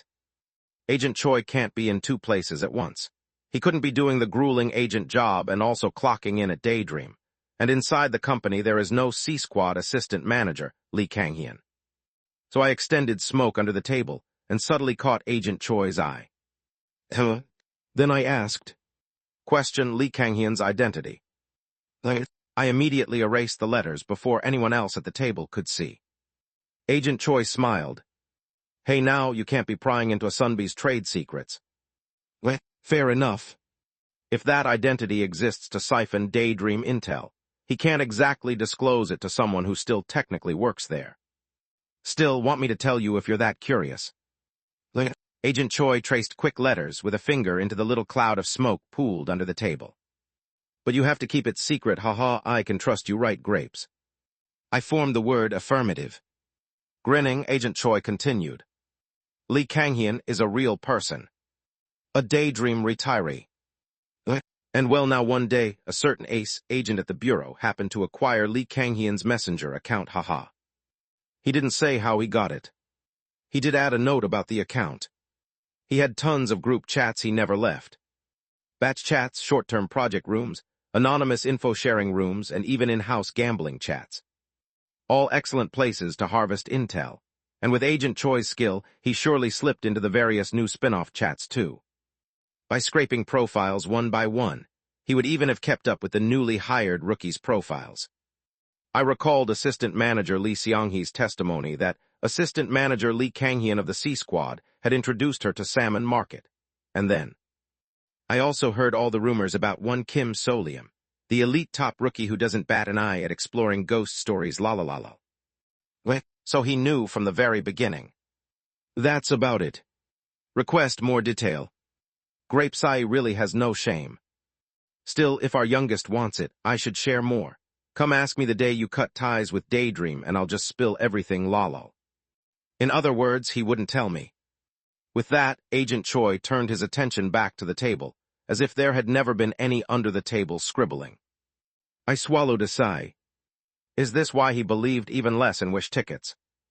There are so-called retirees who vanish leaving only an account behind, and he's personally used one such account. In any case, I hadn't expected my curiosity to be satisfied like this. I was a bit stunned. I didn't think he'd answer. Of course, the I trust you line was obviously a lie. He'd cut off the details from the start. After years of use, the Lee Kang-hyun name was probably getting such a reputation that it was no longer being invited into new group chats, so he likely planned to retire it anyway. He surely has other intel-gathering routes. Still, I'm grateful. While I was collecting my thoughts, light jokes popped around the table. Yeah, Section Chief Lizard makes me wonder how strong he is. Does he like chew rebar? If he had to, he seems like the type who would, yeah. Assistant Manager Yoon Hye shrugged as she asked a part-timer to swap our grill. Anyway, much as Ro says it'd be great if our section chief helped too, but it's tough to arrange while still working a day job. And in truth, that wasn't the only problem. News I heard from the Space Shopping Mall when I bought the evil warding Pollock talisman. That entity is currently at a boarding school, which was, in effect, saying that Section Chief Lee Jae-hyun couldn't get out of some darkness. He said it was a boarding school ghost story. So since I'd already decided I was going to look for Section Chief Lee Jae-hyun anyway, I really did want to confirm it somehow. It didn't sound like anything simple. After Agent Hee-jeum got me back to my senses, I even started feeling a bit anxious. I was going to ask Baek Deoksu so I could pin down exactly which darkness it is. But there's a bigger obstacle right here. Namely, my condition. Concern. Daydream Inc. Limited. Summons for 130,666's return to duty. In truth, the announcement ordering me to return was still blaring in my head. Thanks to that great jade bell, which was the likely source of the small jade bells, I managed to come back to my senses, but I had no idea how long I could keep putting off the summons order on my own. And that wasn't all. Re-entering Sekwang City is the same problem. I don't know how. If I try the well again, there's a high chance the Disaster Management Bureau will realize something's off. Once might pass as recklessness during a dispatch mission, but if it's repeated, the intent becomes obvious. And even if I use that route, can I take these people with me? No matter how many times you go through it, dying never gets easier, and this time it came with severe contamination. On top of that, most of the group must have had their near-death trauma from other ghost stories freshly triggered. So yeah, maybe I should do this alone. I'm not in a human state. I'll surely suffer fewer post-contamination after-effects than the others. I was the one who shoved Assistant Manager Lee Seong-hee into the train to begin with. If she still can't get out, the question of who bore the decisive responsibility is pretty clear. So right. That would be better. Yeah, in a lot of ways, this is the company's fault. Assistant Manager Yoon Hage, who couldn't know what I was thinking, patted my back as she said this. Then, noticing the part-timer coming over to change the grill, she leaned back and muttered jokingly, "Man, maybe I should just tell Director Ho. I think I can help with that." At some point, the part-timer who'd been serving our table smiled and sat down at our spot. Only then did the face come into focus, a pleasant-looking young man smiling. Director Ho. What the hell? He'd slipped in so smoothly, I couldn't tell when he'd gotten here. That pleasant-looking young man's face swept over us. Everyone, congratulations. You went there, didn't you? Sekwang Special Metropolitan City. His lips formed the words while his expression was the very picture of calm, yet I caught the strange mania overflowing in his eyes. How was it? You entered a special, secret place no one else can perceive. Was it fun or tense? Or was it agonizing because you were in a situation where you couldn't say anything to your own organizations? I hope you'll speak freely. I realized that, although the agents looked frozen with tension, they were actually scanning the surroundings and checking their gear. This is a restaurant packed with civilians. Don't worry, everyone else here will be fine. I don't like causing scenes, and I don't casually bear malice toward others. Oh, Agent Choi bared his teeth in a tight smile. And a person like that suddenly shoves others into a supernatural disaster where they'll suffer and die. I've already explained that part. Ho Yuwon said it gently. The Disaster Management Bureau can handle it, right?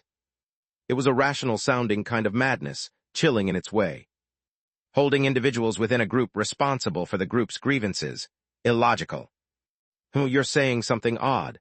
Emotions aren't logical by nature. 130,666 nim.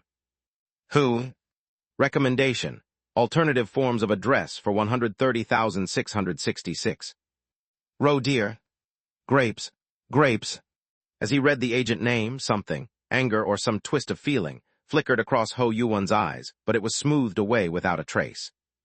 Haha, you like unofficial forms of address, Mr. Roe dear. I picked up something out of place in him. Impatience. Swallowing his anger because he wanted to move the conversation along quickly. Hold on a moment. Agent Bronze spoke up. You knew, didn't you? Knew what? That the well could connect to a specific area. Was that your goal from the beginning? And if it was? If it was, then that's even better, isn't it? It means our objectives align. Clap. Ho Yuwon smiled and brought his hands together. I'll spare no support to help you bring back Assistant Manager Lee Seong-hee. Think about it. A voice so gentle it felt crafty. Will the Disaster Management Bureau really spend that kind of time and resources, pull already overworked field agents for it? If it were me, I could help you no matter what. The air around the table wavered. And I'm not asking for much in return, just a modest favor to find one thing for me in Sekwang Special Metropolitan City. Oh, Tilda, then why don't you do it yourself? You know the route. If it's so modest, you could just go in and do it. Hard to see why you're flapping your lips here. In Agent Choi's voice, a stab of anger cut through his forced cheer. Could it be you can't go in?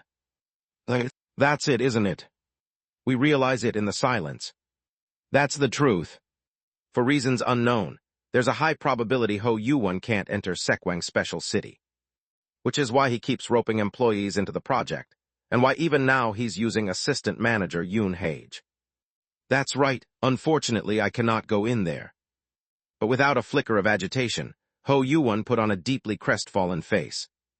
Doesn't that make me more trustworthy?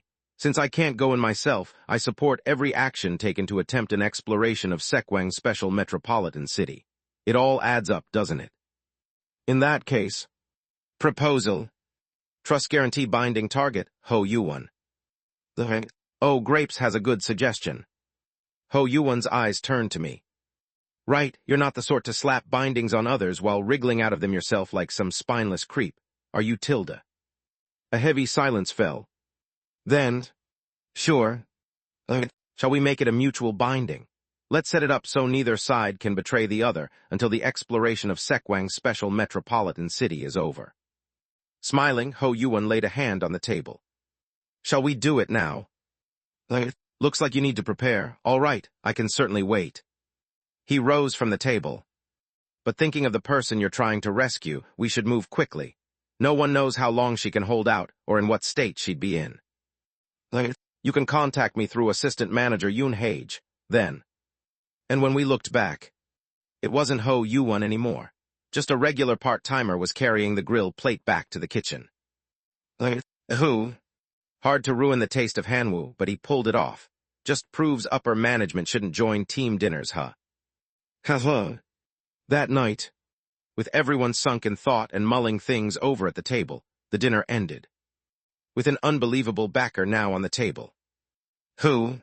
After the team dinner, as the others returned to their respective quarters, I too was escorted back to the secured space for supernatural entities in the main building where I'd been staying.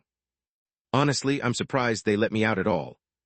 They probably assigned agents, kept things safe, and used it as a test run to see how stable I am. And this time I passed. Thank goodness. In truth, after Agent Hejiam helped me come to my senses, the extreme isolation eased a lot. This place isn't just a simple room, more like a small isolation space projecting some outdoor wooden veranda. It seems to be a facility meant to stabilize a supernatural being's mind. I haven't even properly paid taxes yet. I felt oddly sorry, like I was freeloading off the facilities. And after going through several jade beads, I had this weird guilt that I ought to earn my keep. Feeling guilty over receiving such a trifling space, goodness. My friend is almost too modest for his own good. Of course, someone would say that kind of nonsense. But right now, nothing. Has it already been about 2 weeks since I stopped hearing Braun's voice? Like when I was working on basement floor 13 of Daydream's Annex. In the 130,666 state, I couldn't perceive Braun's voice at all. But once I came to, I thought I'd hear him again soon.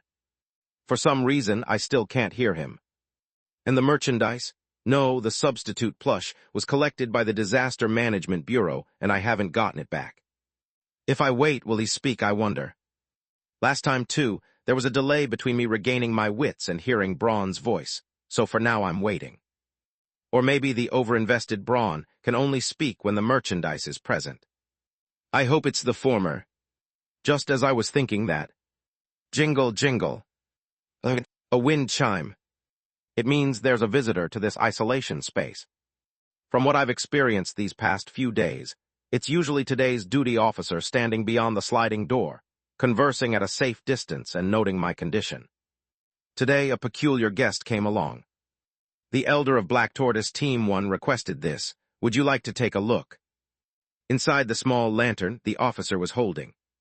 A small Dakibai flame likewise poked its head out. The Dakibai flame that had once been my arm flickered. Chapter 251. The Dakibai flame. The being inside a lantern that the Disaster Management Bureau lent me after I lost an arm on a mission. It also stayed by my side up to the very moment I drank the wish ticket potion. After that, I sometimes worried about how it was doing, whether it made it safely back to the bureau. Thank goodness. Since it is right in front of my eyes now, it means it did get back safely. I looked at the Dakibai flame that had come out of the lantern and was circling before the traditional paper sliding door. I was glad to see it. But that didn't mean I should expect it to recognize me. What I look like right now is... F-wick. The Dakibai flame flew over and stuck to my head. No, I mean, it really shot straight through the paper of the sliding door and practically hit dead on between my horns. Enough that a splat would not have sounded out of place. No. Flustered, I raised a hand to gently take it off, but the Dakibai flame climbed along my horns and formed a shape. A warm blue fire giving a thumbs up. Before long, it pressed itself against my horns and began to trickle down. As if it were crying. So you recognized me.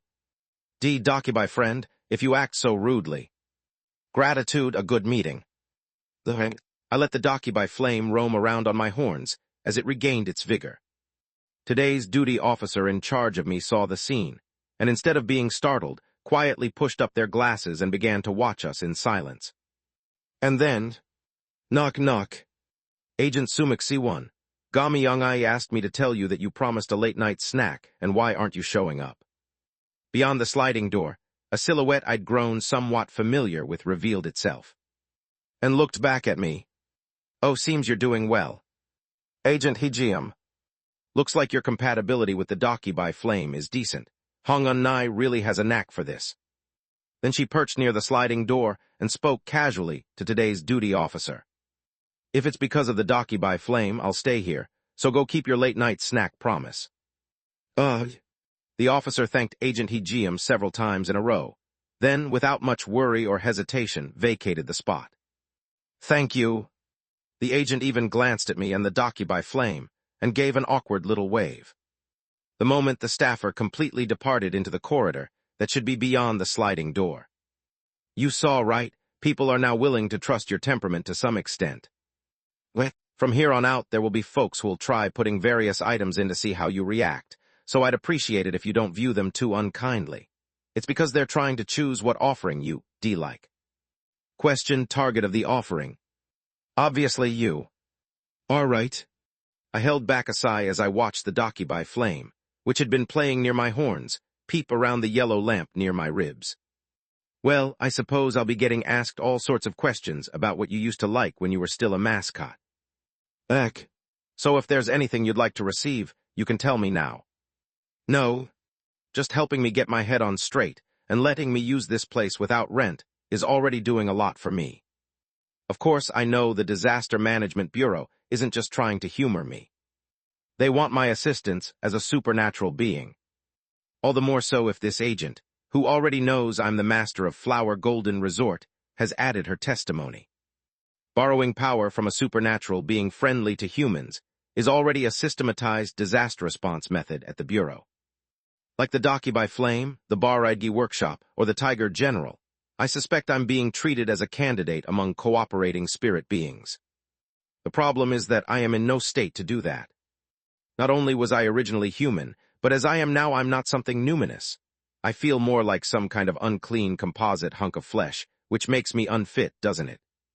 And it looks like you haven't completely been freed from that wretched company yet. How about settling down at the Disaster Management Bureau? I don't know what got you tangled up with them, but we can look for a way to get you out of it together. A way to escape the employment contract I made with Director Chung together. I don't know, is that even possible? No matter how I look at it, Director Chung wasn't an ordinary being. Even if it were possible, it would require an enormous investment, and I'm not a supernatural entity holy or valuable enough to justify the cost.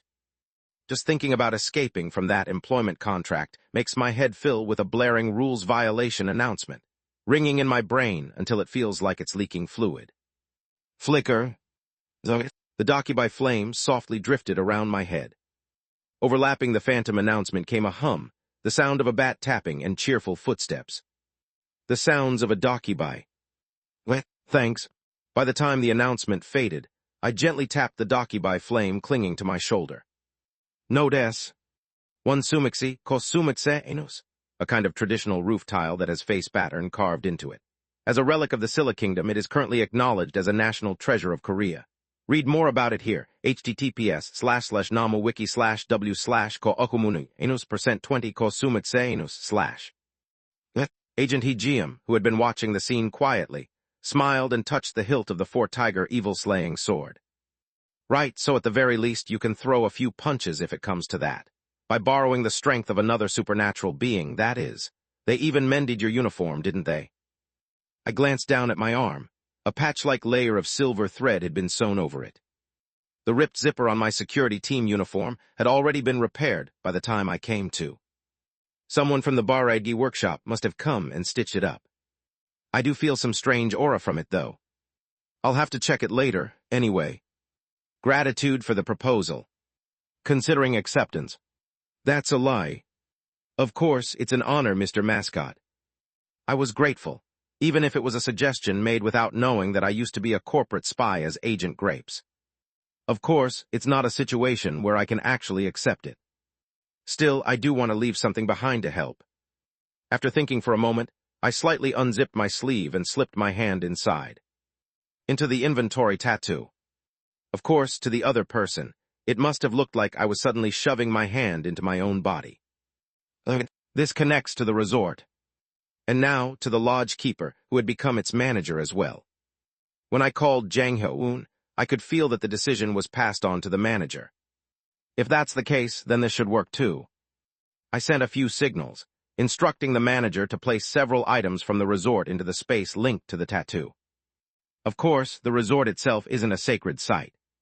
So I ordered things that wouldn't spread contamination on their own, wouldn't suddenly pull anyone into the resort, and were safe while still within my control.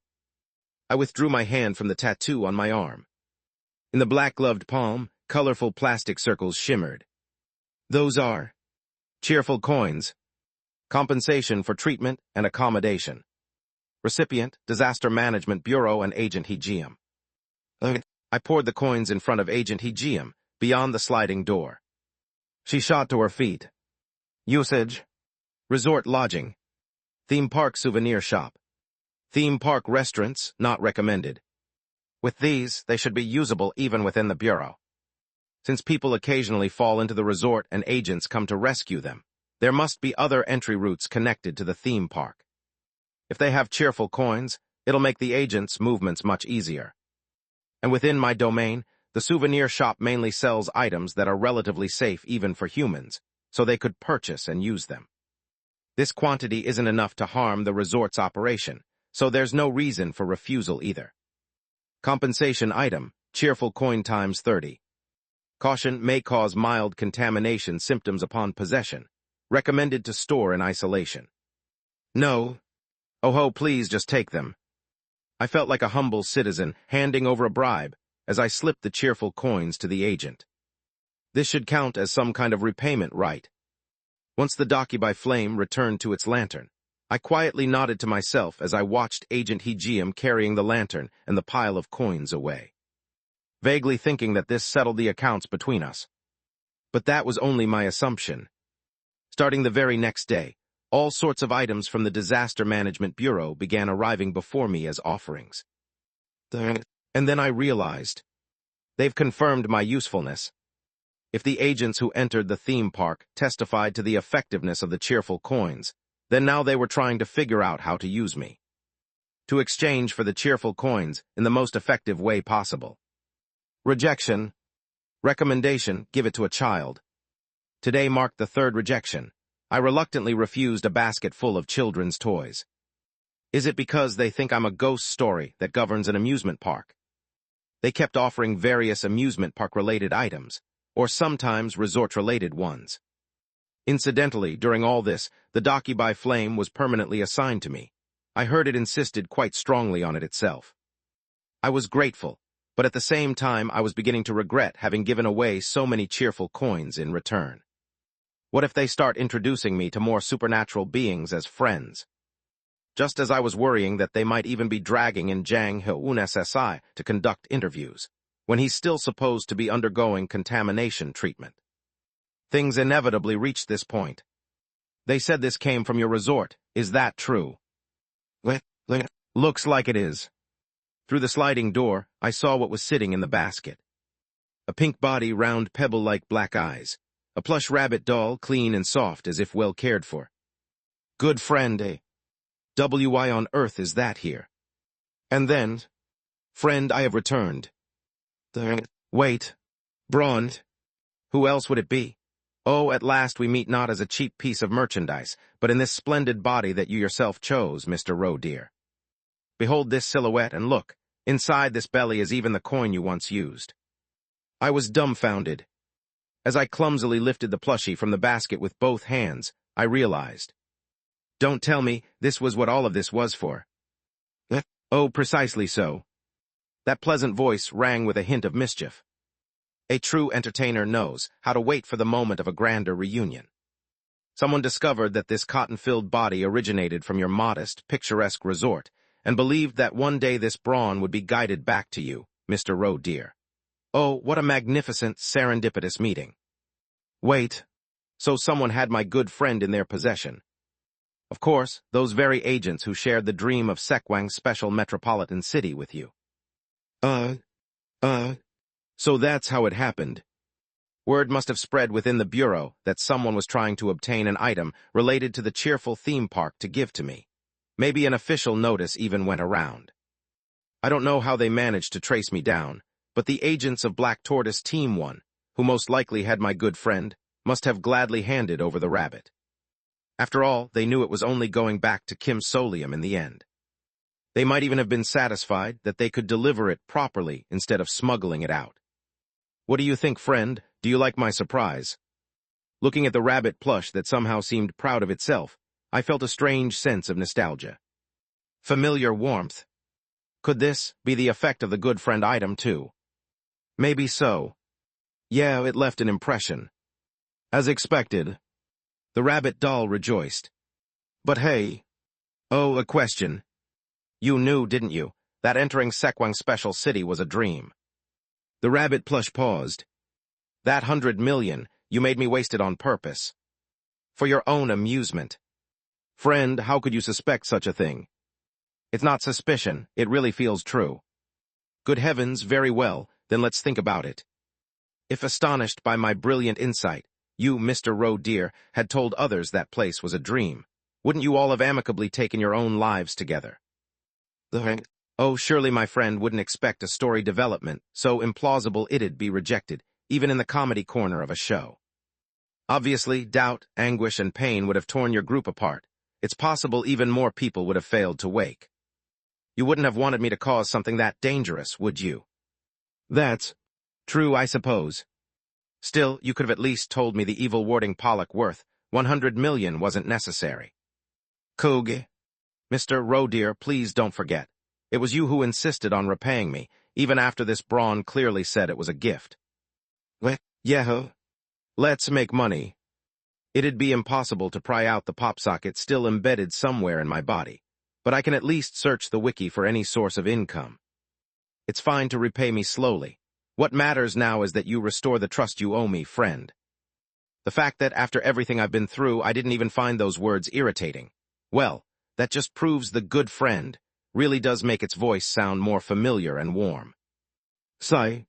I tucked the rabbit doll, which somehow felt closer than when it was just cheap merchandise, into my pocket.